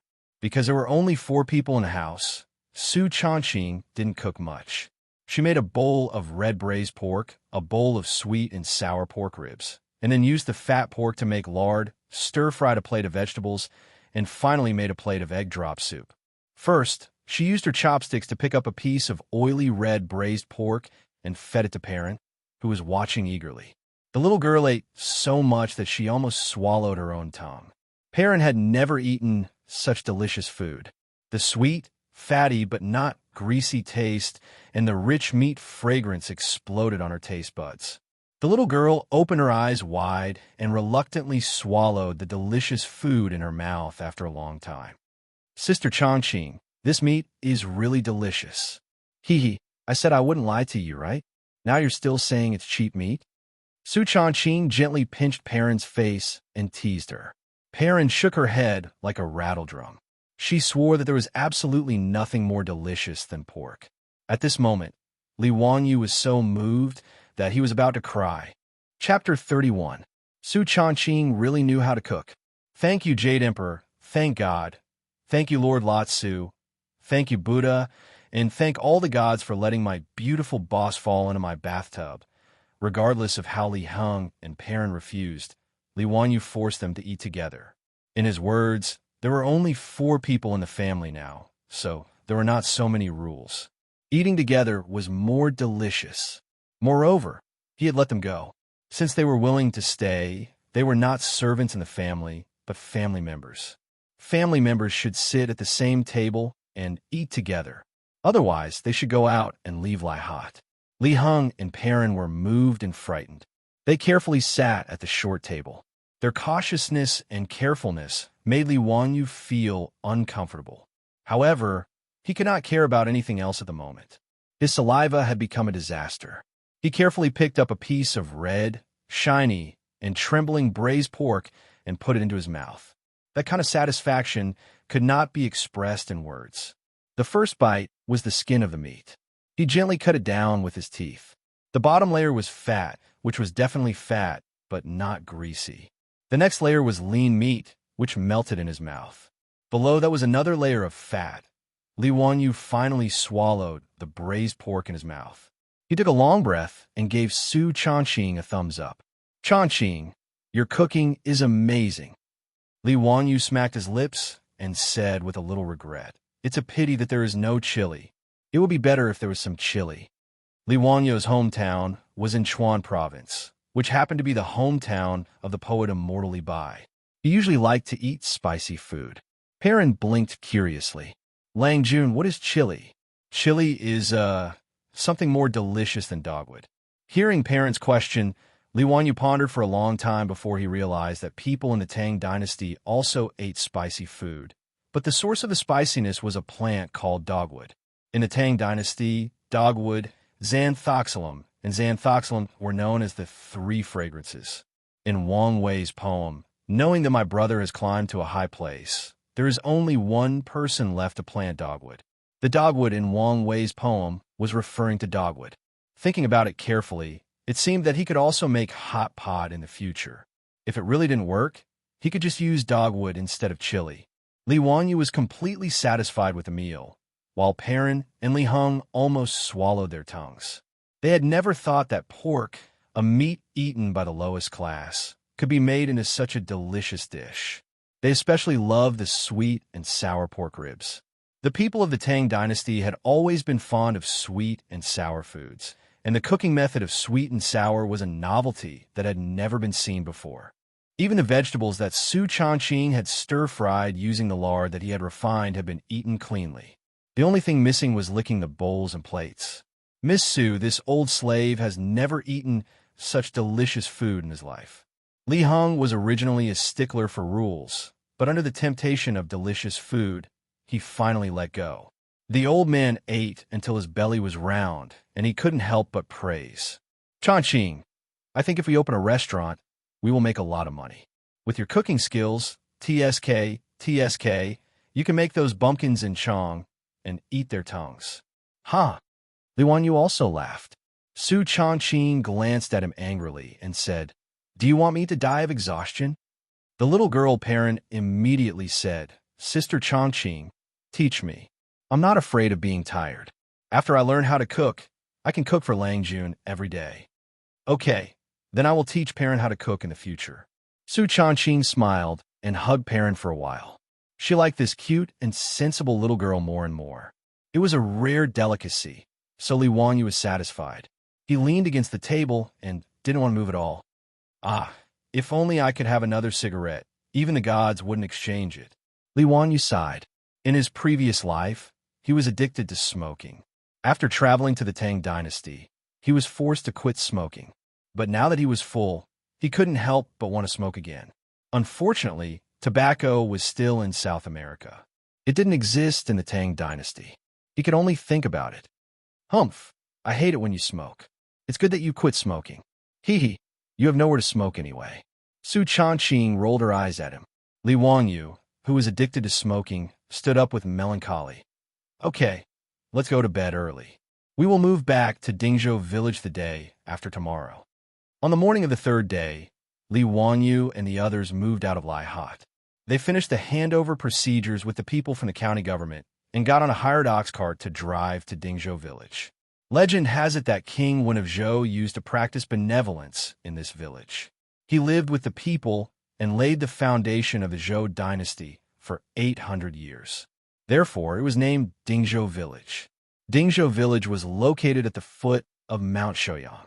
It was north of Mount Shouyang and was backed by Mount Shouyang. It was 20 miles away from Huxing County, and the transportation was quite convenient. But Dingzhou Village was famous for being poor in Huxing County. The land was barren and the output was limited. Every year, the Huxing County government had a hard time collecting rent from this village because they really didn't have the money. Ever since the Li clan of Huxing County became rich, they moved out of Dingzhou Village as if they were running away. They were really scared of being poor. Li Wanyu and Su Changqing sat on the swaying ox cart. The two of them looked at the scenery around them curiously. It was early spring, and the farmers on both sides of the road had already started to plow the fields in preparation for the spring sowing. However, Li Wanyu noticed that there were many larvae jumping around in the soil that the farmers had dug up. Some of the farmers were burning incense beside the fields and praying. He couldn't help but be curious. Li Heng, why are there so many insects in the soil? What are those people praying to? Lang Jun, those are the larvae of locusts. Sai, last year it rained heavily, but this year there was not a single drop of rain. I'm afraid it's going to be a drought year. Those farmers are praying to the locust god, hoping that there won't be a plague of locusts. Li Heng glanced at the larvae jumping around in the fields and sighed. Locusts? Li Wanyu was stunned.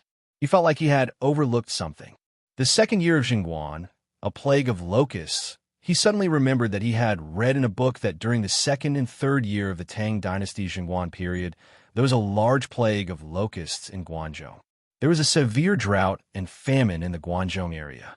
The people sold their children in exchange for food. Thinking of this, Li Wanyu couldn't help but be shocked. His eyes were filled with fear as he looked at the larvae scurrying around in the fields. Li Wanyu remembered this because he had read in the book that during the plague of locusts, Pai Lupi caught a locust and ate it. It was said that the people relied on food to survive, and if you ate food, you would be harming the people. After Pai Lupi ate the locust raw, the plague of locusts stopped. Li Wanyu believed that was the Pai Lupi from a myth. He even argued with someone about this, saying that it was just a show. That was why he remembered it so clearly. It was now the second month of the second year of the Jingguan period. However, Li Wanyu remembered that the third month of the Guangzhou period was when the plague of locusts began. In the third month of the second year of the Jingguan period, locusts appeared in the Guangzhou area. In the sixth month, locusts appeared in the capital. In the fifth month of the third year of the Jingguan period, locusts appeared in the Suzhou area. In the autumn, locusts appeared in the De, Dai, and Kwa areas. Chapter 32. Li Wanyu shuddered at the thought of the fields with no harvest and the people selling their children in exchange for food. The golden age of the Tang dynasty did not seem so wonderful. What would happen to his family of four? In fact, it was not difficult to exterminate the locusts. The reason why the plague of locusts could become a disaster in ancient times was because the ancient people were superstitious.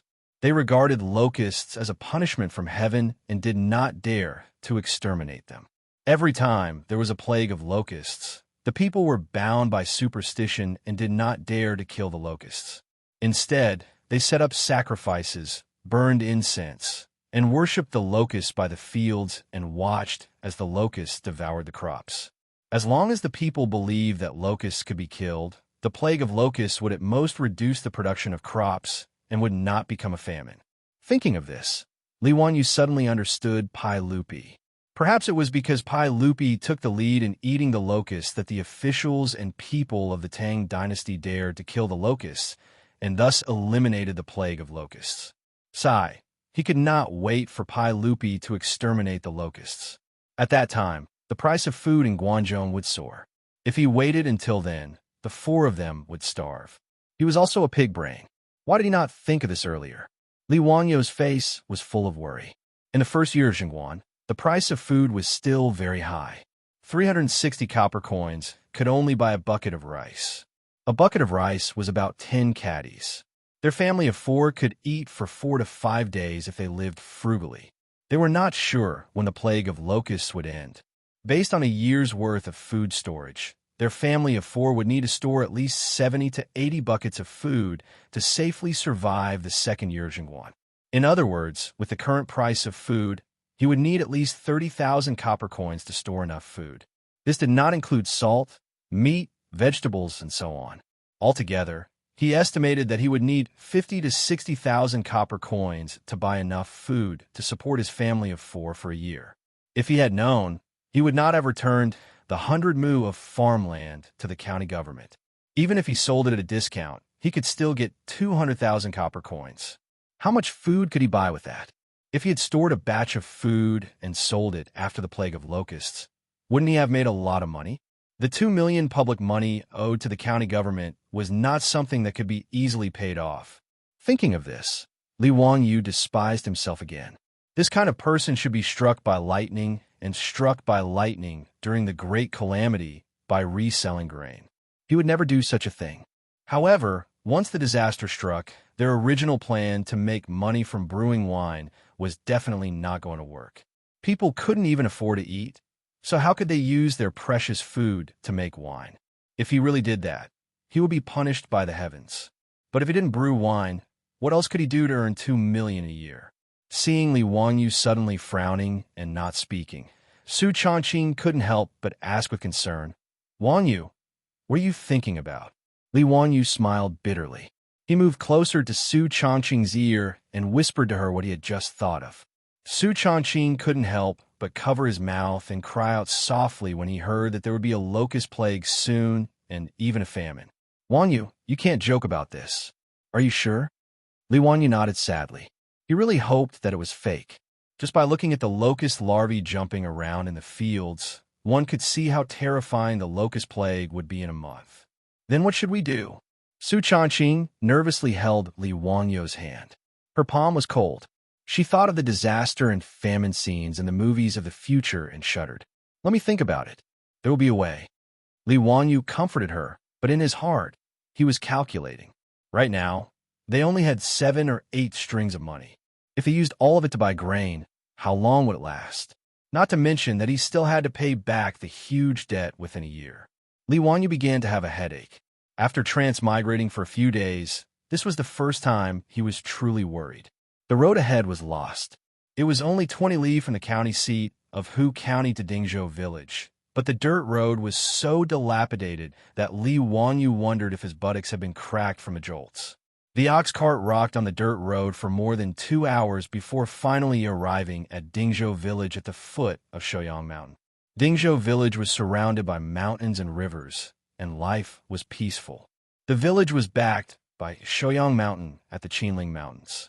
The towering green mountains dotted the mountainside with clouds and mist, making people fascinated. The village was surrounded by farmland, exuding the fragrance of the earth. It was a leisurely rural scene. Arriving at Dingzhou Village, Li Wangyu's mood improved. He was about to talk to Su Changqing when he saw that the village chief had been waiting for a long time. Although Dingzhou Village was poor, it was still a large village. There were more than 100 households in the village, and there was only one chief. The main responsibility of the village head was to maintain law and order in the village. The chief of Dingzhou Village was an old man with the surname Qian. Li Wangyu had decided to move back to Dingzhou Village. He had already sent a message to the chief, saying that his family would be moving back today. He did not expect the chief to personally welcome him at the village entrance. He quickly jumped off the ox cart and bowed to the chief. "Chief Qian, thank you for your trouble. Li Jia Shaolang is too polite. This old man has been waiting for a long time. Quickly enter the village." The chief smiled as he pulled Li Wangyu into the village. His attitude was quite warm. Li Wangyu was confused for a moment. He had returned to the village to live in his old house. So why was the chief so polite? Not only did he welcome him at the village entrance, but he also asked about his well-being with great enthusiasm. There were many children on the road in the village. When they saw the ox cart enter the village, they also played and laughed. Li Wangyu felt very comfortable and temporarily forgot about the trouble caused by the locusts. He grew up in the village, so he was very familiar with the scene in front of him. He was in a good mood and waved at the children. Some of the children made faces at him, but they were scared away by the chief's glare. The village was very lively, with the crowing of chickens and the barking of dogs. However, Li Wanyu could also see that life in Dingzhou village was very depressing. Most of the houses in the village were mud walls and thatched huts. The wind was blowing everywhere, and they were very shabby. After a short walk, the group arrived in front of an old house. Although it was an old house, it was a rare brick house in the village. In Li Wanyu's memory, this house was renovated by Li Zhou after he became rich. The chief smiled and said, "Li Jia Xiaolang, yesterday, I heard that you were returning to live in the village. I have already asked someone to help your house tidy up. If you still need anything, just tell me. I will have someone send it to you." The old house looked like it had been cleaned recently. At least the weeds in the courtyard had been removed, and the doors and windows had been repaired. Seeing the chief being so polite, Li Wanyu was even more confused. He simply asked, "Chief Qian, is there something you need my help with?" "Nothing, nothing." The chief smiled and waved his hand. Li Wanyu cursed in his heart. It would be strange if he was fine. After the Li clan of Hu County moved away from Dingzhou village, the two sides should have nothing to do with each other. And that damned father of his, Li Zhou, had already been dead for a year and was buried in the Li family's ancestral grave in Dingzhou village. This matter was well known to everyone, and he was also a virgin with no power or influence. Why was the chief so enthusiastic? This didn't make sense. Li Wanyu was puzzled. Suddenly, many villagers rushed out of the village. There was a hubbub of voices, and they were carrying all kinds of things toward the old house. What were they doing? Li Wanyu was completely confused. Chapter 33. When the crowd came closer, Li Wanyu was shocked to find that these villagers were holding all kinds of things in their hands. There were eggs, live chickens, mountain products, and some people even helped Li Heng and Perrin to move things down from the ox cart. "Haha, Xiaolang, don't be alarmed. These are the villagers of our Dingzhou village. Everyone is here to welcome you." Welcome him? Li Wanyu was even more astonished. What did he do to deserve this? He was just a young man moving back to his old residence in Dingzhou village from Hu County. Why did he attract so many people to welcome him? Seeing that most of these villagers were wearing shabby clothes, but they still brought him so many things, he felt even more uneasy. Moreover, Li Wanyu was surprised to find that many of the middle-aged men in Dingzhou village were physically disabled. Many of them were missing arms, legs, or even blind. Li Wanyu didn't have time to think about the reason behind it. He quickly cupped his hands and said, "Wanyu didn't dare to disturb everyone. Thank you for your trouble. Please take these things back." "Xiaolang, these are just a small token of appreciation from the villagers of Dingzhou village. I hope that Xiaolang won't refuse." In response to Li Wanyu's words, the villagers only smiled and didn't answer. Only the old village chief smiled and replied, "How can I accept this? It's fine, it's fine. We'll all be family in the future. Why not?" Su Changqing was also stunned by the enthusiasm of the villagers of Dingzhou village. However, she also didn't understand the situation and could only help to move things into the old residence. Many hands make light work. The few things on the ox cart were all moved into the old residence in a moment. The things that the villagers brought were also piled up in the central room. After all of this was done, the villagers smiled and nodded at Li Wanyu. They then dispersed, leaving the old village chief alone. Li Wanyu quickly invited the old village chief into the living room and ordered Perrin to boil water. Then he turned to the old village chief and cupped his hands. "Village Chief Qian, why are you doing this? Please tell me." When Eunuch Li was alive, he took great care of the villagers of Dingzhou. This is also a small token of appreciation from everyone. "Xiaolang, please don't reject it. Alas, it's a pity that Eunuch Li passed away early. We have nothing to repay him with." The old village's words made Li Wanyu come to a realization, but he couldn't help but smile bitterly. It turned out that when Li Zhou was alive, although the Li clan had moved away from Dingzhou village, Li Zhou had taken good care of the village. Because the land in Dingzhou village was barren, he even thought of a way to ask the county yamen to reduce the village's rent. This made the villagers remember his kindness. Unfortunately, Li Zhou had no way to change the barren state of Dingzhou village. Although he could help for a while, he could not help forever. Dingzhou village was still barren as before. Dingzhou village, 127 families, 563 people. The village was backed by Mount Shouyang of the Qinling Mountains and bordered by the Gan River to the north. Because the land was barren, especially the land near the river was saline and alkali soil, it was impossible to grow anything. The average yield of Dingzhou village was less than 1 dan per mu, which was equivalent to 10 buckets of grain. In the Tang dynasty, the average yield per mu was about 1.5 dan per mu, which was equivalent to 15 buckets of grain. Dingzhou village was located at the foot of Mount Shouyang, so the amount of land available for farming was even less. Each farmer only had an average of about 20 mu. Of the 20 mu, 5 or 6 mu were mulberry fields, which were used to plant mulberry trees, elm trees, and jujube trees. In other words, the income of Dingzhou village's villagers every year was only 14 to 15 dan of grain. But these 14 to 15 dan of grain still needed to be paid for rent. Grain was 2 dan, silk was 2 zhang, and cotton was 3 liang. The remaining grain was just enough for a farmer's family. If there was a natural disaster or man-made disaster, they would not be able to survive. Li Wanyu began to understand why the children in the village were dressed in rags. There were even some half-grown boys running around with their buttocks naked. One word, poor. The old villager stuttered for a long time before opening his mouth. He actually wanted to ask Li Wanyu if he could still ask the county to reduce the tax on rent. In the old villager's view, the Li family was after all a rich family. Li Zhou had supervised the county for many years, so he did not lack connections.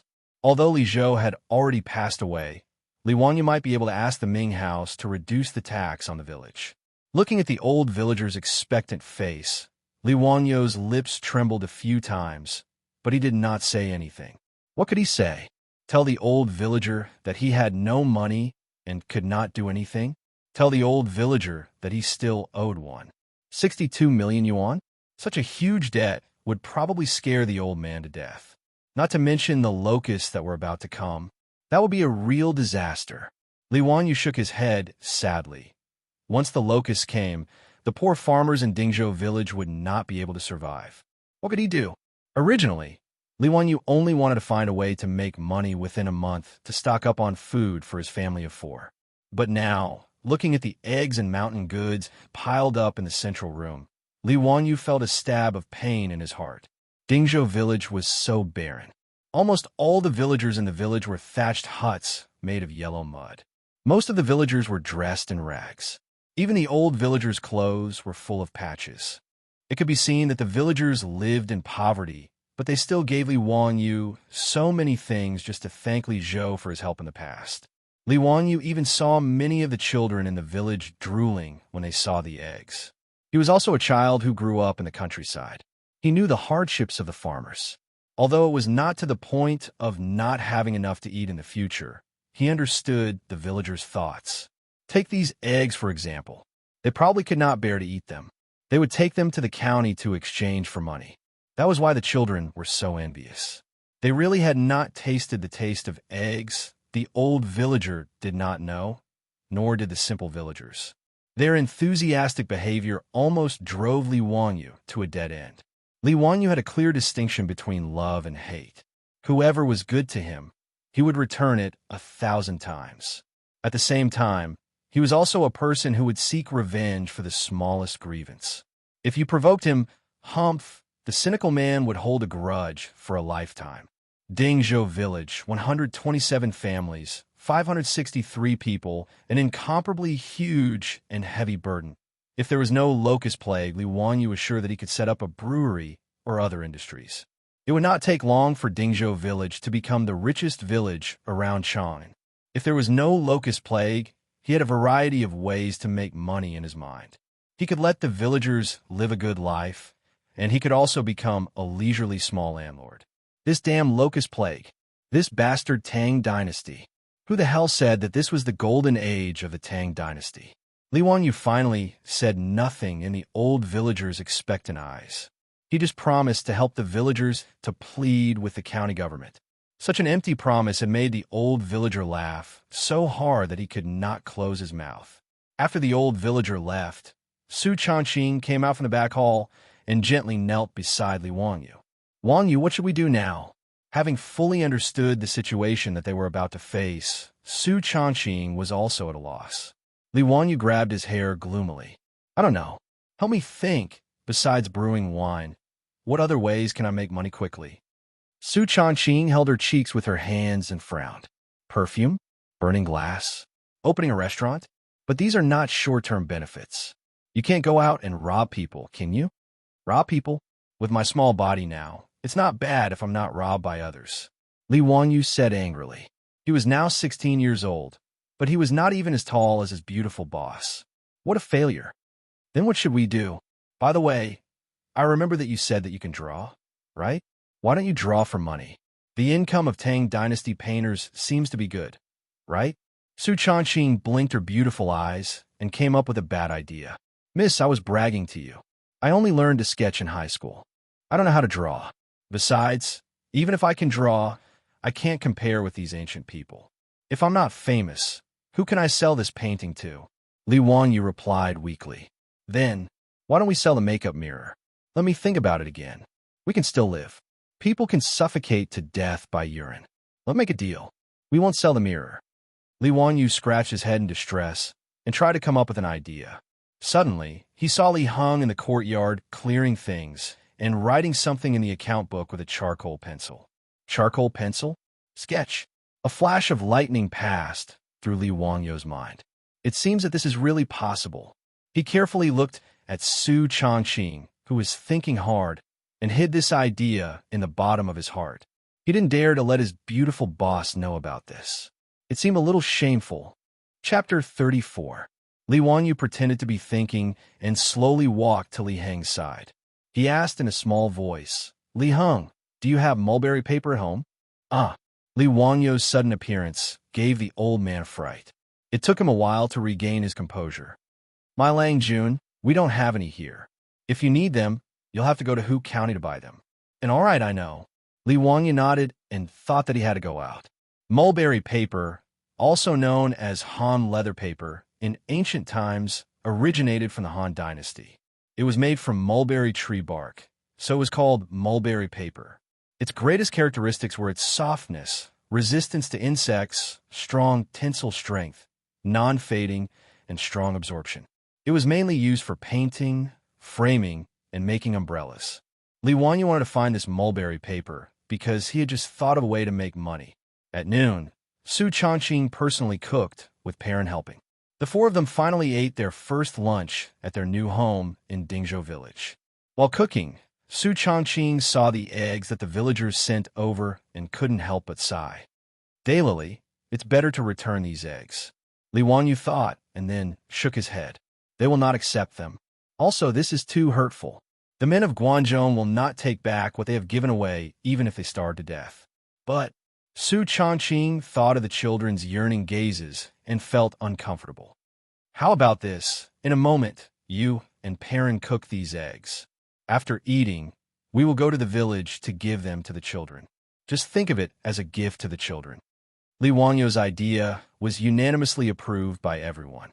Su Changqing and Perrin worked for a long time and cooked all the hundreds of eggs the villagers had delivered. After lunch, Li Wangyu led Su Changqing and Perrin, each with a basket of boiled eggs, to go door to door to deliver the eggs. Those farmers clumsily refused, but Li Wangyu stopped them by saying that it was a family rule. No one could refuse a good reason to give the baby an egg to eat when they were moving. The children in the manor cautiously and timidly poked their heads out from behind their adults, not daring to reach out for the eggs. Su Changqing and Perrin didn't care about how dirty these naughty kids were. They pulled them over and stuffed the eggs into their hands. Boiled eggs could not be sold or stored.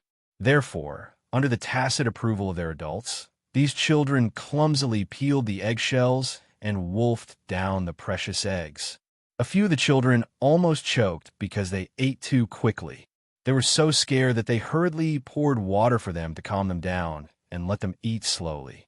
Many of the children were eating eggs for the first time. After a few bites, they said, "So this is what eggs taste like."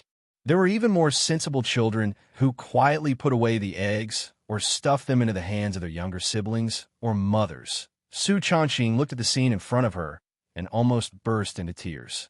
She never thought that people could live so hard. This simply subverted the psychological understanding of this modern urban woman. There were 127 households in the village and more than 100 children.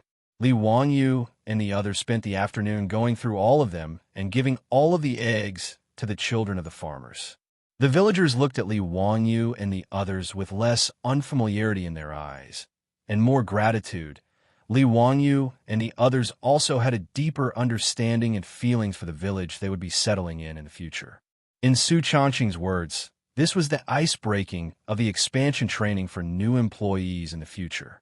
In the afternoon, everyone continued to tidy up their new home. The old residence of the Li family wasn't big. It had 2 courtyards. Although the old village chief and the others helped to take care of it, there were still many places that required them to tidy up personally. In addition to the main room in the front yard, there were 2 side rooms on the left and right. Li Heng stubbornly chose to live in the side rooms in the front yard. There were 3 rooms in the backyard in the north. Li Wanyu lived in the main room in the middle, and Su Changqing lived in the side room next to him. There were 2 rooms in the east and west, and Li Wanyu used the east room as a study room. Li Wanyu originally wanted to let the little girl, Perrin, live in the west room, but she was dead set on living in the west room. In the end, Li Wanyu couldn't persuade her and let her live in the side room. After tossing and turning, it wasn't until the sun was about to set that everyone finally finished tidying up the old residence. This house was finally livable. Li Wanyu was also tired and sweaty, but he didn't have the nerve to ask Perrin to prepare hot water for him. Instead, he went to the well to get a bucket of water and prepared to wipe his body. At this time, Su Changqing also came out of the room with a wooden basin in his arms. When he saw Li Wanyu, he couldn't help but complain softly. "Wanyu, you're so annoying. There's no place to take a bath. Every day, I feel uncomfortable all over if I don't take a bath." Li Wanyu couldn't help but roll his eyes again. "My lady, this is the Tang dynasty. Just bear with it." The Tang dynasty was already a dynasty that loved bathing the most. Even so, taking a bath was still a luxury. Not only taking a bath, but also washing one's hair. In the Tang dynasty, it was a very troublesome thing. Therefore, the ancient people invented a very disgusting method, using a very fine comb and fine grate to comb the hair. The purpose was to comb away the lice and oil in the hair. One could imagine the smell.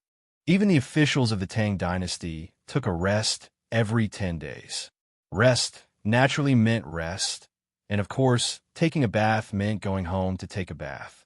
Even the King officials took a bath every 10 days. His beautiful superior wanted to take a bath every day, like in modern times. "You're so beautiful. Do you think you're Yang Fei?" Li Wanyu knew that Su Changqing was actually a little bit of a neat freak. This was normal. If a modern rich beauty didn't have a neat freak, she really wasn't cool enough. Although he complained, Li Wanyu was actually not used to this. He also had a headache about it. After thinking for a long time, he suddenly said to Su Changqing, "Changqing, since that girl Perrin doesn't want to live in the West Wing, why don't we change it into a bathroom?" "Bathroom?" Hearing Li Wanyu say so, Su Changqing's eyes couldn't help but light up. "But how we get hot water and water pipes? There's no running water, right?" "Hee, this is simple. It won't be a problem for me." Li Wanyu replied with certainty. When he was young, there were actually native ways to solve these problems in the countryside. "Then can you make a bathroom while you're at it?" Su Changqing hesitated for a moment and asked shyly.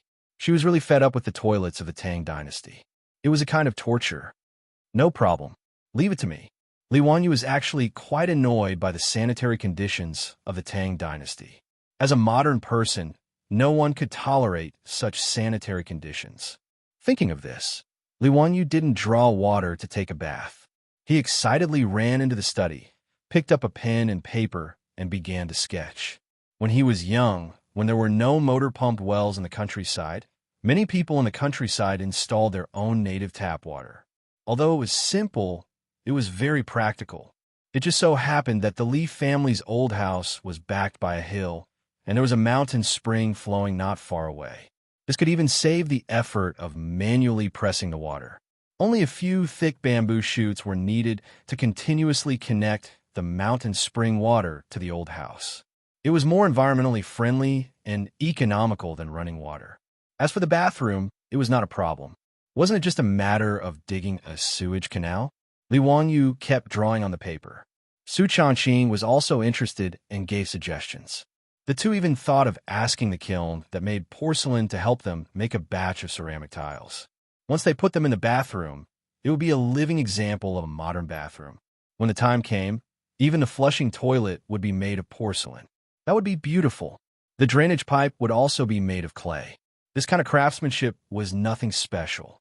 Li Wanyu remembered that he once saw a ceramic drainage pipe more than 4,000 years ago in a museum. Li Wanyu even thought of digging a methane pool, by the way.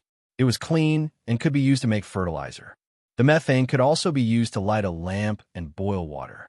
It was killing several birds with one stone. The bathroom renovation plan of the Tang Dynasty version was out. After the draft was finished, Li Wanyu and Su Changqing admired it for a long time and were very satisfied. But soon Li Wanyu let out a long sigh and threw the draft aside. "Wanyu, what are you doing? Isn't this a good plan? When are you going to start building this bathroom? I can't wait." Su Changqing did not understand why Li Wanyu sighed. He picked up the draft grumpily. "What are you doing? We don't have money." Li Wanyu smiled bitterly. After he finished the draft, he realized that it would cost a lot to build such a bathroom. Just hiring people to cut down the bamboo and building the water pipeline would cost a lot of money, not to mention the other expenses. Li Wanyu estimated that it would take at least 10 strings of money to build this bathroom. It seemed that he really had to do what he thought of before. Otherwise, not to mention improving their lives, they would not even have enough rations to survive the coming locust plague. "Changqing, I'm going to the county tomorrow. I may stay for a few days before coming back. I'll leave the house to you." Li Wanyu made up his mind and told Su Changqing. "What are you going to do?" "Well, I need to find Yang Mingfu for something. Don't worry, it's a good thing. Maybe when I come back, I'll have money." Hee. Li Wanyu pretended to be mysterious and smiled at Su Changqing. Seeing that Li Wanyu was unwilling to say, Su Changqing did not force him. She bit her lips and said with a little worry, "Then go and come back quickly. I'll wait for you at home." Under the swaying oil lamp, Su Changqing's charming face appeared very charming. Li Wanyu was a little dazed, but his beautiful superior blushed. Li Wanyu finally came back to his senses and coughed awkwardly. "Okay, I know. I'll go to the county yamen alone. Li Heng and Perrin will stay at home with you. If there's anything you need, just tell them to do it. You should bring Li Heng with you so you can take care of each other. Perrin and I will be fine at home. I see that the villagers of Dingzhou are very simple. Nothing will happen." Li Wanyu shook his head and refused. "That won't do. I won't be at ease if there's no man at home. Don't worry, I'll be fine." In fact, other than being worried about Su Changqing and Perrin, Li Wanyu was mainly worried that the matter he was going to do was a little disgraceful. He did not want to bring Li Heng with him. That would be too embarrassing. "But I'm still a little worried about you going out alone. This is the Tang Dynasty." Chapter 35. Li Wanyu thought it made sense. The security of the Tang Dynasty was not very good. It was indeed dangerous for him to go out alone. With his small arms and legs, it was hard to say if he could get back safely if he really made money this time. Li Wanyu thought about it and said to Su Changqing, "Tomorrow morning, I'll go to the old village chief and ask him to introduce 2 strong villagers to escort me." Su Changqing thought about it and nodded in agreement. The villagers of Dingzhou were simple and honest. There should be no problem with the villagers protecting Li Wanyu. The next morning, Li Wanyu once again refused Li Heng's request to follow him to the county town. He carried the package that Su Changqing packed for him and went to the old village chief's house. The old village chief's house was at the west end of the village, not too far from Li Wanyu's house. When Li Wanyu arrived, the village chief's family had already woken up and were busy with various farm work. "Li Jia Shaoling, what's the matter?" The old village chief was surprised by Li Wanyu's visit. Li Wanyu cupped his hands and saluted. "Old village chief, I need to go to Chang'an City. Because there's only the old housekeeper at home, I need to look after the house. Can I ask the village chief to introduce me to 2 reliable villagers to accompany me all the way? I'll pay them. Last night, he told Su Changqing that he was going to the county town of Hu County. In fact, his destination was Chang, and the capital of the Tang dynasty. He was afraid that Su Changqing would ask, so he used the excuse of going to Hu County to find Yang Quan. How long will Xiao Lang be gone? Probably 2 or 3 days in Chang and City. That's no problem. What do you want? Just wait for a moment. I'll call someone for you. The old village chief immediately agreed and asked Li Wanyu to sit in the central room. He went out to find someone for Li Wanyu. Not long after, the old village chief led 2 tall and sturdy men in. These 2 Guanzhong men were both about 1.8 meters tall. In the Tang dynasty, where the average height was less than 1.6 meters, these 2 men were considered giants. But what surprised Li Wanyu was that the 2 Guanzhong men were also disabled. One had no left hand, the other was blind in one eye and wore an eye patch. Li Wanyu thought of the robust men he saw in Dingzhou village yesterday. Many of them were also disabled. He couldn't help but cast an inquiring look at the old village chief. The old villager was old and shrewd. How could he not see Li Wanyu's doubts? He explained to him in a low voice, which made Li Wanyu suddenly understand. It turned out that the reason why there were so many disabled villagers in Dingzhou village was because they used to be government soldiers. The Tang dynasty followed the military system of the previous dynasty, and all farmers between the ages of 20 and 60 were obliged to serve in the military. They selected those with good economic conditions, strong bodies, and many men and their families to serve as government soldiers. The government soldiers needed to prepare their own weapons, equipment, and provisions. As the saying goes, soldiers were gathered in agriculture, and soldiers and farmers were integrated into one. Soldiers were selected from the farmers who shared the fields, and the source of soldiers was guaranteed. Who wouldn't be injured in battle? With the medical conditions of the Tang dynasty, naturally, there were many disabled people. After listening to the old village chief's explanation, Li Wanyu was a little confused. The government soldiers of the Tang dynasty should belong to wealthy families.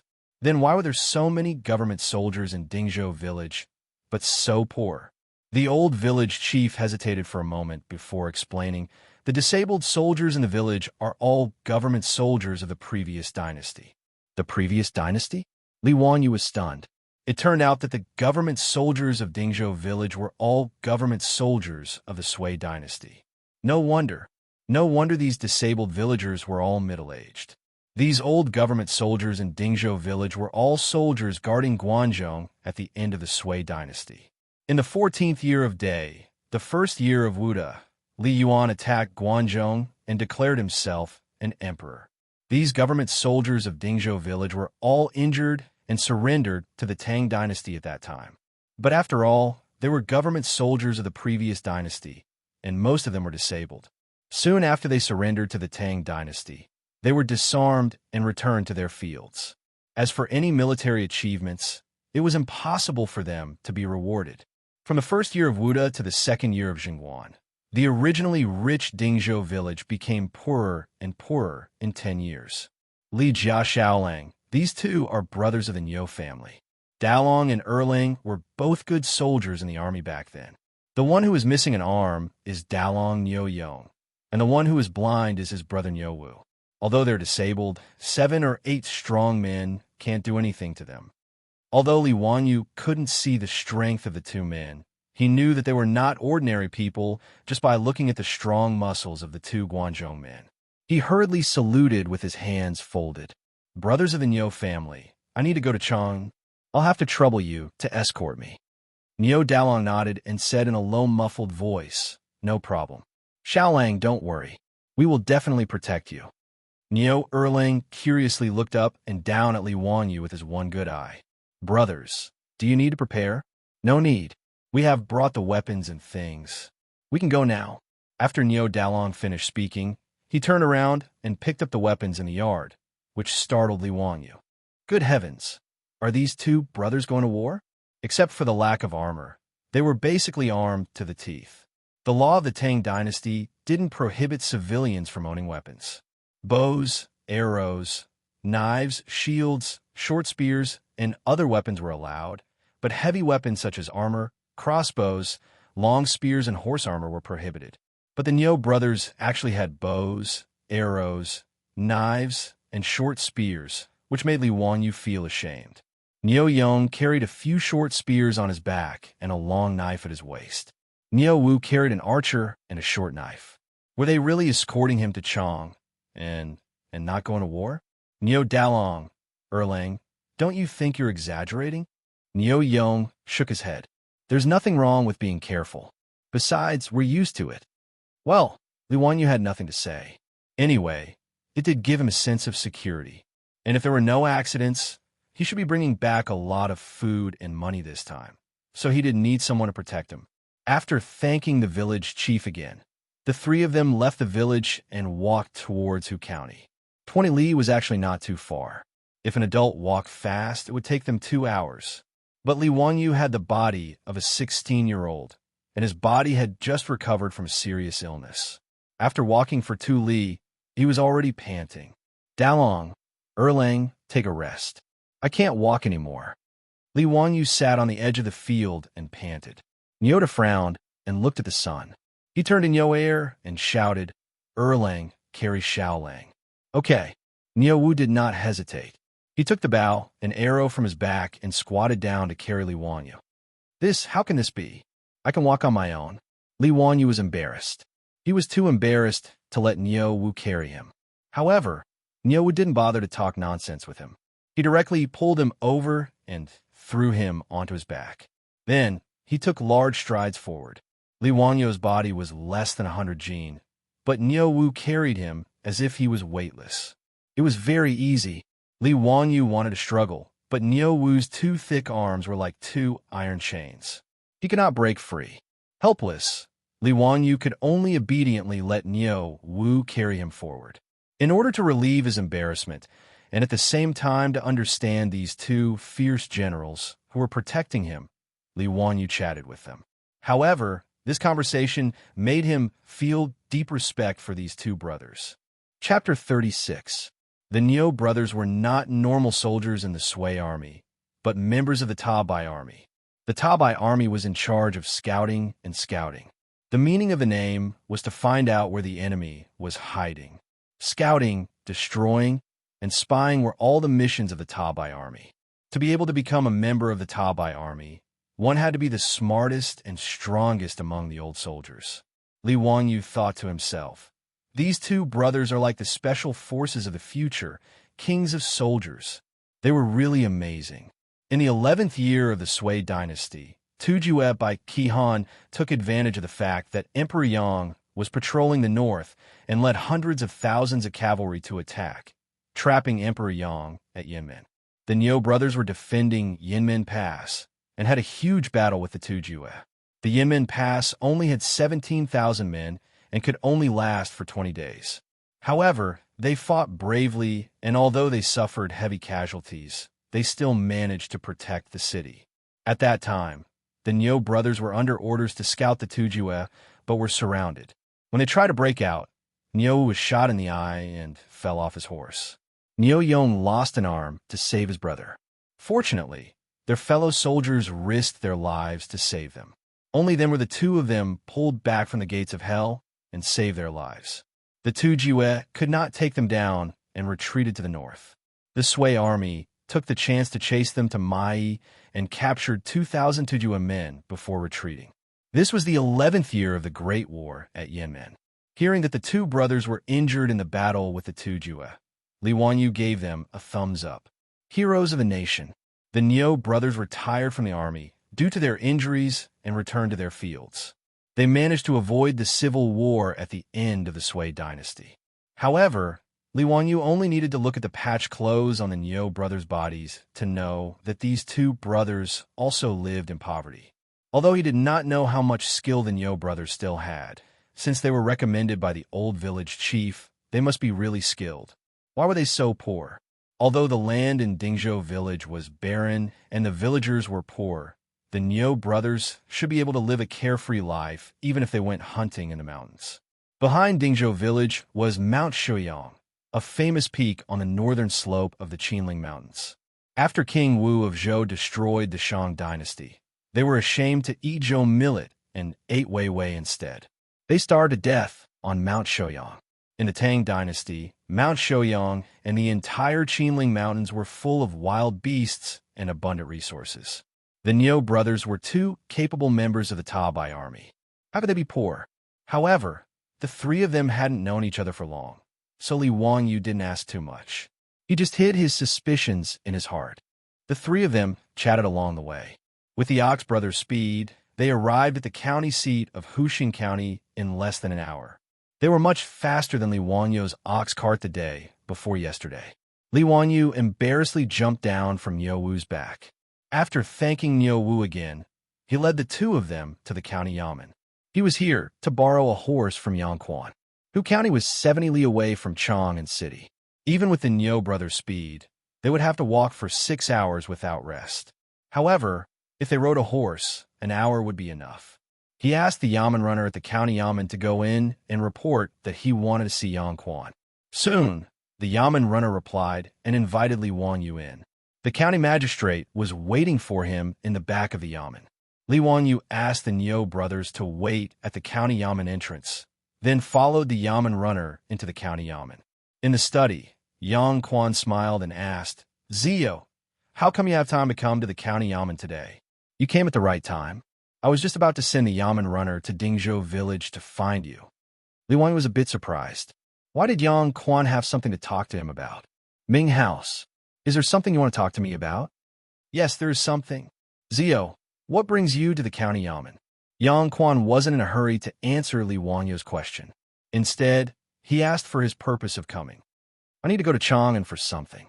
I want to borrow a horse from Ming House. I can borrow a horse, but you have to do something for me, Yang Quan said slowly while twirling his beard. Ming House, please tell me. It's a small matter. It's very simple. Tomorrow, there will be a poetry contest in Chang'an City. Since you're going to Chang'an City, you can go and take part. You can represent the students of Hu County and come back first. What? Take part in a poetry contest? Yang Quan's words stunned Li Wanyu for a long time.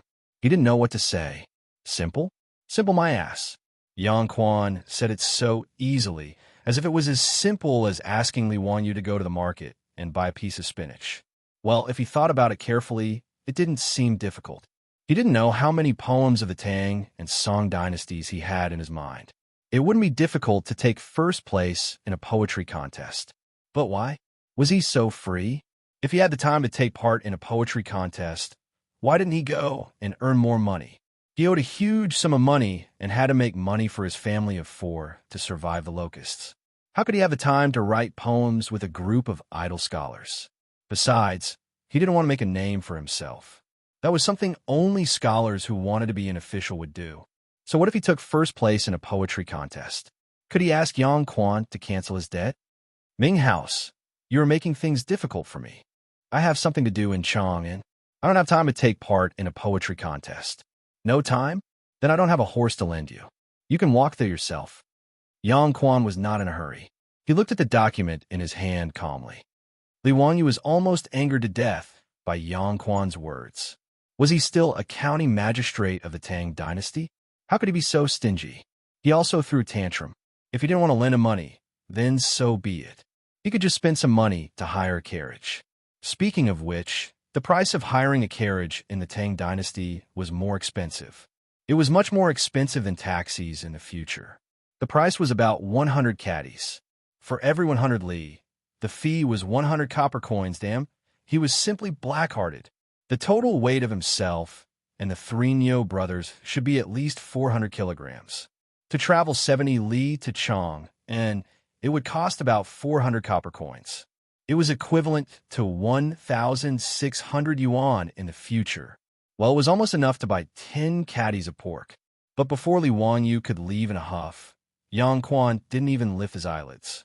He lightly threw out a sentence that made Li Wanyu take a step back. If you take first place in the poetry contest, this county magistrate will reward you with 100 strings of coins. Poverty stunts ambition. 100 strings of coins was not a small amount for Li Wanyu now. After moving to the old house in Dingzhou village, the family was only left with 7 or 8 strings of coins. This time, he took away half of the money. Now that Yang Quan said that he would reward him with 100 strings of coins, how could Li Wanyu not be tempted? Li Wanyu spread his hands in front of Yang Quan. Pay half first. This money will not be used to offset the debt. He knew that he still owed the county magistrate 62 million yuan, which was about 1,620 strings of coins. If he worked hard to take first place in the poetry contest, and Yang Quan said that the debt would be offset, then Li Wanyu could only cry. Li Wanyu's unscrupulous appearance made Yang Quan want to slap him. Pay half first? Do you think I'm doing business with you and giving you a deposit? Get out. Yang Quan was so angry that he didn't even look at the documents and slapped the table. What are you being so fierce for? Fine, I'll get out. Li Wanyu saw that Yang Quan was really angry, so he quickly left this troublesome place.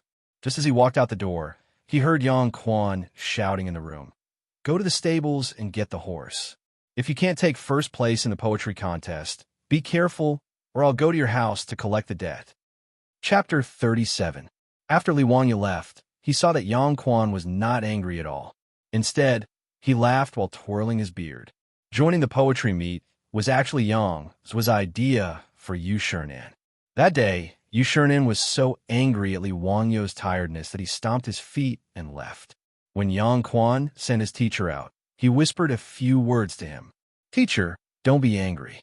I have a way to deal with Zio's laziness. Yang Quan whispered in Yu Shernan's ear. Xianxia, tell me quickly, what good idea do you have? Zio is indeed talented.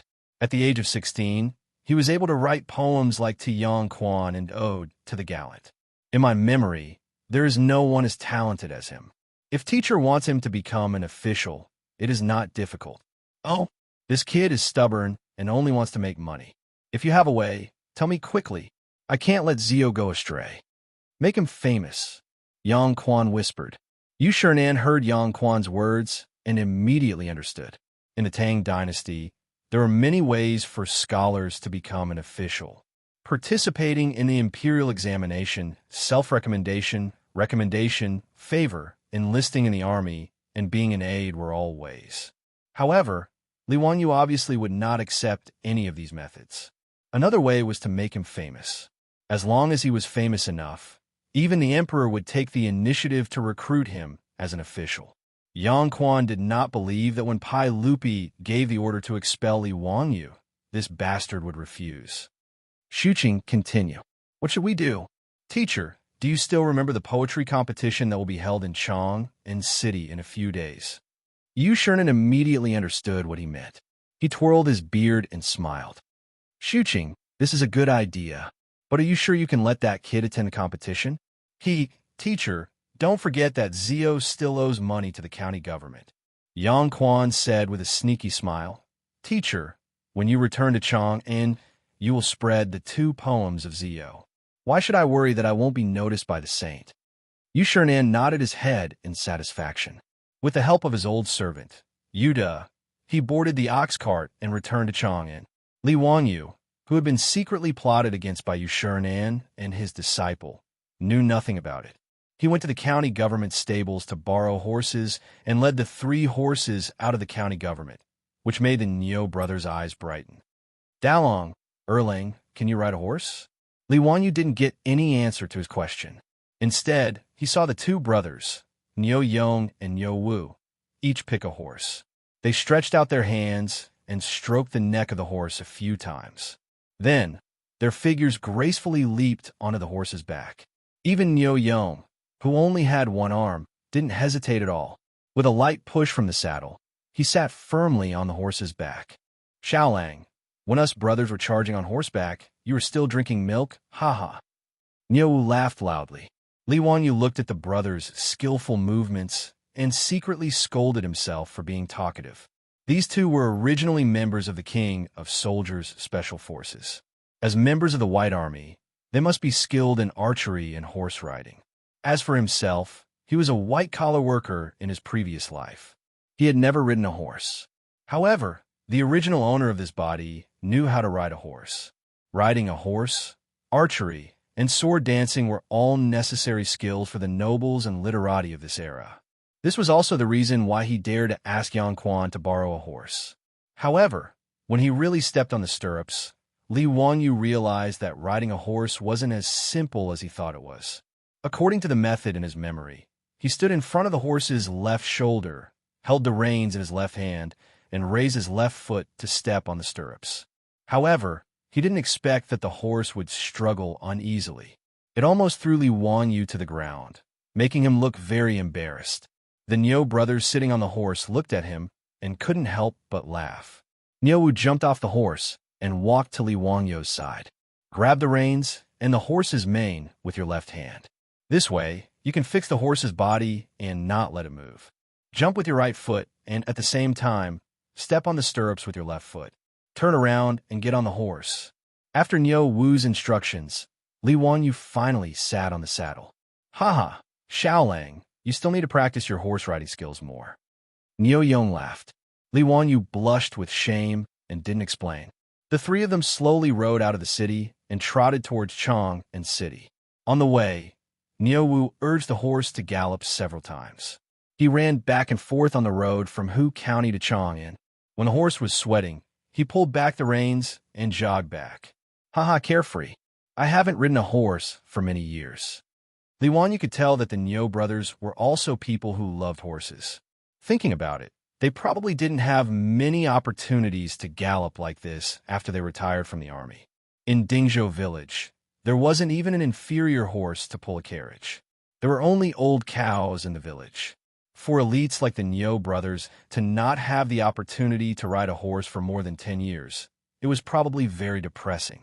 It was just like how racers in the future didn't have the opportunity to touch the steering wheel. It was a very painful thing. After all, Niu Yong had lost an arm and was older than Niu Wu by 1 or 2 years. He was much calmer. He just rode the horse and followed Li Wanyu at a moderate pace. After a short while, Chang'an City came into sight. In his memory, the previous owner of this body had been to Chang'an before. But when Li Wanyu saw this dreamlike city with his own eyes, the world's most majestic city, the shock still made him speechless for a long time. The 12-meter high city wall had no end in sight. It was like a barrier that could never be breached. Chang'an City was made up of Wuxia City, the Palace City, and the Imperial City. It covered an area of about 87 square kilometers. It was roughly half the size of the third ring of Xi, and in the future, Wuxia City was about 20 miles from east to west. It was equivalent to Li Wanyu walking from Dingzhou village to Hu County. It was about 70 miles from north to south. It was basically the distance from Hu County to Chang'an City. More than 1 million people lived in this majestic city. One had to know that this was during the Tang dynasty. More than 1,000 years ago, there was no city more majestic and magnificent than Chang'an. Chang'an was 7 times larger than Constantinople. Even the most famous ancient city of Rome was only 1/5 the size of Chang'an City.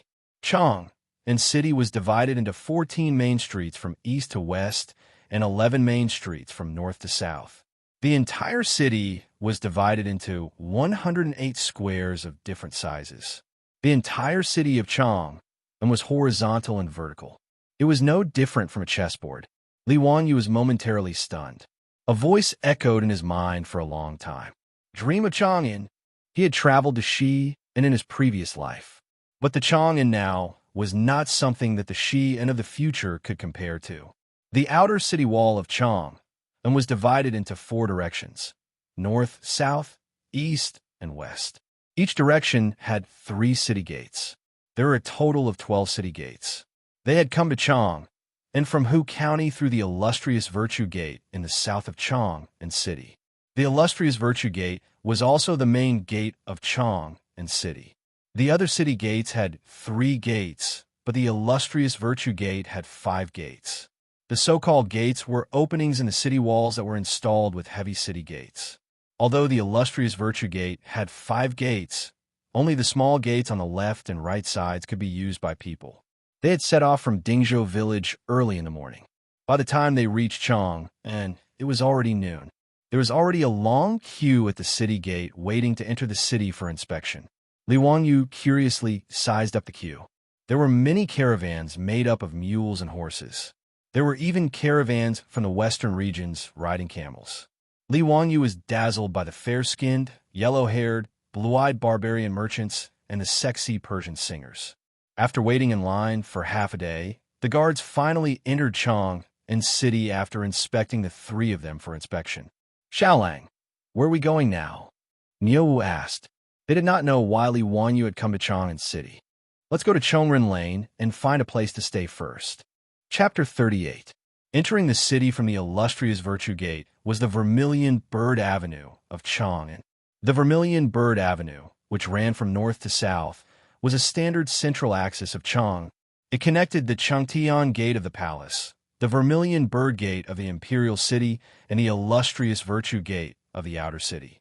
It divided Chang into two symmetrical parts, Wanyan County in the east and Chang and County in the west. The pavement of the avenue was paved with green bricks. There were 3 to 4 meters deep drainage ditches and trees on both sides of the road. Li Wanyu was dumbfounded by the avenue that connected Chang. It was too damn wide. Was this AF * King Avenue of Chang? And not an airplane runway? The 150-meter wide Vermilion Bird Avenue was beyond Li Wanyu's knowledge. A modern road was 3 meters wide. A 150-meter wide road was equivalent to a 50-lane road in the future. It was terrifying. The Vermilion Bird Avenue was the widest in Chang, and followed by the corresponding streets of the other city gates.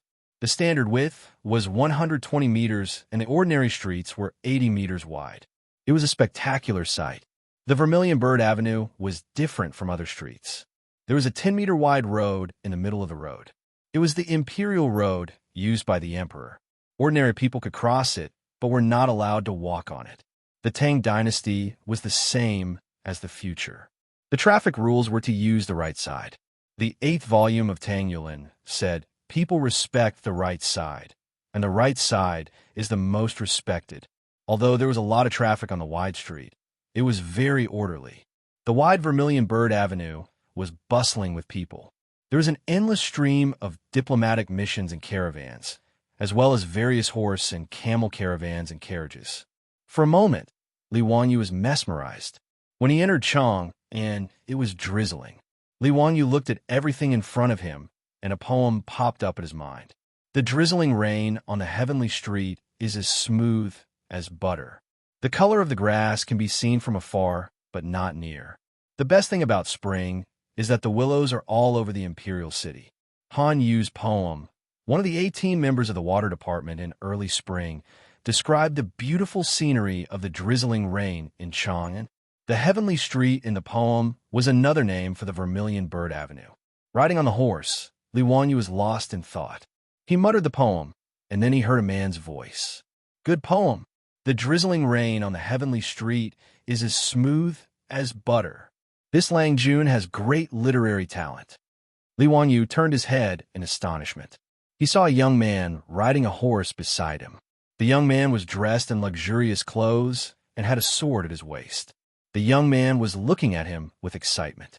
Seeing that Li Wanyu was looking at him, the young man on the horse cupped his hands towards Li Wanyu and said, "I accidentally heard you reciting a poem and got excited. Sorry for disturbing you. My surname is Fong, and my given name is Jun. My courtesy name is Eai. How should I address you?" Fong Jun. When Li Wanyu heard this name, his first reaction was that he didn't recognize it. When he heard that this person called himself Ui, he almost spat out a mouthful of blood. Fong Junfong's love?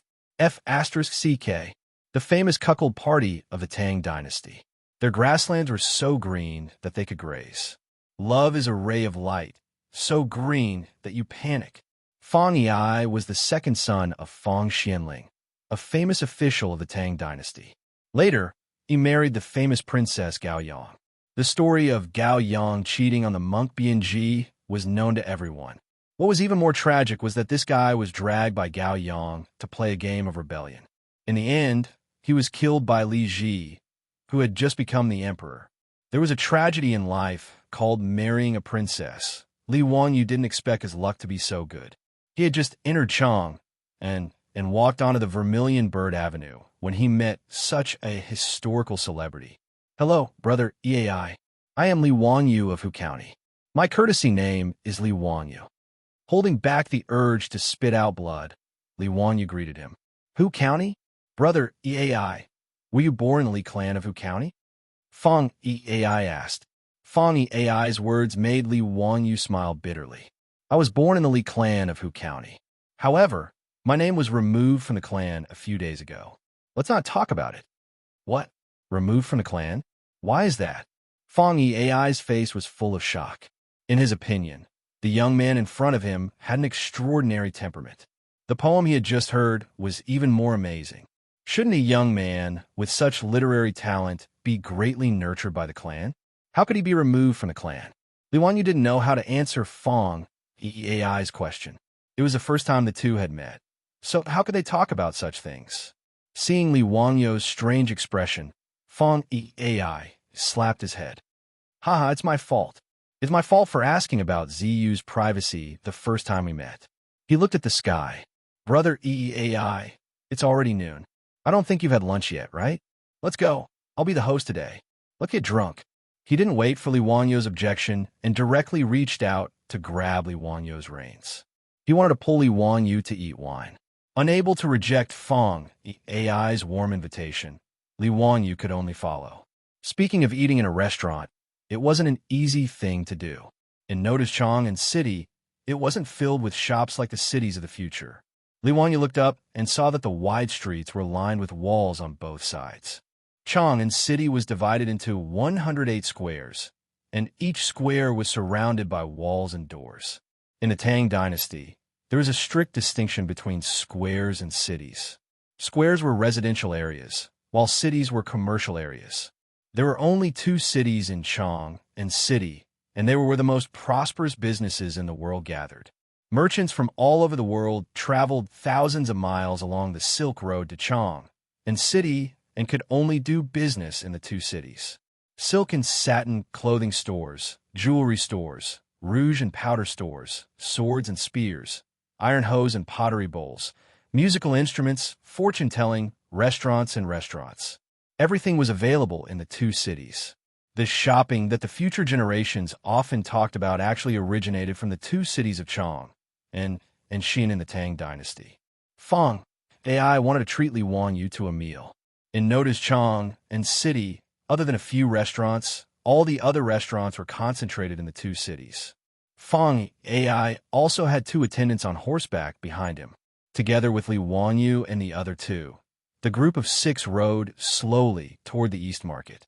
Horses were prohibited in Chang'an City, and the journey from the illustrious Virtue Gate to the East Market along the Vermilion Bird Avenue was about 20 miles. Li Wanyu was so hungry that his heart was stuck to his stomach when the group finally arrived at the restaurant. They stopped in front of a 2-story restaurant called Drunken Cloud Restaurant. Before Fong Ai got off his horse, a waiter came out to greet them. Young Master Fong, you haven't been here for a long time. Please come in, come in. Everyone got off their horses. Fong Ai asked the waiter to prepare fodder for the horses and ordered his 2 attendants and the Nyo brothers to prepare food. He then pulled Li Wanyu into the restaurant. Li Wanyu sized up this Tang dynasty restaurant. The first floor was a spacious hall, and there were already many people sitting inside. It was very lively. However, the walls were really gaudy, densely packed with all kinds of words.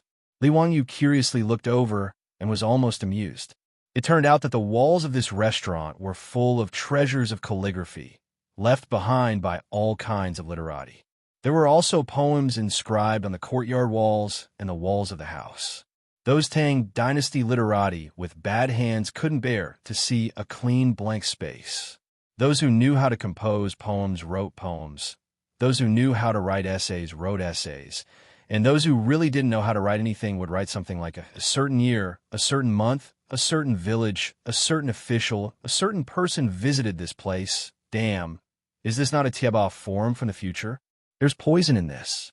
Chapter 39. On the other hand, the second floor was very quiet and the decorations were more elegant. However, the walls were still filled with various treasures of calligraphy. The restaurant's polished wooden floor was covered with thick carpets, and there were short tables and couches on them. Fong Ai found a seat by the window and sat down. The waiter quickly moved a few screens over, and an independent VIP box was created. "Doctor, bring the best wine and dishes." AI sat down and called out. The doctor was referring to the waiter in the restaurant. "Okay, please sit down. The good wine and dishes will be sent right away." Soon, the wine and dishes were served. AI eagerly poured wine for Li Wanyu. This wine tasted slightly better than the one Li Wanyu drank at home, but for Li Wanyu, it was barely drinkable. After 3 rounds of wine, the two became familiar with each other. When AI learned that Li Wanyu's father was Li Zhou, he immediately stood up and bowed to Li Wanyu. This made Li Wanyu confused. What was he trying to do? "Brother Zio, so you're Li Gong's son. Please accept a bow from me. Come, let me offer you a toast." AI's words made Li Wanyu even more confused. Fang Xianling was Pai Lupi's confidant, but his own father opposed Pai Lupi's ascension to the throne. Their political views should be different. Why did AI treat him like this? Seeing Li Wanyu's confusion, AI raised his head and drank the wine in his cup. He explained, "Li Gong is indebted to my lord." As Pai Lupi's confidant, Fang Xianling was feared by the former crown prince Li Jiansheng. In the 6th year of Wuda, Fang Xianling and Du Ruhui were both expelled by the former crown prince Li Jiansheng. Fang Xianling happened to be in charge of Hu County. At that time, Li Zhou was in charge of Hu County. He was only loyal to Pai Lupi's father, Li Yuan. He did not have a good impression of the former crown prince Li Jiansheng. Therefore, he was very protective of Fang Xianling, and Fang Xianling regarded him as a close friend. After the Black Tortoise Gate incident, Pai Lupi ascended the throne. Li Zhou was demoted and removed from his position in the court. Fang Xianling tried to persuade Li Zhou to work for Pai Lupi, but he was scolded by Li Zhou and cut off all ties with him. After Li Zhou fell ill and died, Fang Xianling was still crying at home, feeling sorry for Li Zhou. After listening to Fang Yai's explanation, Li Wanyu suddenly realized that his dead father actually knew Fang Xianling, a powerful person from the Tang Empire. Now that both sides had the relationship of their fathers, they were even closer. After drinking another cup of wine, Fang AI asked curiously, "Brother Ziyu, why were you expelled from the clan?" It's all because those leeches were too greedy." Li Wanyu didn't hide anything from him and told him about his experience. After listening to Li Wanyu's words, Fang AI was so angry that he slammed the wine cup on the floor. "Old man, how dare you? I'm so angry." "Ziyu, don't worry. Today I'll go home and report to the Lord. I'll definitely give you justice." "Brother ZAI, no need. I don't care about the clan. It's better to leave the vampire clan. Who knows who he will regret in the future. Ziyu is ambitious. Come, let's drink." Fang AI didn't say much. He picked up the wine pot and filled Li Wanyu's cup. The two drank for a full hour. Even if the alcohol content of the Tang Dynasty wine wasn't high, Li Wanyu still felt a little tipsy. As for Fang AI, this historical celebrity that he met today, Li Wanyu felt that he was quite a good and interesting person. Later generations had different opinions about Fang AI. In the new Tang book, it was said that Fang Xianling's second son, Fang AI, was uneducated and had martial strength. However, after today's meeting, Li Wanyu felt that Fang AI wasn't as bad as the history book said. What uneducated and uneducated? It was said that Fang AI was absurd and uneducated. However, Li Wanyu found that Fang AI's talent was quite good, and his personality was very straightforward. He was very much to Li Wanyu's liking. Thinking about it, Fang Xianling was the prime minister of the Tang Dynasty and one of the 24 meritorious officials of the Lingyan Pavilion. How could he have a son who neglected to educate him? However, when he thought about the famous cuckold between Fang AI and Princess Gaoyang, he felt that if there was a chance in the future, he must persuade Fang AI to stay away from Gaoyang. At this time, the two had only known each other for half a day. Naturally, it wasn't the time to talk about this. However, Li Wanyu still remembered this in his heart. Fang AI's alcohol tolerance was not good. When Li Wanyu only felt a little tipsy, he was already drunk. He called Fang AI's attendants and asked them to carefully send Fong AI back to the mansion. This banquet, including the expenses of the Niu brothers, cost a lot of money. If Fong AI hadn't paid the bill, Li Wanyu would have been distressed for a long time. After sending Fong AI away, Li Wanyu asked the waiter where the shop selling paper was. He led the Niu brothers to buy a stack of mulberry paper. Not far from the East Market, the Chongren Square of Chong, and was northwest. Chongren Square gathered all kinds of inns of different sizes. It was a place where inns gathered. Li Wanyu casually found a hostel and booked 2 rooms to stay in. After letting the Niu brothers go to rest, Li Wanyu closed the door, took out the mulberry paper he bought, and found a charcoal pencil from the bag he carried with him. Li Wanyu busied himself in his room for the entire afternoon. It was only in the evening that Li Wanyu snuck out of his room. "Sir, are you going out? The drum of dusk is about to sound. After the drum stops, the gate will be closed. You must not go out." Seeing that Li Wanyu was going out, the waiter of the hostel hurriedly reminded him. In Chong, and the drum will be sounded sooner or later. The drum in the morning and drum in the evening was the signal for work and rest in the city. After the drum in the morning was sounded 3,000 times, the gate opened. After the drum in the evening was sounded 800 times, the gate closed. After the drum in the evening was sounded, those who were still on the street and did not enter the square would be arrested by the patrolling marquis for violating the night curfew. After the gate was closed, in principle, people were not allowed to walk around freely. However, in a place where inns like Chongren Square gathered, there was no taboo in the square. Most of the scholars from other places who came to Chong and to select officials and participate in the imperial examination would live here. Therefore, even after the curfew, the restaurants attached to Chongren Square were noisy day and night. The lights were endless, just like the nightlife center of Chong. Li Wanyu thanked the waiter with a smile, walked out of the hostel, and walked straight to the gate. The old guard guarding the gate also reminded him that the drum of dusk was about to be sounded. If he was late, the gate would be closed. Li Wanyu just smiled and thanked the old guard. After that, he walked to the gate of Ping Kong Square across the street. Seeing that he was going to Ping Kong Square, the old guard did not say anything more. He just looked envious. Ping Kong Square was the most special square in Chong and of the Tang dynasty. The reason why the old guard looked envious was that it was Zahem, the legendary red light district.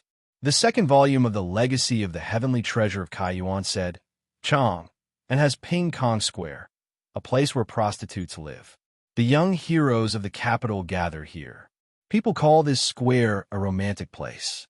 Ping Kong Square was not only a red light district, but also the location of the famous office in the capital. Just like in the future, each province had an office in the capital, Chong, and called the Memorial Office. There were 15 memorial offices in Chong, and all of them were located in Ping Kong Square. It was convenient for the officials from other places to drink wine and have fun at night. Moreover, in the Tang dynasty, officials were not allowed to visit prostitutes. Scholars and officials in the imperial court were proud to come here for pleasure. Li Wanyu didn't come to Peace Lane because he was unable to endure his hunger and thirst and wanted to have some fun.